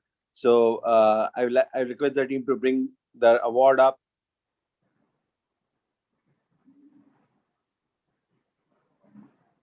Here it comes. So I would like to congratulate the companies who have worked very hard and have been voted by the people for their best performance across the country, across the sectors. This is the only award in India which is voted by the People Choice. The top company in the logistics sector is Safe Express, followed by Delivery, TCI, FSC, GoBolt, All Cargo, TVS, CJ Darsal, Blue Dart, Shadowfax, Mahindra Logistics, Gati, Let's Transport, Inland World Logistics, and Shiprocket. So these are the companies where leaders and teams have worked very hard to keep their customers happy, their employees happy, internal and external stakeholders happy, and still do business profitably. And hence, People Choice Award goes to all these companies. A big congratulations to their leaders and teams. Some of them are present today. Over to you, Simran. Thank you, Sandeep, for sharing your valuable insights. Now, let's start the celebration with the first award for Chief Procurement Officer of the Year, FMCG 2021. That goes to Somnath Chatterjee from ITC Foods.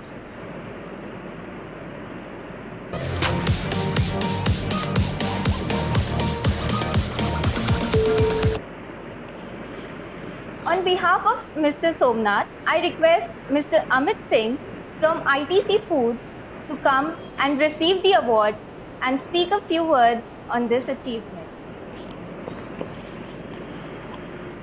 I would like to thank the Inflection team, Inflection Awards, and the Adelaide team, Sandeep. Amit, your voice is not clear. Able to hear me now? There is some background sound which is coming. Can I request everybody to be on mute except the speaker? Right. So I'm receiving this award on behalf of Mr. Somnath Chatterjee. He's expressed his gratitude and thanks to the Eldon team, Sandeep, Prabhjot, Namrata, the jury. And he has also sent his best wishes to the forum and to the fraternity as a whole to face the challenges during the second wave of COVID. And we are sure that all of us will, come out with flying colors Thank you once again, and I received this award on behalf of our HOD, Mr. Shomnath Chatterjee. Congratulations, Amit. A big congratulations to Somnath also. This has been a turbulent time for everyone, and being in a food company at this time, has been a big challenge. We all understand. Big congratulations and great show for the work. Congratulations, Amit, and a big congratulations to Somnath also. Congratulations, Amit sir, and congratulations, Mr. Somnath. I would like to request Mr. Amit to smile so that we can capture this moment.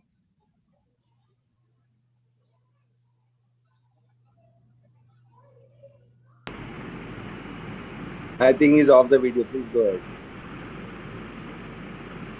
Next award is for Logistics Technology Solution of the Year, Chemicals 2021. That goes to AkzoNobel.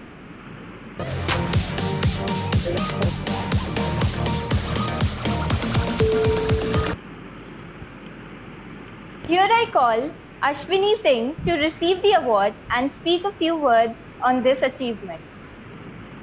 Thanks a lot, jury team, for selecting us for this award. And this award really goes to the team who has really worked hard in doing this or making it possible. And special thanks to all our 3PL partners and our transporters, with the help of whom we were able to implement this particular solution pan-India across all the sites, warehouses, everywhere. So thanks a lot, everyone. Congratulations, Ashwini. Great show. Congratulations, Ashwini. I would like to request you to switch on your video for a while so that we can capture this moment. Yeah. A big smile, Ashwini. Great work.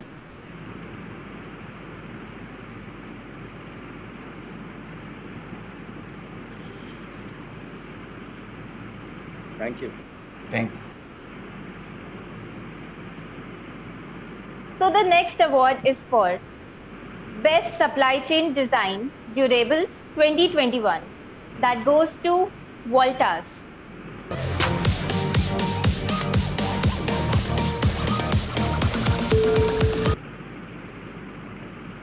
I request Hitesh Madan to receive the award and speak a few words on this achievement.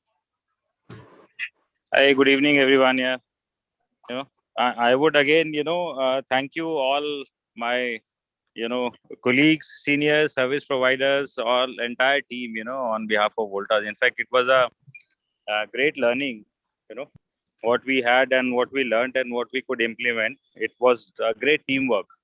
So I would like to thank each one of them, and entire fraternity, entire company support, IT department. So, and thank you very much for giving us opportunity today. It was a great show. Thank you. Congratulations. Congratulations, Hitesh. Yeah, thank you.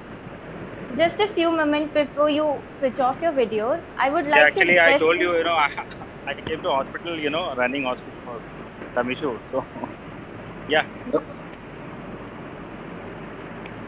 Yeah, that's a great smile. Congratulations. Thank you.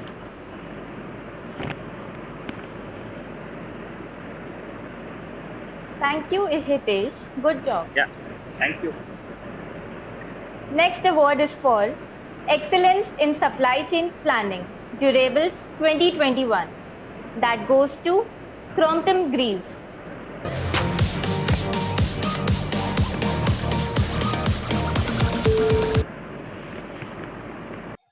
I request Neeraj Saini to receive the award and share his few words.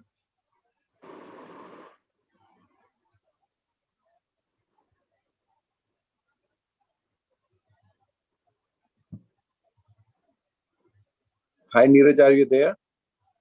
Neeraj, you're not audible. Are you able to hear me now? Yeah, Neeraj, you can just open your video if possible. Yeah. Okay. Are you guys able to hear me now? Yes, perfect. Okay, thanks. So, first of all, I would like to Just a second. Okay. So thanks everyone for this recognition on behalf of Crompton Greaves Consumer Electricals Limited. This was truly a turbulent year for everyone in the industry, but the efforts put in by the entire team, our vendor base, our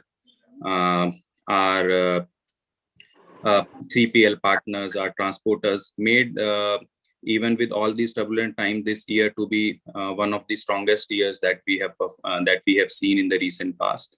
And I'm sure in the coming time, we are much well prepared to take on the challenges going forward. Thanks a lot for this recognition. Thank you. Congratulations, Neeraj. This is the biggest award given by the top leaders like you. Not easy to get this one, and getting in pandemic, I think it's a very big achievement. Congratulations. Congratulations, Mr. Neeraj. Let's capture this happy moment. I request you to smile and switch on your video so that we can capture this moment.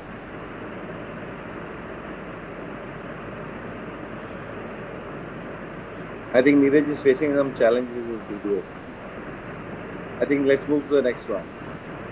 Next award is for Most Innovative Warehousing Leader of the Year, Retail 2021. That goes to Gulshan Sharma from Page Industries.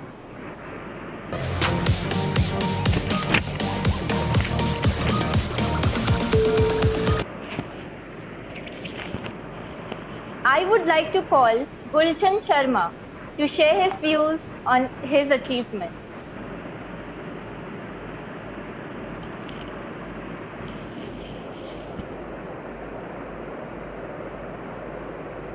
Gulshan, can you hear me?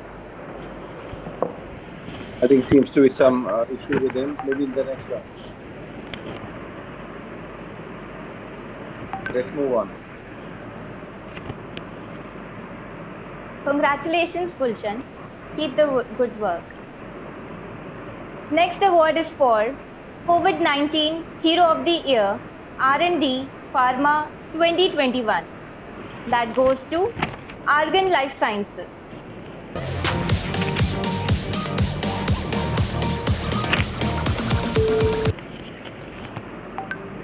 I request Shivaji Jadhav from Argon Life Sciences to come and receive the award and share your thoughts on this achievement.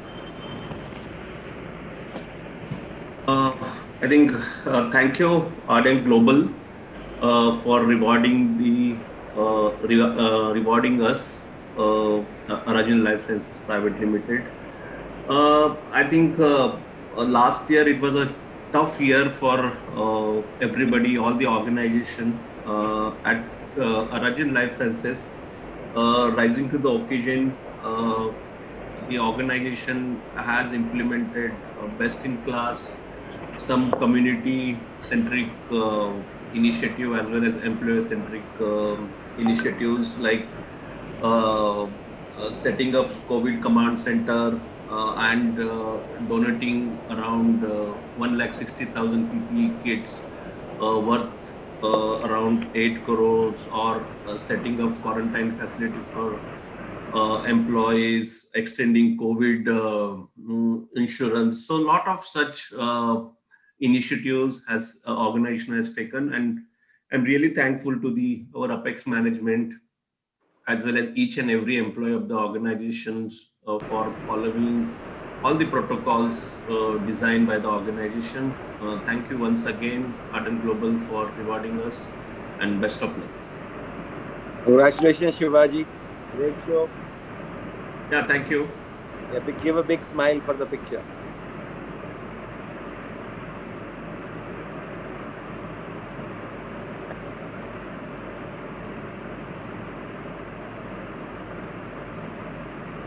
Thank you. Thank you very much. Yeah, hi Sandeep, Simran, I'm back. I have some network issue. Gulshan Sharma. Yeah, we can go back. You know that sometimes you have network challenges at home. This is a slide here. No problem. Next award is for Most Innovative Warehousing Leader of the Year, Retail 2021. that goes to Gulshan Sharma from Page Industries.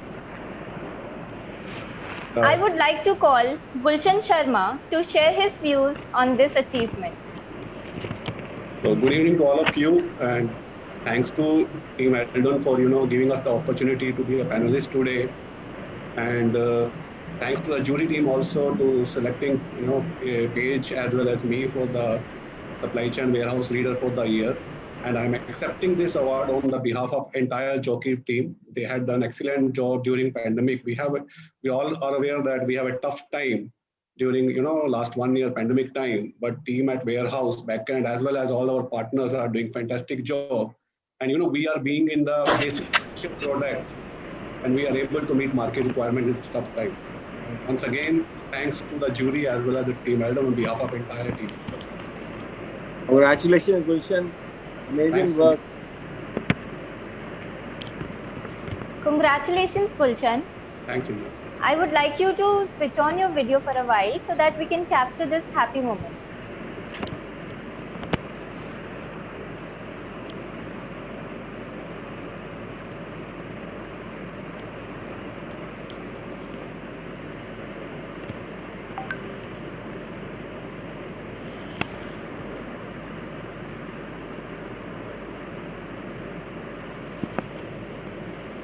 Thank you and congratulations to you. Thanks, Indra. Thanks. Next award is for Most Innovative Supply Chain Leader of the Year, Food and Beverages 2021, which goes to Sanjay Gupta from PepsiCo.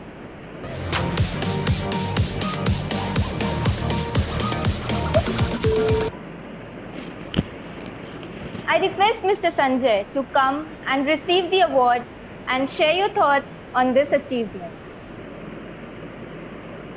Good evening, everyone. Jury and thank you all for taking some of the organizing of the event. In an era where we've gone virtual because of the pandemic. Sanjay, we can't hear you. Sorry, I am transiting. There's a poor network. Okay. So that's the reason possibly you're not able to hear me clearly. Yeah, now it's better, Sanjay. Yeah, so I'm saying since I'm transiting, hence the voice is not clear because of poor connectivity. If you can give me 10 minutes more, I should be on the base, and maybe you can postpone me and put somebody else before that. Is that okay with you?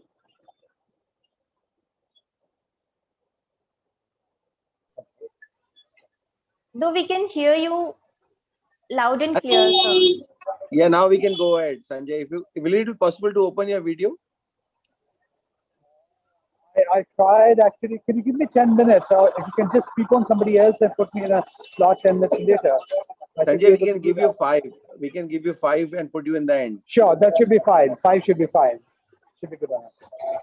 Yeah, let's move to the next one. Join back. I should join back. All right. Next award is for Most Innovative Supply Chain Leader of the Year, Durables 2021, which goes to Manoj Marya from Sony.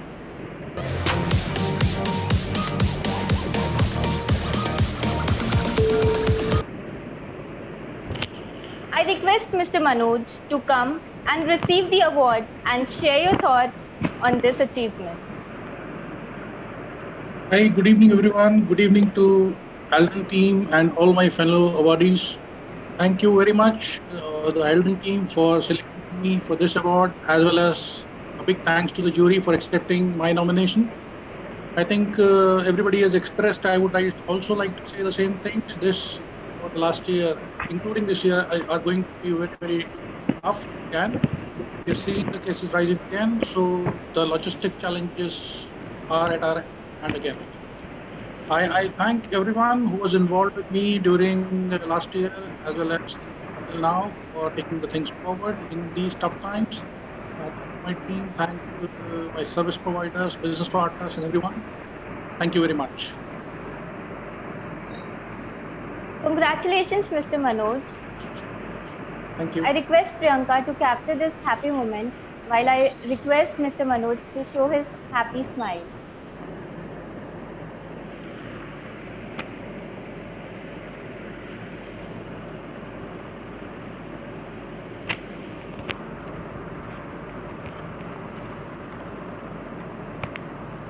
Thank you.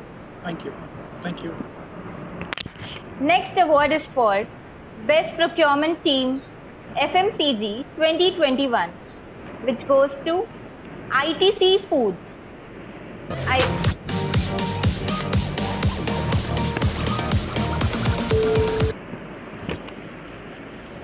I request Amit Singh from ITC Foods to come and receive the award and share your thoughts on this achievement.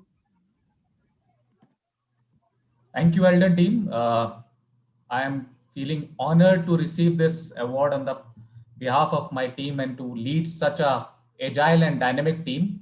The team works with only one motto: nation first, sab saath badhe. Thank you once again.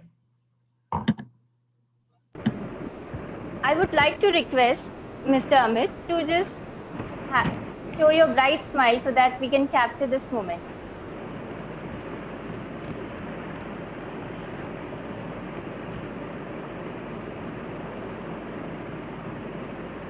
Congratulations, Amit. Keep doing well. Great work. Congratulations, Amit. You're Keep mute. the good work going. You're mute.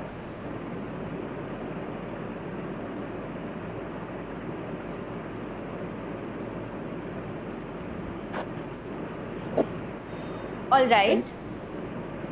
Let's move forward to the next award, which is for Supply Chain 30 Under 30, Food and Beverages 2021, which goes to Prachi Agarwal from Hindustan Coca-Cola Beverages.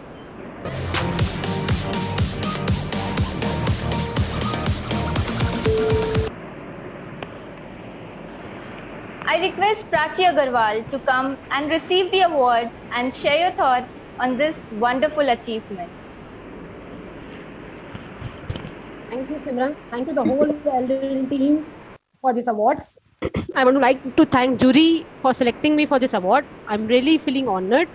Thanks to the whole Coca-Cola team for giving me opportunity to explore logistics and supply chain within my 30 years of age. Really, thanks to everyone. Thank you. Congratulations, Prachi. Great show.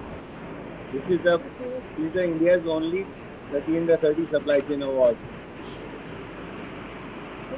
Congratulations.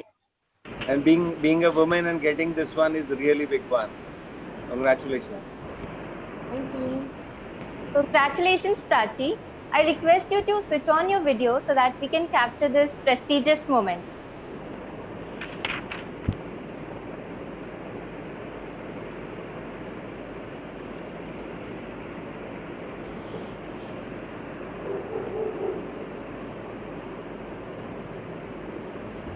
Thank you.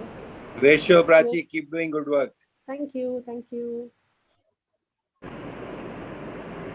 Next award is for Digital Transformation of the Year, Furniture 2021, which goes to Godrej and Voice.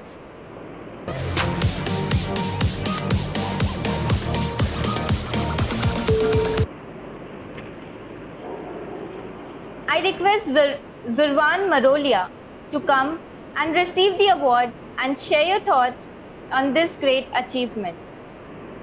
Good evening, everybody, and thank you to Team Alden for the recognition. I accept this award on behalf of my team, some of whom are present right now in this audience: Mr. N.I. Kazi, Mr. Kiran Sarode, Mr. Shijo Matthew, and the others who together with us have worked on this back at the factory, at our office.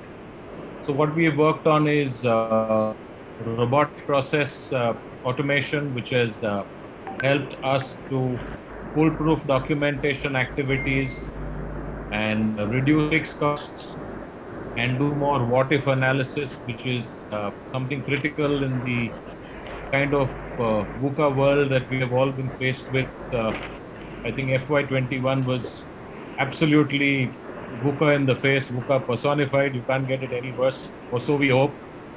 So yes, this is one of our steps in order to build a robust system that will help us sail through these choppy waters. So thank you once again for the recognition, and thank you to my team who is here in the audience today. Thank you very much. Zurvan, you can ask them to open the video. You can have a team screenshot. Kazi, Kiran, and Sijo, could you switch on your videos, please?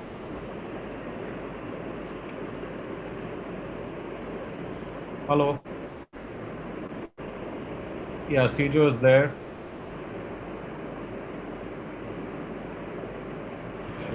Okay, I think. Okay. Yeah, I'm having some trouble with my. Yeah, Kazi's having a network problem, so he's.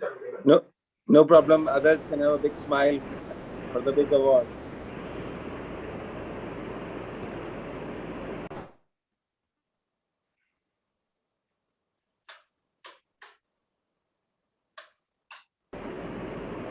Congratulations, Godrej boys and team. Congratulations for the leadership, Zurvan.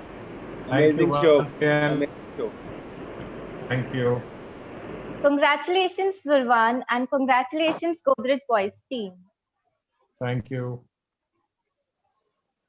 Next award is for Most Innovative Logistics Leader of the Year, Textiles 2021, which goes to Suresh Chugh from Raymond.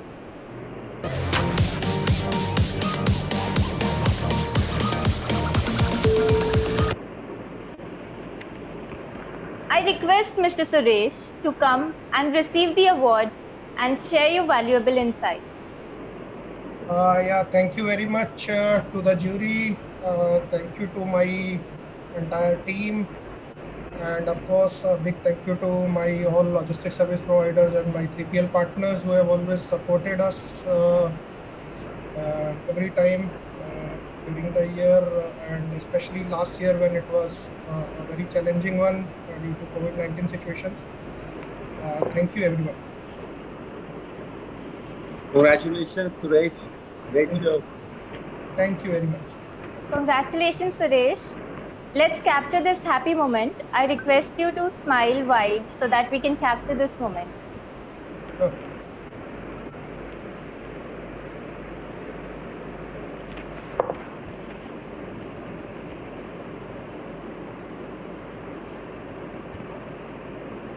All right. Let's move forward to the next award, which is for... Hi, I'm back. Sanjay Gupta here. Okay, Sanjay, just wait for a while. Sure. Next award is for COVID-19 Hero of the Year, Logistics FMCG 2021, which goes to Britannia.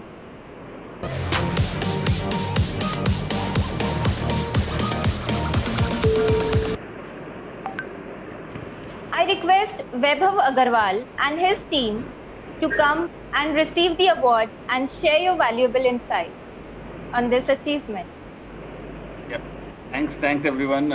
Thanks Adlin team for selecting us for this prestigious award.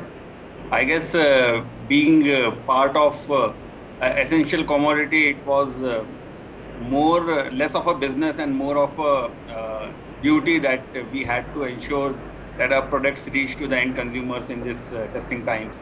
And I guess me and my team were able to do this pretty good in starting from end of March 2020 till now. I would like to thank my entire team and all business partners. I have Satyajit and Ranjan also as part of audience, so if they can also receive the award with me here, it would be good. Thanks everyone.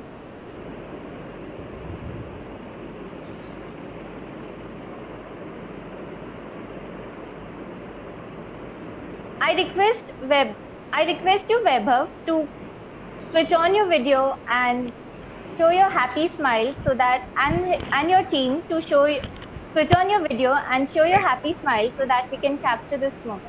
I hope you can see me because my video is on. Yes. I will request Satyajit and Ranjan also to switch on their videos. Satyajit, Ranjan.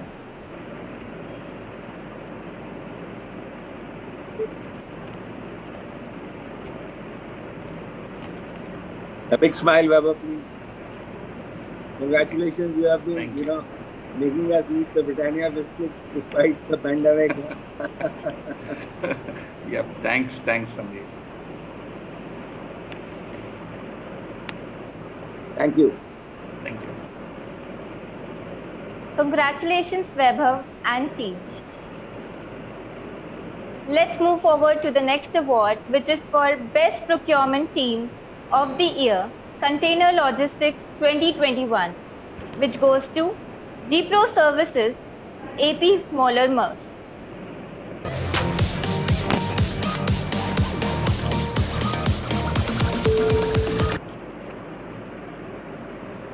Here I call Tejas and team to come and receive the award and share your thoughts on this achievement. Hi Simran, this is Tejas here. I'm not sure my team members are there or not, but maybe thank you so much for this award. I think it's one of the big achievements for GPro, because GPro being part of AP Molar Company, which is Merce organization. We have a 70% team member sitting out of Mumbai, and as we know, I think India went into a lockdown in a very early stage. It was very important for us to maintain the business continuity, and also there were a lot of constraints in terms of well-known issues in terms of crew changes worldwide across. So it was very important for us to maintain that business continuity, being part of critical services. So I think I would like to call out some names of my team members. I would say colleagues: Sudhir, Binaydeep, Aditya, Swaroop, Bhavik, and Sanjit. Without the support, this would not have been possible. So thank you so much once again. Congratulations, Tejas and team. I would like to request you to switch on your video and show your white smile so that we can capture this moment. I thought my video was on. I'm sorry.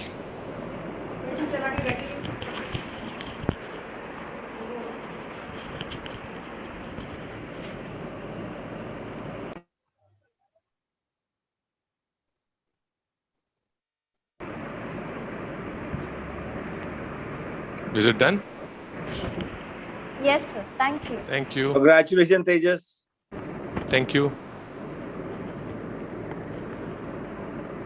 Next award is for Outstanding E-Procurement Project, Varadhari System of the Year 2021, ITC Foods, which goes to ITC Foods.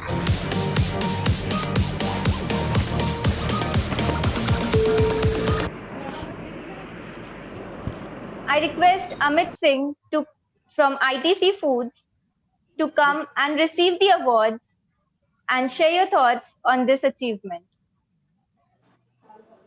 Once again, I would like to thank the entire Eldon team and my team here at ITC Foods. I would also request, I think Gaurav Midda is there in this forum. I would request him to switch on his camera. Yeah, probably this is one of the positives of COVID-19, that all of us have, progressed at a far higher speed on this digitization front.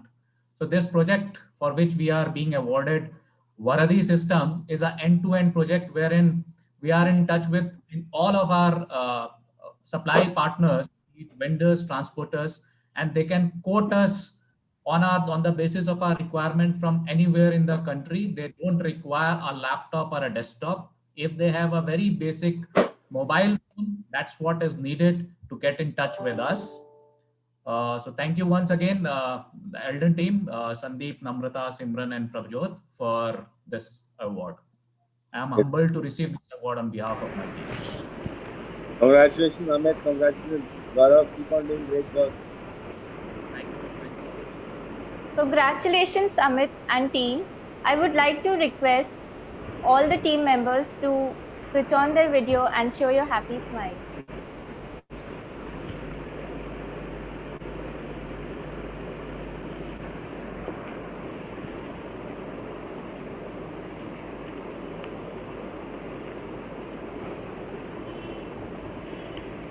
Yeah, thank you. right. Congrats again. Thank you. Thank you so much. Congratulations. Final award for the day is for the best supply chain strategy and design, Pharma 2021, which goes to IOL Chemical and Pharma.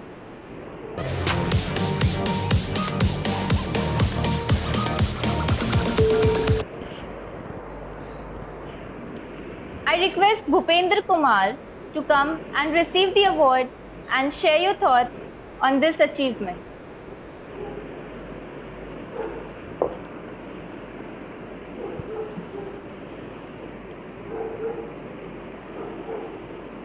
Yeah, Bhupendra, you are on mute. First of all, I would like to thanks to Eldon team and jury members for this selection. Bhupendra, And we can't see your video. We can't see your video. yeah, it's already on. Are you able to see now? Yes, go ahead. Yeah. I would like to thank the jury members and the Eldon team for this award. And regarding this award, I would like to say only one thing, that efficient teamwork and a strong association have guided IOLCP to the new heights of the success. And I would like to dedicate this award to our supply chain team. A special dedication of Saurabh has made this possible for us. And thanks a lot once again to the entire jury members. Congratulations, Bhupendra and team. Great Thank show. you. Thanks a lot. Thank you. Congratulations, Bhupendra and team. I would like to request you all to switch on your videos and show your white smile while we capture the moment.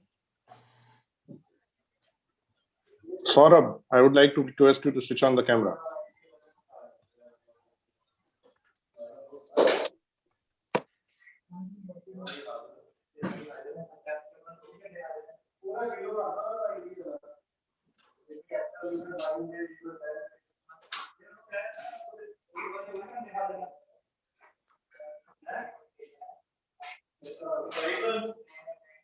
Congratulations, Bhupendra.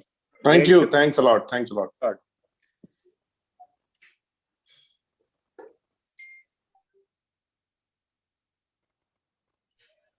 Now the final award for the day, Most Innovative Supply Chain Leader of the Year, Food and Beverages 2021, which goes to Sanjay Gupta from PepsiCo. We'll have to go back on the slide. Let's go to the Pepsi slide. Yeah, thank you. I request Mr. Sanjay to come and receive the award and share your thoughts on this achievement.